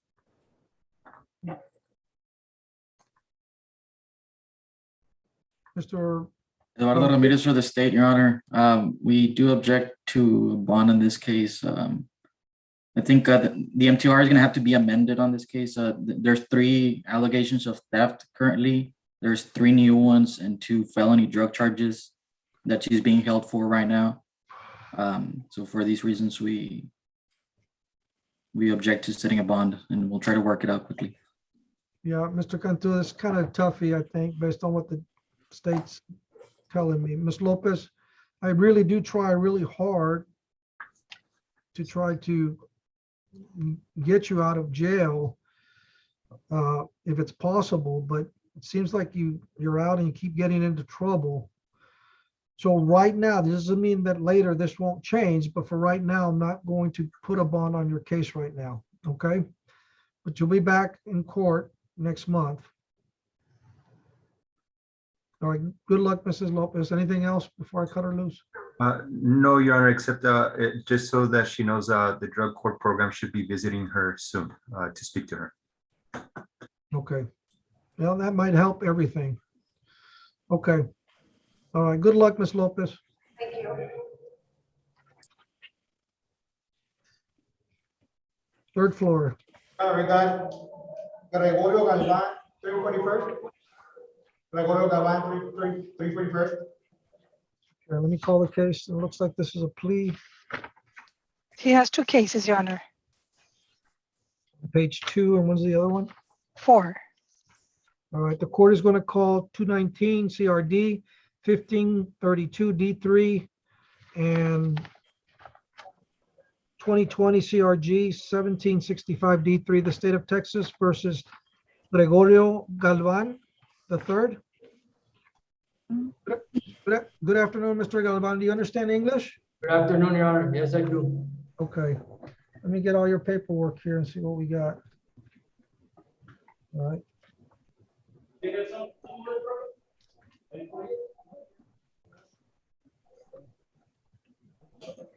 Who's here for the defense? Me, Judge. Mr. Mr. Guzman. Yes, sir. Good afternoon, Mr. Guzman. Good afternoon, Judge. Okay. So he's pleading out to both. Yes, Your Honor. We got 2 plea packets.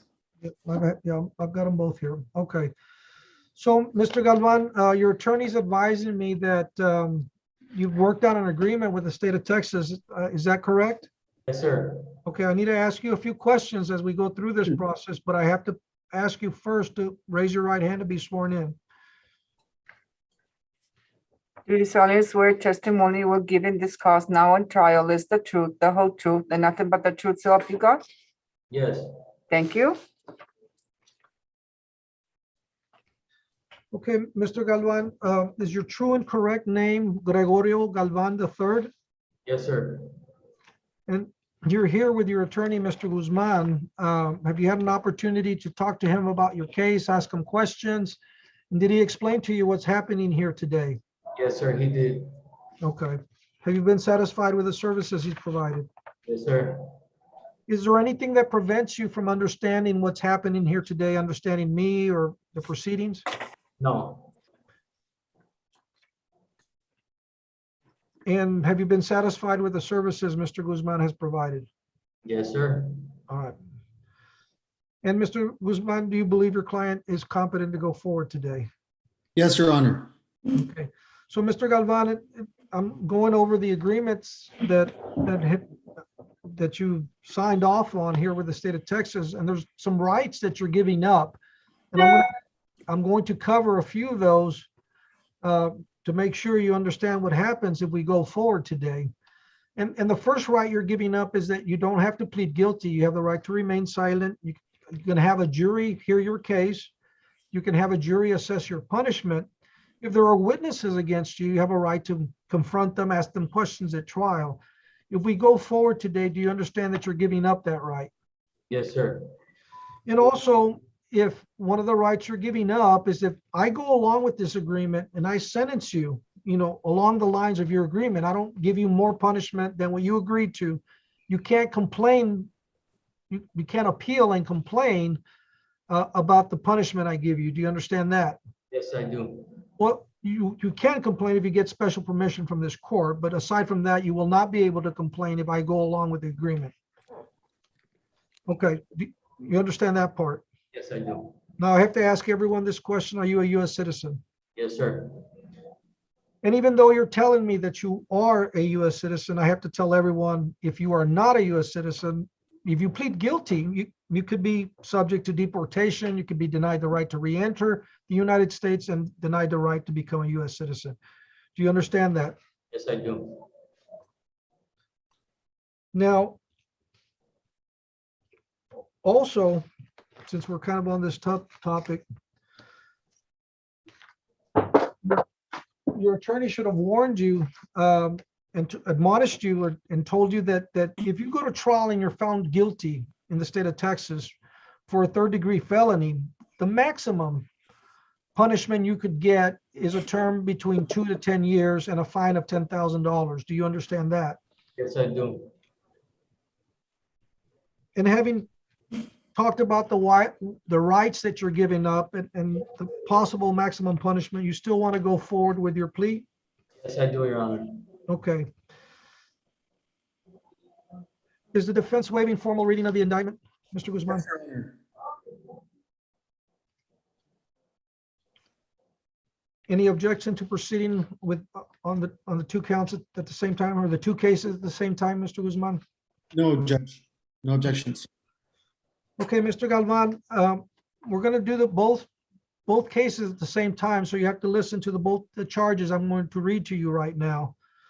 So in the first case, ending in 1532, the charge is injury to a child with intentional bodily injury, which is a felony 3, and on the second case, ending in 1765, the charge is assault, family violence, impeding breath or circulation, felony 3. As to those counts, how do you plead, guilty or not guilty?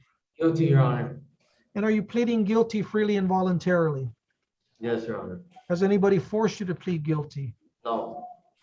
And aside from the agreement you have with the state of Texas, has someone promised you anything else for pleading guilty? No, Your Honor. Are you pleading guilty to those two charges because you're accepting responsibility for those offenses? Yes, Your Honor. Now, we covered the range of punishment already.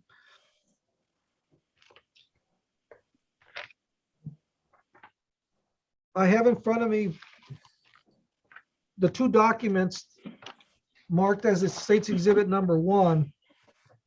Did your attorney go over these documents with you Yes, you did, Your Honor. and you signed them? Yes, I did. Is the state offering these into evidence? Yes, Judge, the state would like to offer States Exhibit 1 and 2 for both cases. Okay, yeah, they're not marked.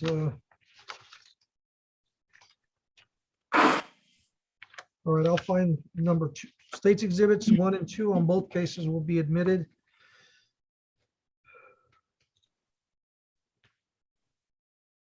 Hello. So I guess they didn't leave. Okay, Mr. Galvan, based on your testimony and the evidence before the court, I'm going to find that you are, in fact, find you guilty as to count 2 of the first charge, intentional injury to a child, felony 3. And Last night we didn't. The last night Henry Alma, didn't you're- go to work. Alma. Chulo. We didn't get. We didn't. Hold on. We nos desvelamos con el niño y ellos andaban entre. There we go. And also the second charge, on the second case, count 2, family violence, impeding breath or circulation, felony 3. I'm finding you guilty because I find that your guilty plea was made freely and voluntarily.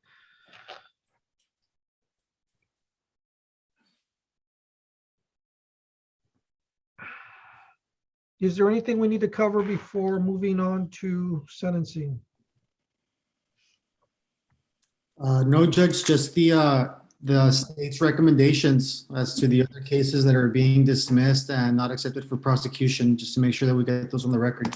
Yes, and I'll go through those, starting off with, and so you know, Mr. Galvan, in reviewing the agreement, the court is going to approve the agreement and sentence you along the lines that you have agreed to in both plea packages. So the court will assess a punishment of 4 years in the institutional division of the state of Texas, the state prison. The court will also approve dismissal of count 1, which is an aggravated assault with a deadly weapon. And also the state of Texas is agreeing not to accept for prosecution file number or DA number SV 21-02283 and with a pre-filing number of DC 21461D3. This sentence of 4 years is going to run concurrent with the second charge that we're going to cover here in a little bit. Okay. The court is going to approve that you receive full credit for all your time served, okay? That will be approved. Okay, Your Honor. And there's an asterisk here, make sure.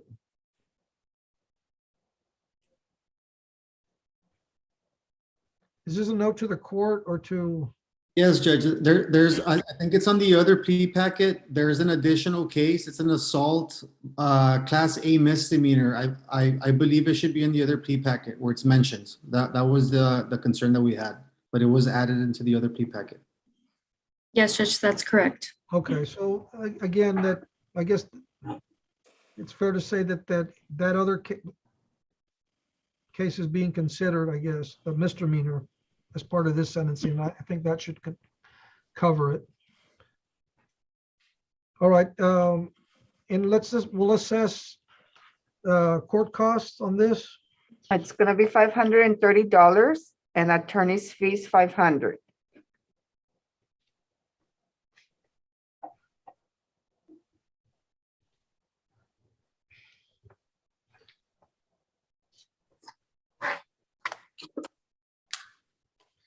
I got the attorney's fees of 500. The court costs were how much? $530. All right, so again, now going on to the second case, as I mentioned, Mr. Galvan, they're going to run concurrent. So that means they're going to run at the same time. They're not going to be stacked one on top of the other. On the second case ending in 1765, where I found you guilty of that other felony 3, also the punishment in that case is going to be 4 years, again, running concurrent. The court will approve dismissal of counts 1 and 2. 1 and 3. Excuse me, 1 and 3. I'm sorry, yes, 1 and 3. And I've already mentioned that it's running concurrent. The court will also is going to approve dismissal. Is that the one you're referring to? Dismissal of M2 21 01478, which is an assault with the date of offense of 12/10/2020. That's correct, Judge. And again, in this case, the court will approve credit for time served. Is that, and again, you have the same note, make sure no other cases pending. That's the same one, Judge. Okay, so we've covered it. And the court will waive any court costs and attorney's fees on the second case. So that will not be added in. Okay, Judge. Did I cover everything, Mr. Guzman? Yes, Your Honor.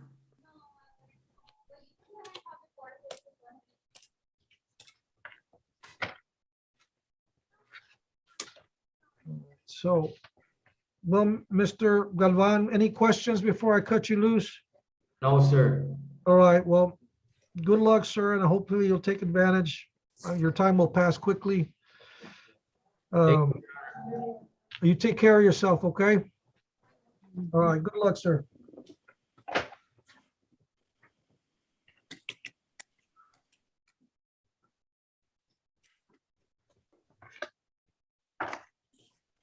Next. Yes, Your Honor, I have Priscilla Guevara for the 49.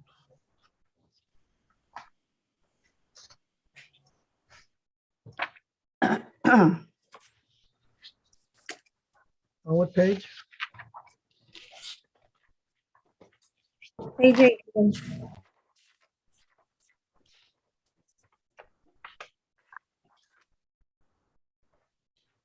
Good afternoon, Ms. Guevara. Good afternoon, Your Honor. Let me call your case and then we'll see what's going on here. The court calls 2020 CRD 2067D1, the state of Texas versus Priscilla Michelle Guevara. Your Honor, if I may, Yes. Judge, in regards to Ms. Guevara, she was reappointed to the Public Defender's Office on the MTR arraignment.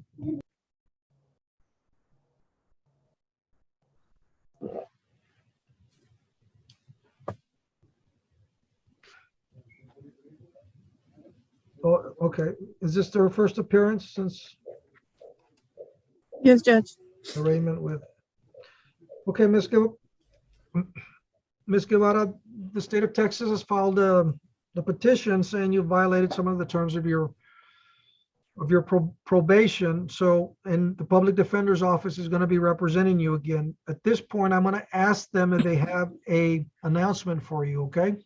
Yes, Your Honor. At this point, my client, Ms. Guevara, pleads not true, waives formal reading of the application for revocation, and requests a final hearing. Ms. Guevara has also been in contact with her office. She's also requesting a bond, Your Honor, in this case. Your Honor, if I may. Yes.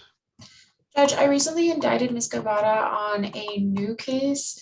It's not on the docket, but it is 2022 CRD 113D1.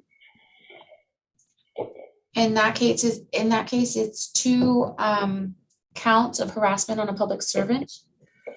It was originally an aggravated assault against a public servant, and given the nature of the offense, the state would object to any kind of reduction in bond at this time.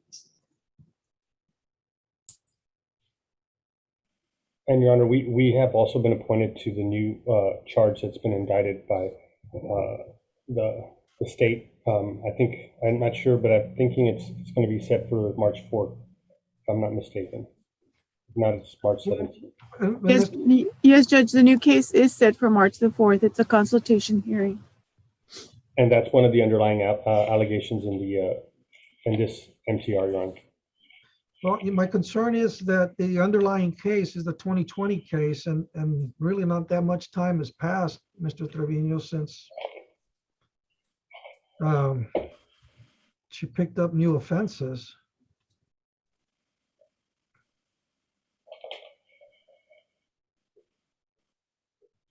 When's our next setting? The consultation is March 4th, Your Honor.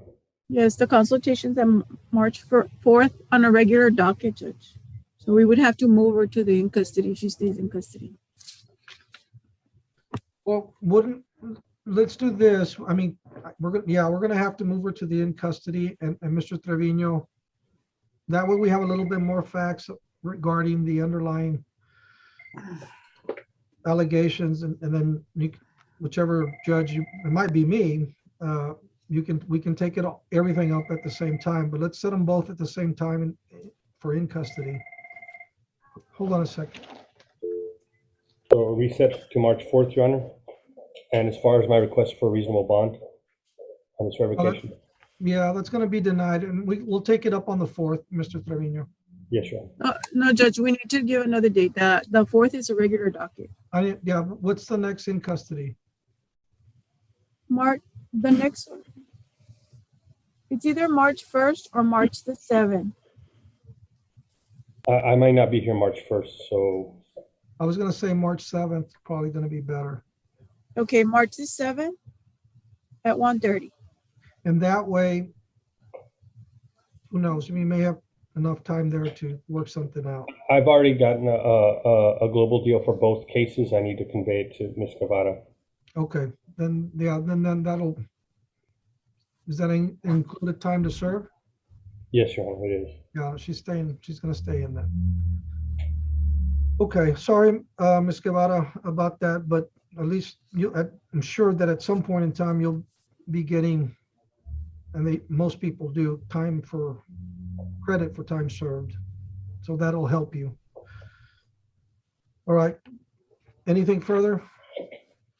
How many times do I have credit? We'll look it up, Your Honor, because she's got two different cases, so she doesn't have much time on the new case. Okay. You'll be back shortly, though, Ms. Guevara. And I or another judge may decide to give you a bond at that time, but I'm going to wait and see what happens first. Okay. Marco, can you hear me? Okay. We'll see you back here then on the 7th. Your Honor, that's all I have. May I be excused? Oh, yes. Yes, you may, Ms. Hernandez. Good. Thank you. Your Honor, we have Alejandro Hernandez, 406. Okay, hold on a second. Marco, can you hear me? Yes, Your Honor. Arminda was calling me. Yes, Your Honor. If she was reminding me about the 6:30, I haven't forgotten. Okay. So, yeah, I'm ready to go with bells on, don't worry. I'll let her know. All right. If that was what she was calling for, I didn't forget. Okay, I'm sorry. 406, who was the, Yes, Your Honor, Alejandro Hernandez. Alejandro Hernandez. These two.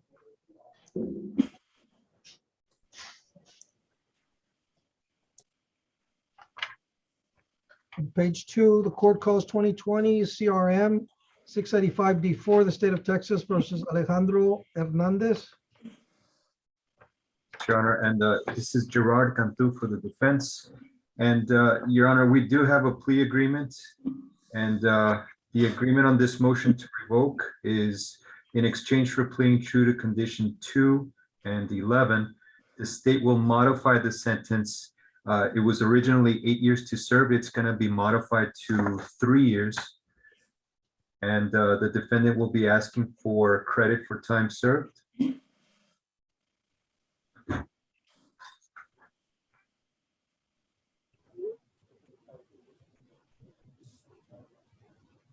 Okay, Mr. Hernandez, are you there? Do you understand English? Yes, Your Honor. Good afternoon, Mr. Hernandez. Good afternoon. Your attorney is telling me that you have an agreement regarding the motion to revoke. Is that correct? Okay, I need to ask you a few questions about that. So I'm going to ask you first to raise your right hand to be sworn in.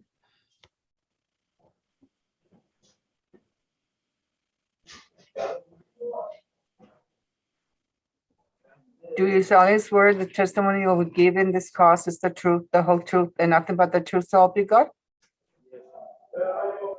Yes? Yes. Thank you.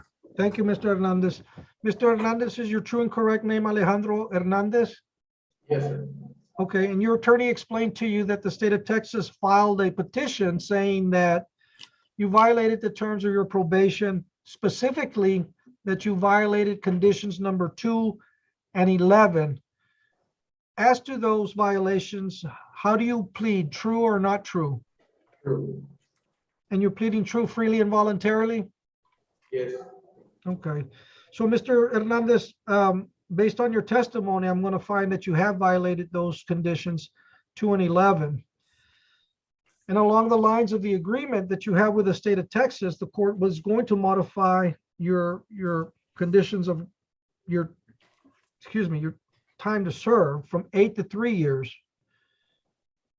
So also, the court is going to order that you be given credit for time served. And how much credit do I have? Well, I was going to ask that question for you. Just, I mean, it may not be exact, but usually they have a pretty good number. Roughly about 5 months, Your Honor, more or less.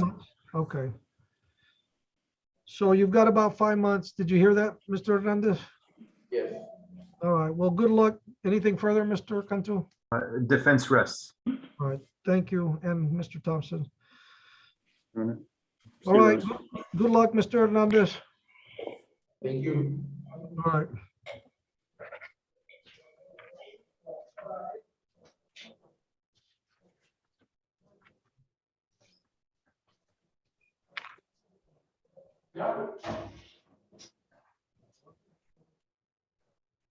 Your Honor, in the fourth floor, we have Francisca Patino Bustamante, 341st.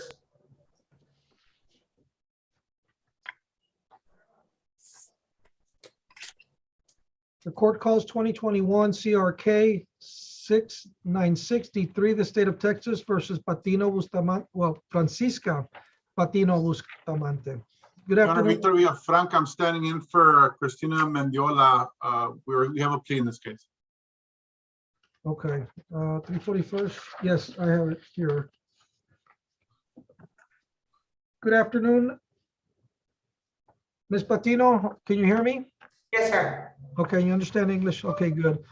Okay, Mr. Villafranca is standing in for your attorney. Do you have any problems going forward with the other attorney? No, that's fine. Okay. So, and Mr. Villafranca, have you talked to her before today? I have not, Judge. Okay, just so I know.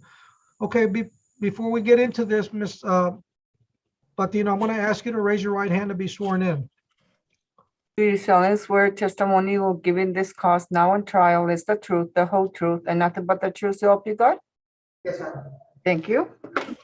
And your true and correct name is Francisca Patino Bustamante? Yes, sir. Okay, and you're not here with your regular attorney, but before today, did your regular attorney, did she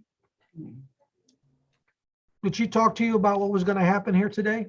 Yes, she saw me yesterday. Okay, and she explained to you what's going to happen here today, and you had an opportunity to ask her questions about your case?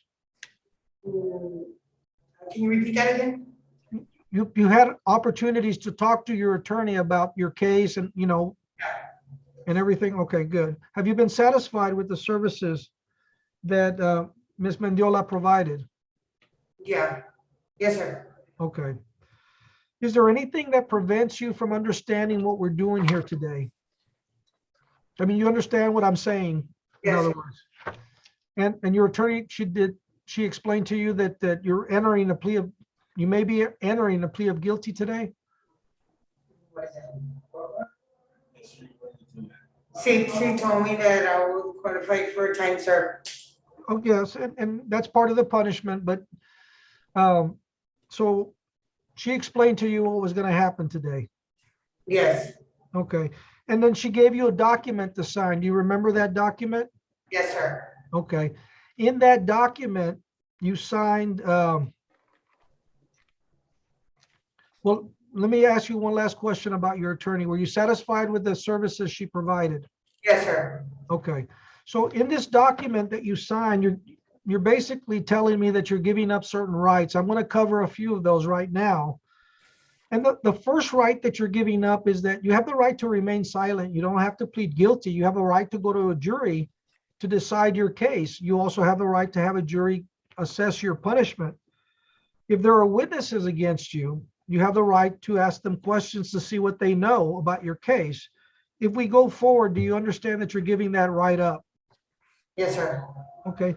And if I go along with the agreement and basically approve the agreement you have with the state of Texas, and I give you that punishment that you've agreed to, you cannot appeal and complain about that punishment in the future. Do you understand that?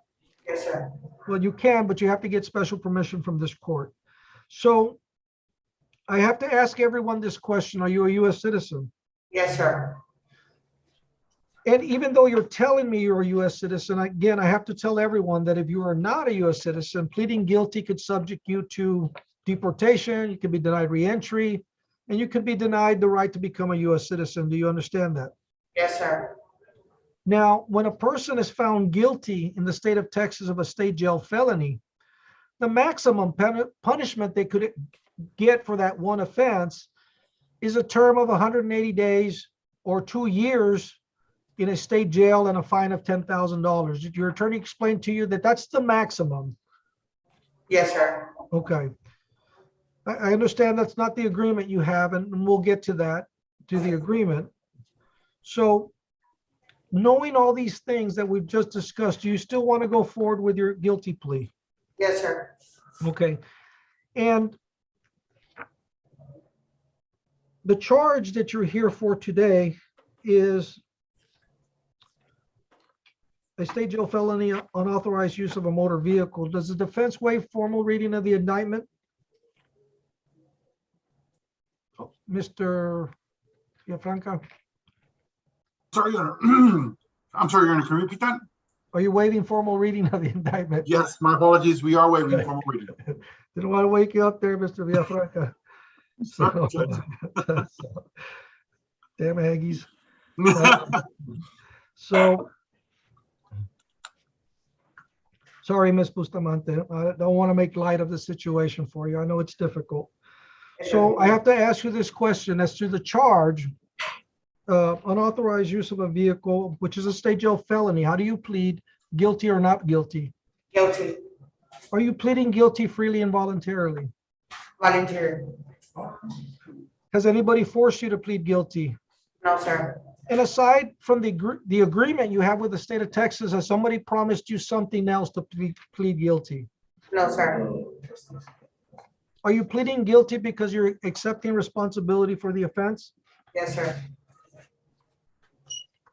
I have in front of me a document labeled State's Exhibit Number 1. Did you sign this document with your attorney? Yes, sir. Okay. Is the state offering States 1 into evidence? Yes, Your Honor. State Office Exhibit 1 into evidence. No objections, Your Honor. Okay. The States 1 will be admitted. So at this time, Ms. Patino, based on your testimony and the evidence before the court, I am going to find you guilty of that offense, the state jail felony, unauthorized use of a vehicle. I find that the plea you made today was made freely and voluntarily. So anything we need to cover before moving on to sentencing? No, Your Honor. Okay, Ms. Patino, the court is going to approve the agreement. In other words, I'm going to sentence you to serve 180 days in a county jail, and you will be given credit for time served pursuant to the agreement. Thank you. So, and I'm assuming you've already got all those days in? Yes, sir. And I have one more question. Can I get a PR bond for the new charge? I already been here 113 days. I'll look into it, Your Honor, and I'll discuss it with Ms. Mendiola. Oh, I'll explain why I can't do it at this moment to her in a little bit. So let me just finish up here. So probation, do we have any fees or anything else we need to? Yes, Judge. On the plea packet, the bailiff didn't sign the fingerprints. It's the last page. I need the bailiff to sign the fingerprints. And the court costs are $380 and the attorney's fees is $500. So which bailiff? Anyone? Can I get Saul to sign it, or we have to have the administrating? Yes, so we can sign it. Okay. Yeah, and I have to go back and sign all the plea packages. I don't want to do it now because it'll take up more time and we've still got a few to go. So I'll get Mr. Saul to sign it. Okay, Judge. Let me put a sticky here so I don't forget. Saul or Lorena could sign it too, right? Yes. Okay. So, okay, so anything further on this case, and I'll talk to you briefly about your bond here, Ms. Patino. All right, so on this case, yes, you're done. Okay, but you have another case. The problem is that that other case is not on the docket, so the prosecutor on that case is not here. Mr. Villafranca? Yes, Your Honor. What you may want to do to speed up the process, I mean, it's too late for this week, but if has she been indicted on the other charge? Mr. Villafranca? I have no idea, Judge. I don't represent her in that other charge. Oh. It's maybe Ms. Mendiola. Who's your attorney on the other charge, Ms. Patino? Mendiola. Well, you need to tell her that, you know, we do the bond reviews every Wednesday. If you can get something to the court by Friday, we'll look at it. Ms. Mendiola's appeared several times, so she knows how to do that. Okay? I'll let her know, Judge. All right. All right, Ms. Bustamante, you're almost there, okay? Just hang in there for a few more days. Okay. All right. Take care. Thank you. That's all I have, Your Honor. My excuse. Thank you, Mr. Villafranca. Thank you. Your Honor, that's all I have. May I be excused? I don't know. Yeah, Judge. Your Honor, if I may, this is Ms. Contreras. Yeah, 341st, if we're done with that, they're excused. I guess Alma didn't use her Super Bowl money to bribe the jail for the 49th. You're Your picking Honor. on me. You're picking on me. Thank you, Judge. All right, thanks, 341st. All right, who do we have next? Your Honor, if I may, this is Ms. Contreras, Pretrial Services. On page 1 of the 341st docket, Ana Karen Teo, I made an error in saying that it was $50 for the special trip. It's 100. I already spoke to the defendant's husband, and he's okay with it. Okay, so on Ms. Dale, yes, she's the one that's pregnant. Well, the court will approve that. So it's 100 for what? For the special fee. Special fee to come. and put the Instead of monitor. 50. Right, Correct. Thank you. thank you. Your Honor, up next from the 406, Jose Ricardo Quintana Jr. Jose Ricardo Quintana Jr., 406.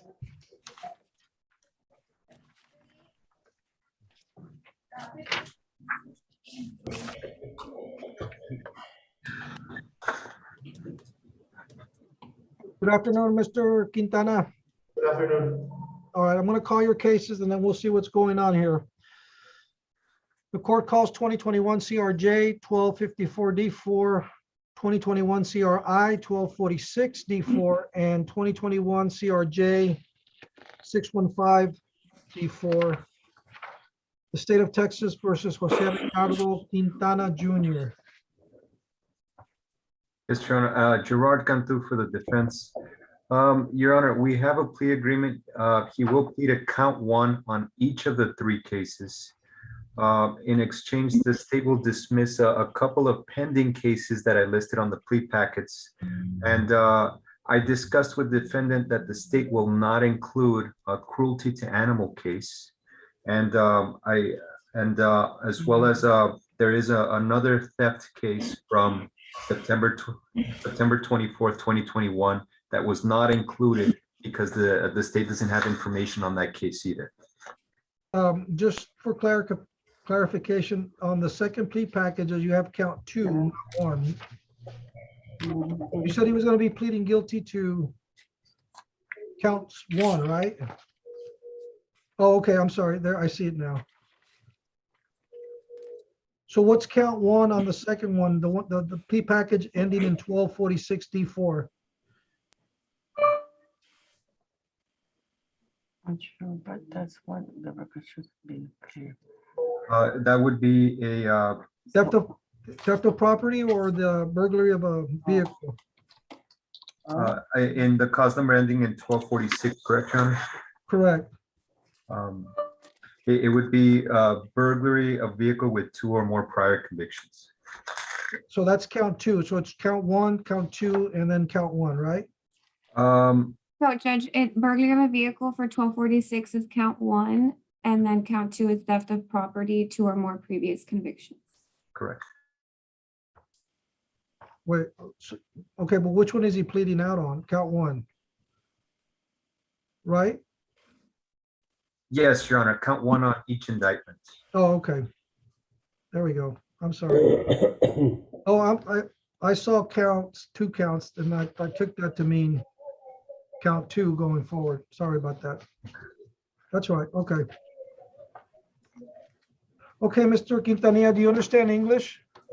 Yes, sir. Your attorneys advising me that you have a plea agreement with the state of Texas. Is that correct? Yes, sir. So I'm going to ask you a few questions about your plea today, but I have to ask you to first raise your right hand to be sworn in. Raise your right hand. Do you solemnly swear testimony you will give in this cause now on trial is the truth, the whole truth, and nothing but the truth, so help you God? Yes. Thank you.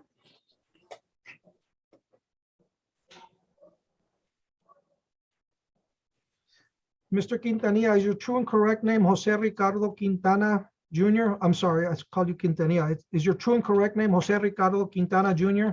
Yes, sir. And you're here with your attorney, Mr. Fred Trevino. Have you had enough time to talk to him about your case? Did I get that right? Mr. Trevino, you're on this? No, it would be Gerard Cantu. I'm sorry, Mr. Cantu. You're here with your attorney, Mr. Cantu, Have you had enough time to talk to Mr. Cantu about your cases? Yes, sir. And ask some questions about what we're doing here today? Yes, sir. Okay. Is there anything that prevents you from understanding what we're doing here today? No, sir. Are you satisfied with the services that Mr. Cantu has provided? Yes, sir. And is there anything that I need to know about that prevents you from understanding everything that we're doing here today? No, sir. Okay. Mr. Cantu, do you believe your client is competent to go forward today? Yes, Your Honor, he is. Any objections to proceeding on all three cases at the same time? No, Your Honor. Okay. So, Mr. Quintana, I have we're here on three cases.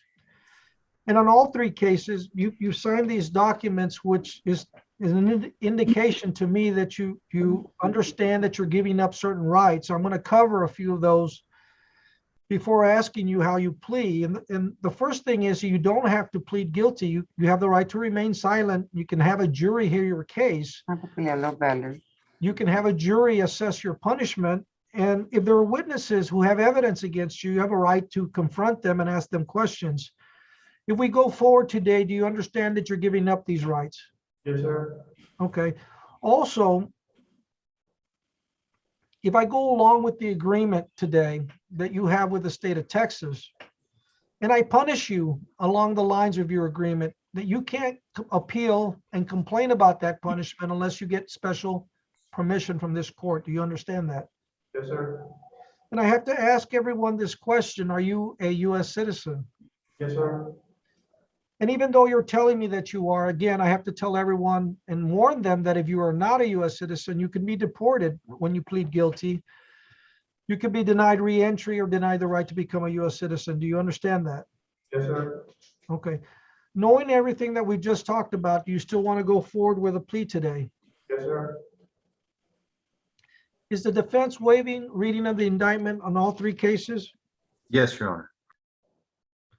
Okay, so Mr.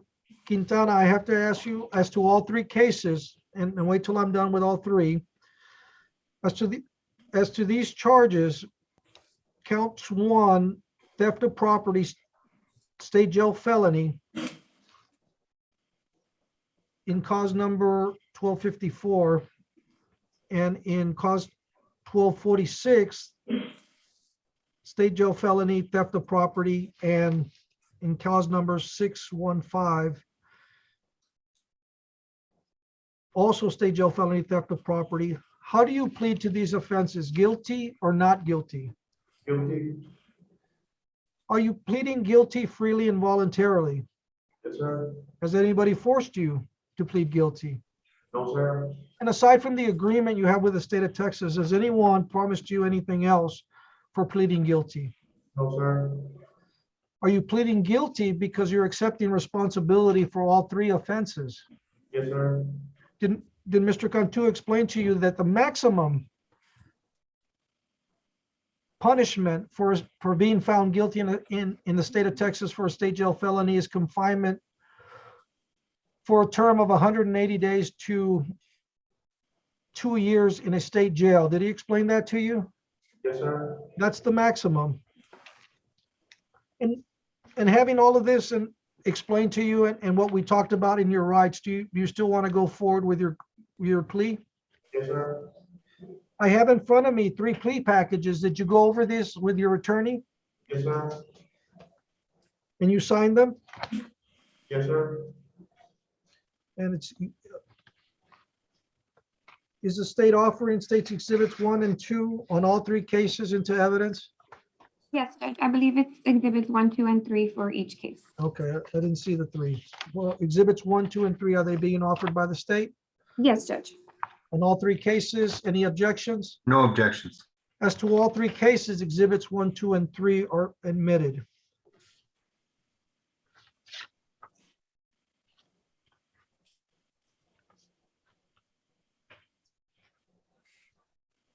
Mr. Quintana, based on your testimony and the evidence before the court is going to find you guilty of the 3 offenses indicated. I find that your plea on all 3 cases were made freely and voluntarily. Is there anything we need to cover before moving on to punishment? No, sir. Okay, If I may, yes. number 2021 CRI 1246, Your Honor, there's also an enhancement paragraph.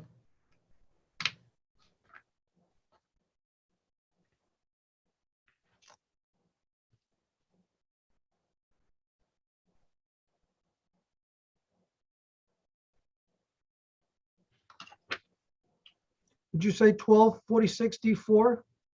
That is correct, Your Honor, on the burglary of vehicle with previous convictions. Okay, but Mr. Cantu, he pled guilty to the theft of property, count 1, right? In that case, it was the burglary of vehicles, state jail felony with previous convictions. The other 2 indictments, I believe, are for theft with previous convictions. So which was, again, I may have marked it wrong. Which was count 1 then that he was pleading guilty to?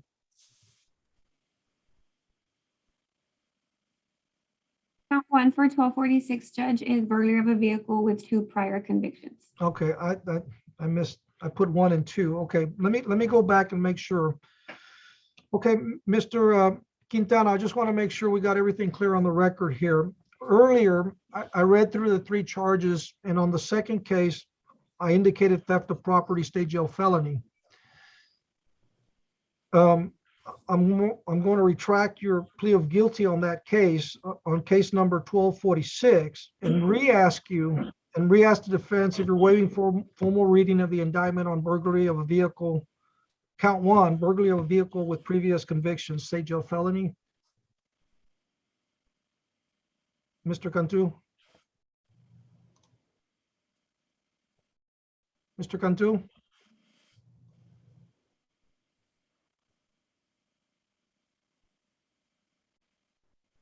I think we lost him, Judge. I don't see him.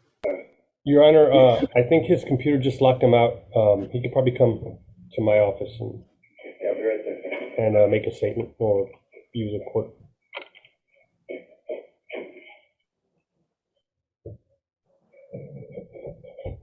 I think our computers turn off at 5, Judge. Mine didn't.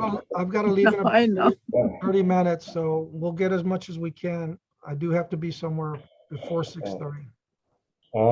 I'm present, Your Honor. Okay, I was asking if you waive formally reading of the indictment as to count 1, burglary of a vehicle with previous convictions, state jail felony. Yes, Your Honor. Okay, so Mr. Quintana, I have to re-ask you this question in cause number 1246 D4. As to the charge of burglary of a vehicle with previous convictions, state jail felony, how do you plead guilty or not guilty? And you're pleading guilty freely and voluntarily? Okay, and no one's forcing you to plead guilty?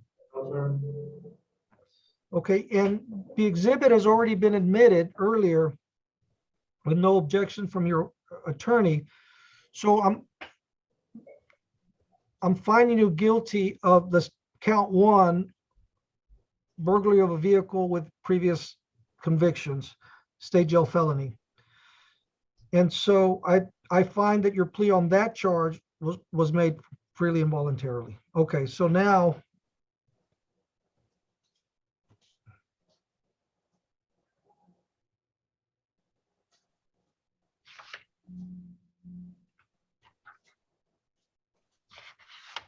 any issue? Okay, anything we need to take up before moving on to sentencing? And we'll get the enhancement here when I get to that case. No, Your Honor. We just asked that the court accept the agreement. Now, Mr. Quintana, I'm going to tell you that the court is going to approve the agreement you have with the state of Texas. I do want to tell you that part of this agreement, that the court has the power to reject it. One of the things that's being considered here, which always gives me pause, is that you have a case that might be dismissed here consisting of cruelty to animals. Let me tell you that if I see you in my court with a charge like that, you may run the risk of not getting your agreements proved by the court in the future. I hope you understand that. Yes, sir. So it's going to be dismissed? It was not going to be accepted for prosecution. Was that what you informed me of? No, Your Honor, that case was going to remain pending, as well as an additional theft charge. No, okay, well, I misunderstood. So you may have to, it may not be with me, Mr. Quintana, but it may be another judge. That case is not included in here. I misunderstood, and so I shouldn't have admonished you about that. I thought that was part of the agreement. But I am approving what you signed today. I'm not going to give you anything more than what you bargained for. So as far as your agreement today, that will be approved.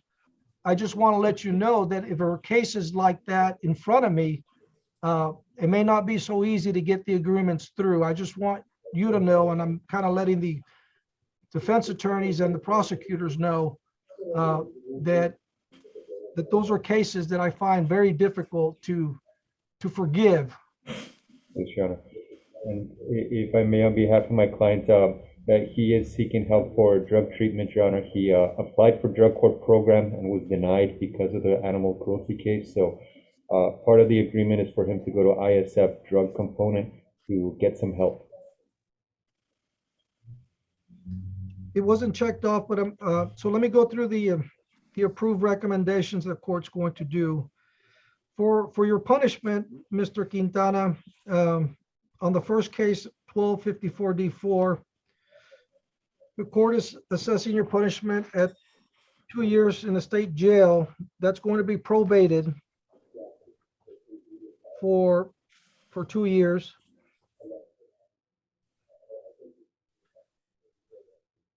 The court is going to assess, is it attorney's fees, $500? Yes, Judge. And what are the court costs? 325 court costs and Crime Stoppers, $50. That will be approved as well. The court is also going to approve or order that you attend ISF drug treatment. The inpatient facility treatment at the ISF.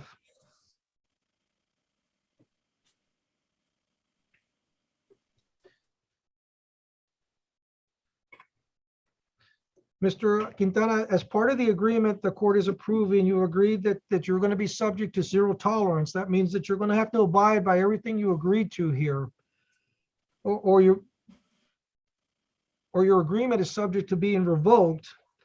The court is not going to accept for prosecution file number 406 D107 736 with a date of offense of looks like a 8/24/2021 and M2 2106-901 with a date of offense 7/27/2021. So that will be approved.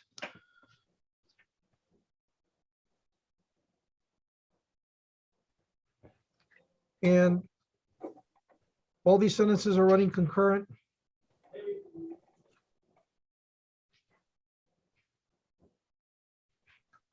Mr. Cantu? Yes, Your Honor. I believe, I don't believe the state has objections to that. And we're also asking if the fees on the second and the third case for probation be waived.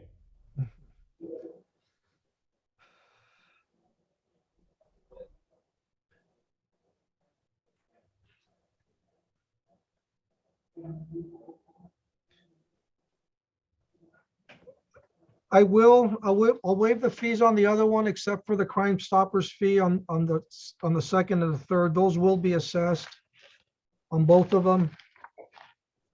The court will approve that all three cases run concurrent. So, Mr. Quintana, your sentence is the same in all three cases. In other words, you're being sentenced to serve 2 years, and it's going to be probated for 2 years. You're only being assessed court costs on the first case of $325 and in court costs and $500 attorney's fees. You will be paying Crime Stoppers fees on all three cases, though. You're going to be required, as I mentioned earlier, to attend inpatient treatment, drug treatment, and hopefully that'll help you with, your drug issues, and hopefully anger issues as well. Aside from that, Mr. Quintana, you know, I think you needed to hear from the court that the court does get upset when I hear about someone being abusive to defenseless animals. But just be warned, and there won't be any extra punishment. I can't, but I just needed you to hear that from me. So I do want to wish you well. I'm hoping that you get the recovery you need. Aside from that, Mr. Quintana, okay? Judge, may I? Yes. So the court costs and attorney's fees are not, are waived on the second one and the third one. Correct. And what about the enhancement? Oh, where's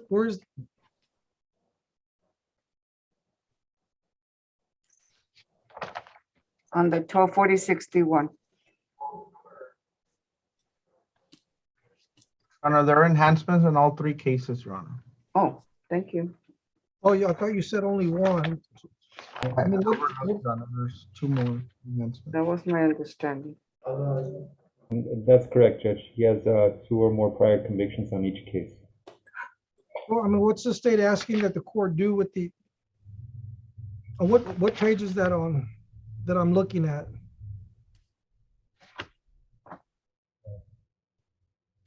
And It's on the indictment, Judge, under the counts where it says, and it is further alleged that he was convicted of 2 prior, and it has the dates of the court.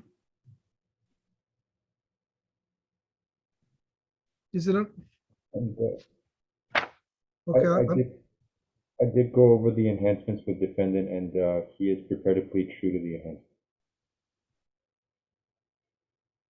Okay, that's what okay. And this is on all 3 cases? Yes, Your Honor.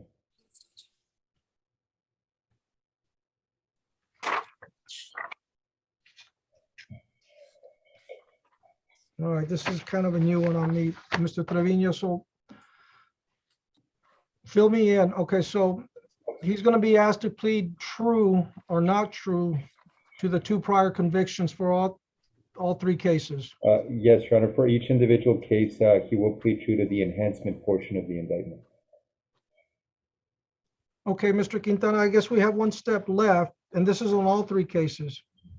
Yes, Your Honor. Okay, all right, I see that.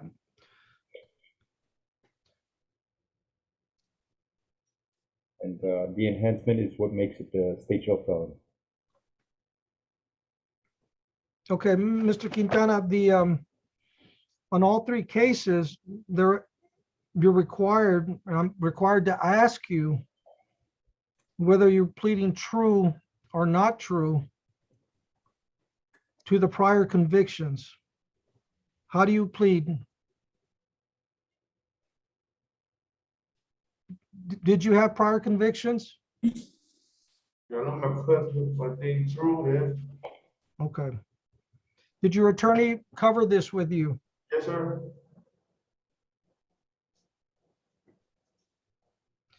So, Marco, on this form that I'm looking at, and I'm looking, so I would have to look at the indictment to know that that's what I had to do with this? Ms. That is Garcia? correct, Your Honor. The clerk shows the image of the indictment, and on there, the enhancement is right underneath. But it's not in the plea package? No, Your Honor. So It you're will trying be to included on the so you're trying to confuse me? Okay, so, all right. All right, is there, I mean, no, it's new. I mean, after 3 years is the first time I've had this come up, so. Yeah. Lesson learned. Is there anything else that I have to cover on that, Ms. Garza? Who's the prosecutor on this? Who I'm gonna blame from now on? I am Judge Ana Garza from the state.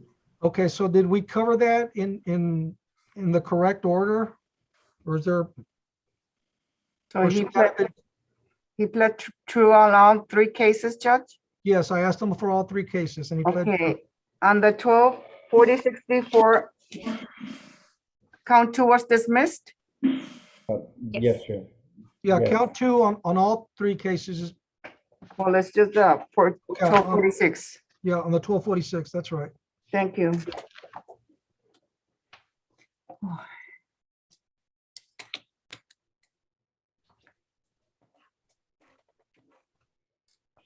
Okay, is there anything else? No. No, Your Honor, defense rest. State rest, Judge. Okay, well, good luck, Mr. Quintana. Sorry for the mix-up there. Again, I do want to wish you well. Hope you get some recovery. So entonces, how many times was that in the ISF? Just once. I mean, but you're going to do it once for all three cases. I'm gonna go ISF and then probation, right? You'll be in probation for 2 years. Okay, and nothing else pending, so I'm good. Nothing else, what? Okay, thank you. Two cases pending, sir. Yeah, you have the two cases. As far as these cases, you're done with this. Okay. Okay, so the agreement was approved. And I'm assuming he gets credit while he's at ISF. I mean, we give credit all the time. Yes, Your Honor, subject to the discretion of the court, yes. Okay. All right, good luck, Mr. Quintana. Okay, so we're good. Mr. We're Gat- good. We're good. We're good. Okay, All right, thank you. take care. Judge, may I? On the D1, this is Kathy from the clerk's office. On Okay. page 9. Is Fred Trevino there and Paul? Tom? Yes, I'm Captain, here. I'm here. Okay, page 9. Yes. Dennis Otelo, he was in custody on a bond lift and he was served on February 13, 2022. I had to clarify that. It wasn't on October, it was on a bond lift. And you gave him a bond of 6,000 PR bond through pretrial services. Yes. Yeah, we said he went KPS on October. No, but he was served on a bond lift. Judge, if I may, the jail's reflecting he's in custody for both the KPS and the bond lift, but it's the same charge. That's correct, Judge. So, Thank you. So the bond was lifted and he got a capias, so, For failure to appear. but that's fine. Once the capias was issued, then it should be, everything should be cleaned out. Oh. Why is the bond lift there if he was already served with the capias? Everything should be taken, should be done. I believe there was an order signed by the judge. Those affidavits of surety that the bondsman filed.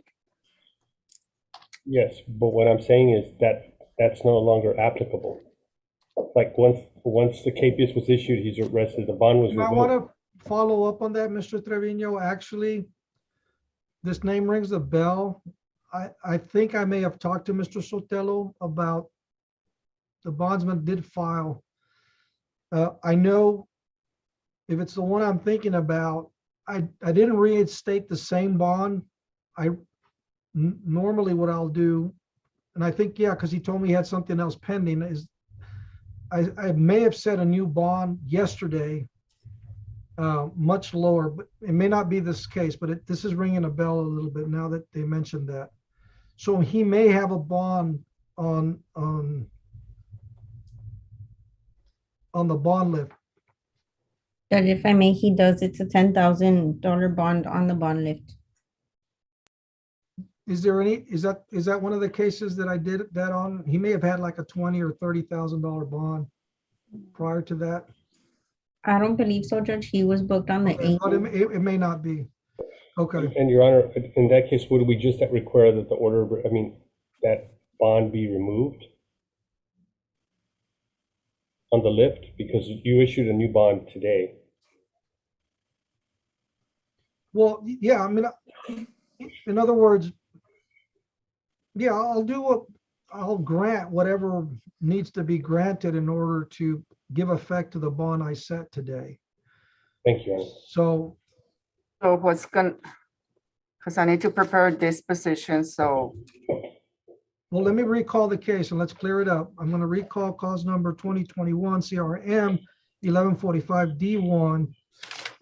And I'll hear oral motion for submission with the court. Mr. Trevino, what do you want? Your Honor, I would just like to impose one bond for this case, the one that was already ordered by the court earlier during this hearing. And what was the bond? Was that a 7,000 PR? 6,000 PR bond through pretrial services. Judge, and if I may, you did say fees waived, correct? Yes, and I remember. Yes. That's right. He's the one I told him that he better not make me regret that decision. Yes, Your Honor. All right. And any other bonds, I guess, bond requirements be removed from the record or be removed That from will the jail? that will be so ordered.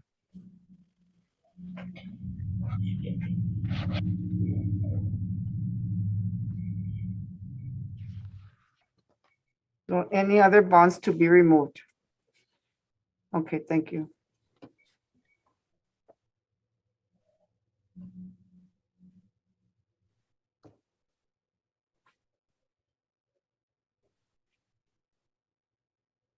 So we better finish up in the next 15 minutes.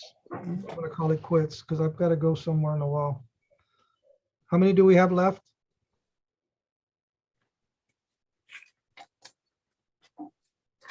There's one in custody, Judge.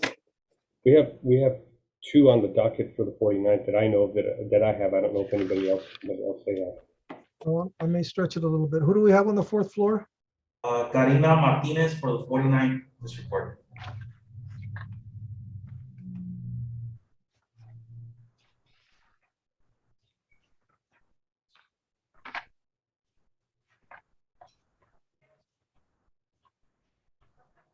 Judge, I have an order here from Javier Guzman, motion to substitute counsel. I have it here for your signature. Is that for Karina Martinez? No, for Mariana. Is that who they're bringing up? No, we have Karina Martinez right now. Oh, I'm sorry. The court calls 2021 CRD 230 D1, State of Texas versus Karina Martinez. Good afternoon, Ms. Martinez. Do you understand English? Yes. Good afternoon. Good afternoon. This is a 49th.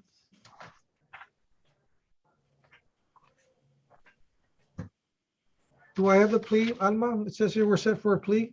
Your Honor, we were set for a plea, but there's been we're not going to be pleading her out right now. We submitted a referral for drug court, and she may or may not get the admittance to drug court. We would like to reset to see if she gets admitted into drug court.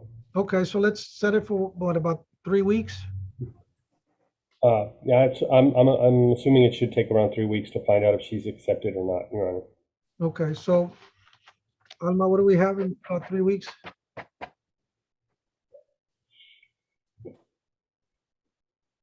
Alma? Sorry, Judge. March the 7th. 1:30? Okay. Yes, sir. All right, great. And Your Honor, in the meantime, my client wishes for a bond. Your Honor, I believe she's being held with a no bond. Or failure to appear. Yes, Judge Cassandra, though, is for the state, and we're going to be opposed to a bond on this case. It appears that Ms. Martinez has not been present since August 2021. She's been capious to every setting except the ones that are in custody. Yeah, yeah, and I think once we find out what's going to happen with drug court, any request is going to be denied right now, Mr. Yes, Your Honor. All right. All right, sorry, Ms. Martinez, but we'll see you back in court soon on the 7th.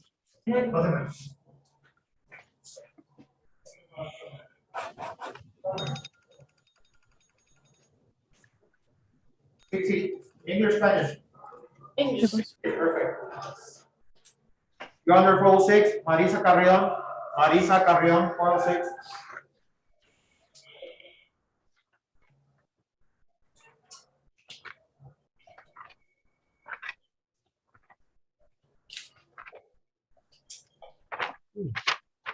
Court calls 2020 CRO 10-2064, State of Texas versus Marisa Carrion. Good afternoon, Ms. Carrion. Hello, can you hear me, Ms. Carrion? Yes. Okay, you're here for an arraignment hearing. So this is one of your first appearances with the charges you have pending. So I'm going to ask your attorney to see Yes, Your Honor. to see if he has an announcement for you on the charges that are pending against you, okay? Gerard Cantu for the defense. And at this time, Ms. Carrion pleads not guilty, waives the reading of the indictment, and requests pretrial settings. Almost set for March 2nd, Your Honor, at 2 p.m. 2 p.m.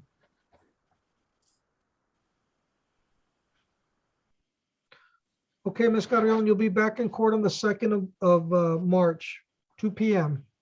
Sir, is there any way they can lower my bond? Because honestly, I don't have anybody or to help me, you know. Your Honor, she's at a $20,000 bond through pretrial services. However, she does have an additional charge at JP level for a $20,000 bond.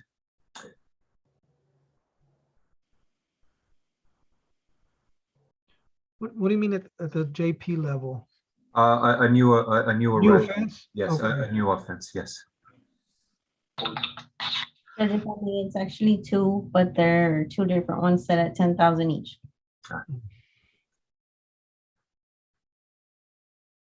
Yes, Judge, Garza, for this day, she did pick up a new arrest for possession, stage of felony on February 12th of this year.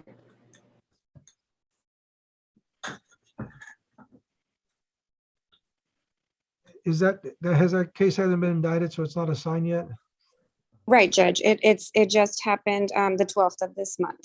And she has been KPS'd on this case since August 6th of 2020, and she was served with the indictment June 23rd, 2020, and she failed to appear for that arraignment. Well, see if y'all can do something. I mean, you'll be back soon, Ms. Carrion.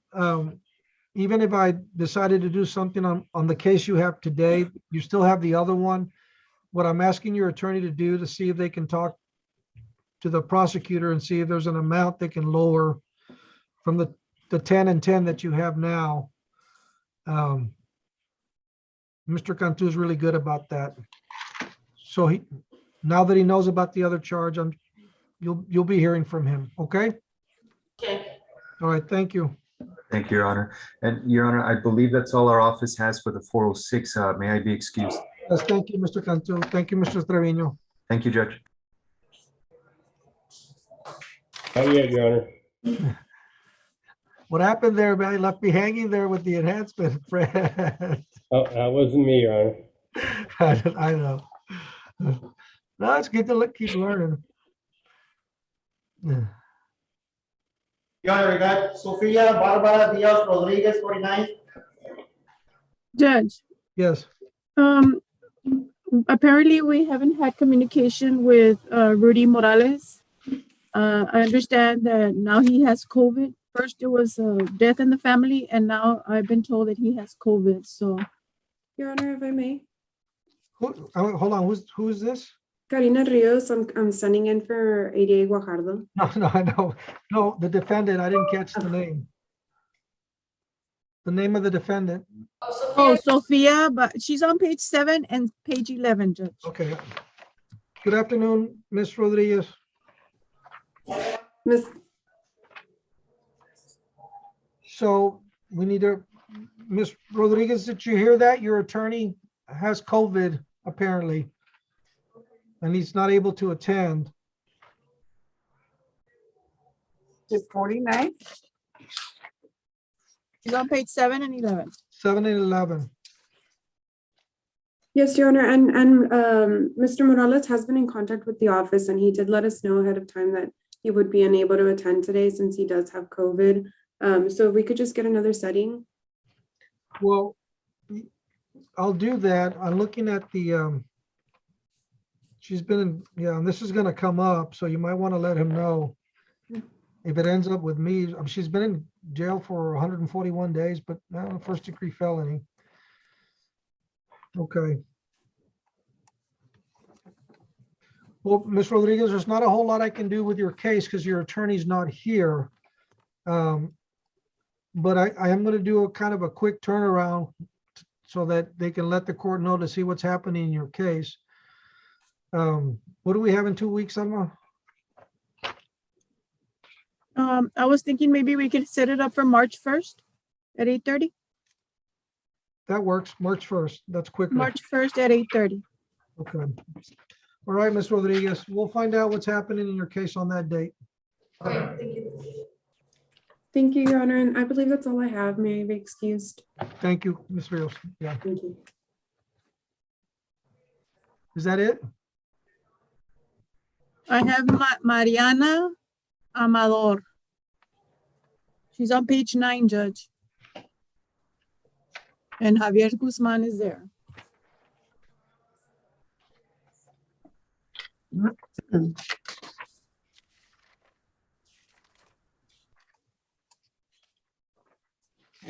page? Page 9 on the top. Ms. Amador, are you there? Where's the jail? Oh, there he is. Your Honor, 49, Mariana Amador. Good afternoon, Ms. Amador. Let me see, we're here for KPS hearing.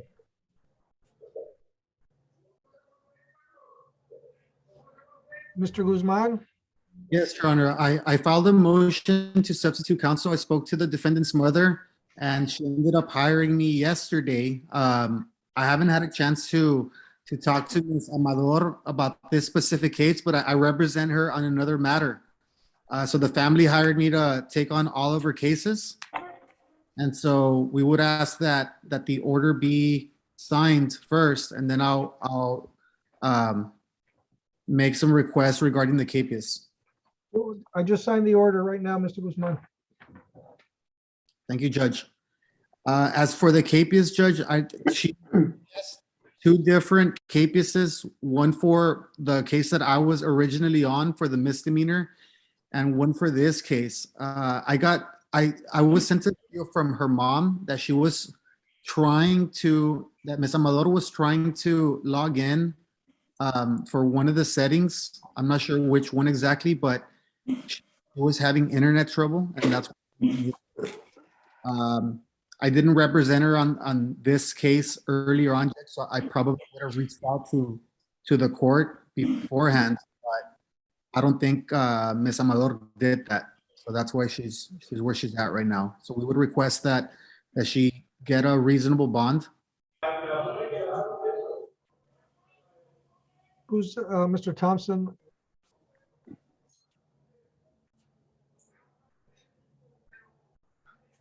Which one is this, Your Honor? I'll Amador, stand in.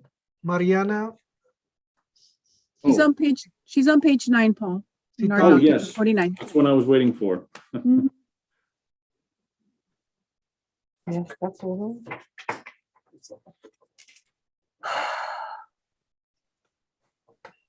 But Your Honor, my notes reflect that she's had twice before we've asked for capiases and been granted capiases, and we've passed pending apprehension as well. She's been giving us problems with regularly appearing since March of last year. Yeah, that's what, I mean, that's what little notes I have here. Yeah, she's been missing since March. Yeah, I mean, I understand that. It sounds like it has been a problem. So, I mean, I wasn't really contemplating PR bonds on this case, but you know, she may feel a little bit more invested, at least the family, to get her to court. The two cases she has pending here are both possession. Well, one's a possession of controlled substance, the state jail felony, and the other one's possession of marijuana. Both cases, Judge, or both counts? I think it's just one case, correct? Well, yeah, both counts. Yeah, sorry. They're on a bond lift. She's in custody on a bond lift, and on count 2, Judge, they put $500 bond, but on count 1, she doesn't have a bond on the bond lift. So she has a $500 bond right now on the Class B. Yes. The order was signed. Judge, if I may. Go ahead, Valerie. Judge, for this defendant, she's also being held on the bond lift and the KPS, like the other defendant, Mr. Sotelo. So I think the disposition might need to clarify for him too. Her, I apologize just for her. I mean, Mr. Thompson, is this going to cause you to lose sleep if she gets a cash bail surety bond on this? I mean, No, Your Honor. I understand that it is a state jail felony. I just want the court to be well aware that this is that she's had one KPS in March, one in May. We scheduled her for a walk-in on 7/2 of 21, and she didn't walk in. So I would ask for perhaps a 10,000 cash bail surety at least, minimum. Miss Amador, are you listening to all this? Why we're having such problems with your case right now? Yes. Well, you seem to have an issue not showing up when you're supposed to. Yeah. There's sometimes where I don't know what date the courts are, and I have problems with the internet. Since I live close to the river, I lose signal. Well, I mean, it's kind of your job to stay in contact with whoever your attorney was and with the court. You know, it's not our job to let you, well, let me kind of rephrase that, but it's your responsibility to be on top of when you're supposed to be in court, and the court will send notice. But if you're not hearing from us, I mean, it's your job to make sure you don't miss.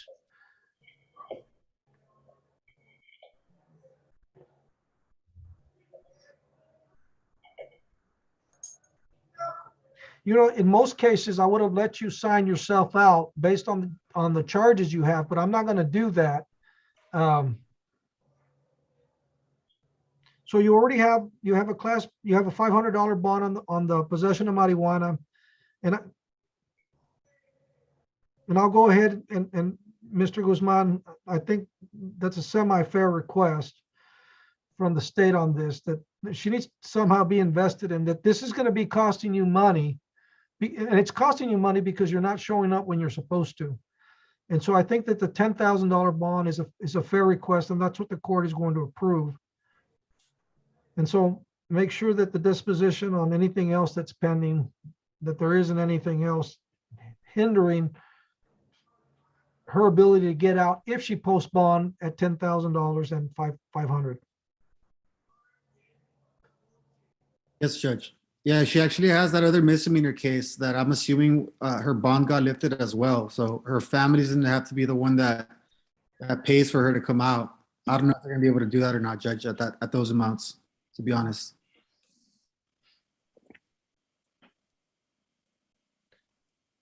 Well, look, and I still think that's a fair assessment, Mr. Guzman, and I'll take it up again later if she's unable to do that.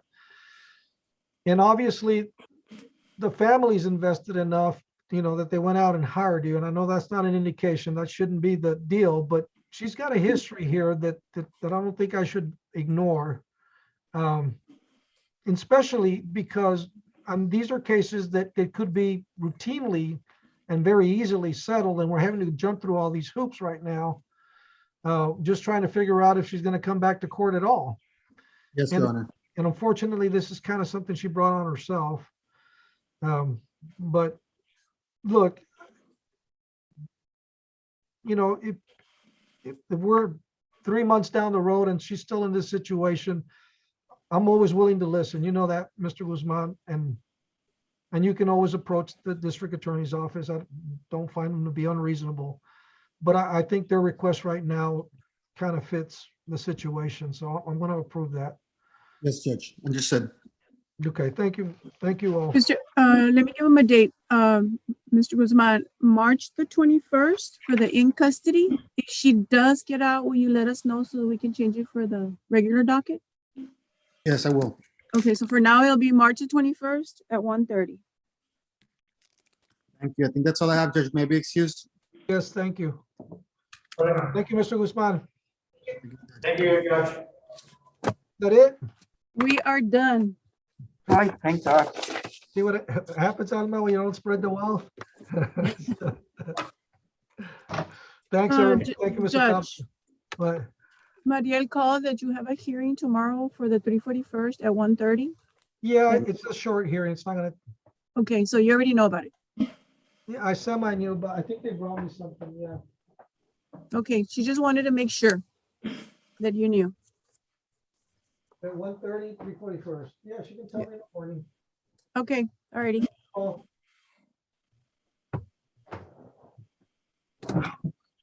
Thank you, Mr. Clayton. Bye, Fred. Alma, Bye, Katerina. ¿Qué pasó? ¿vas a estar aquí mañana o no? No. Es que Why? se me pasaron unas porque I wasn't logged in. Oh, yeah. Yeah, you call me tomorrow. Okay, thank you. Okay, bye. Bye.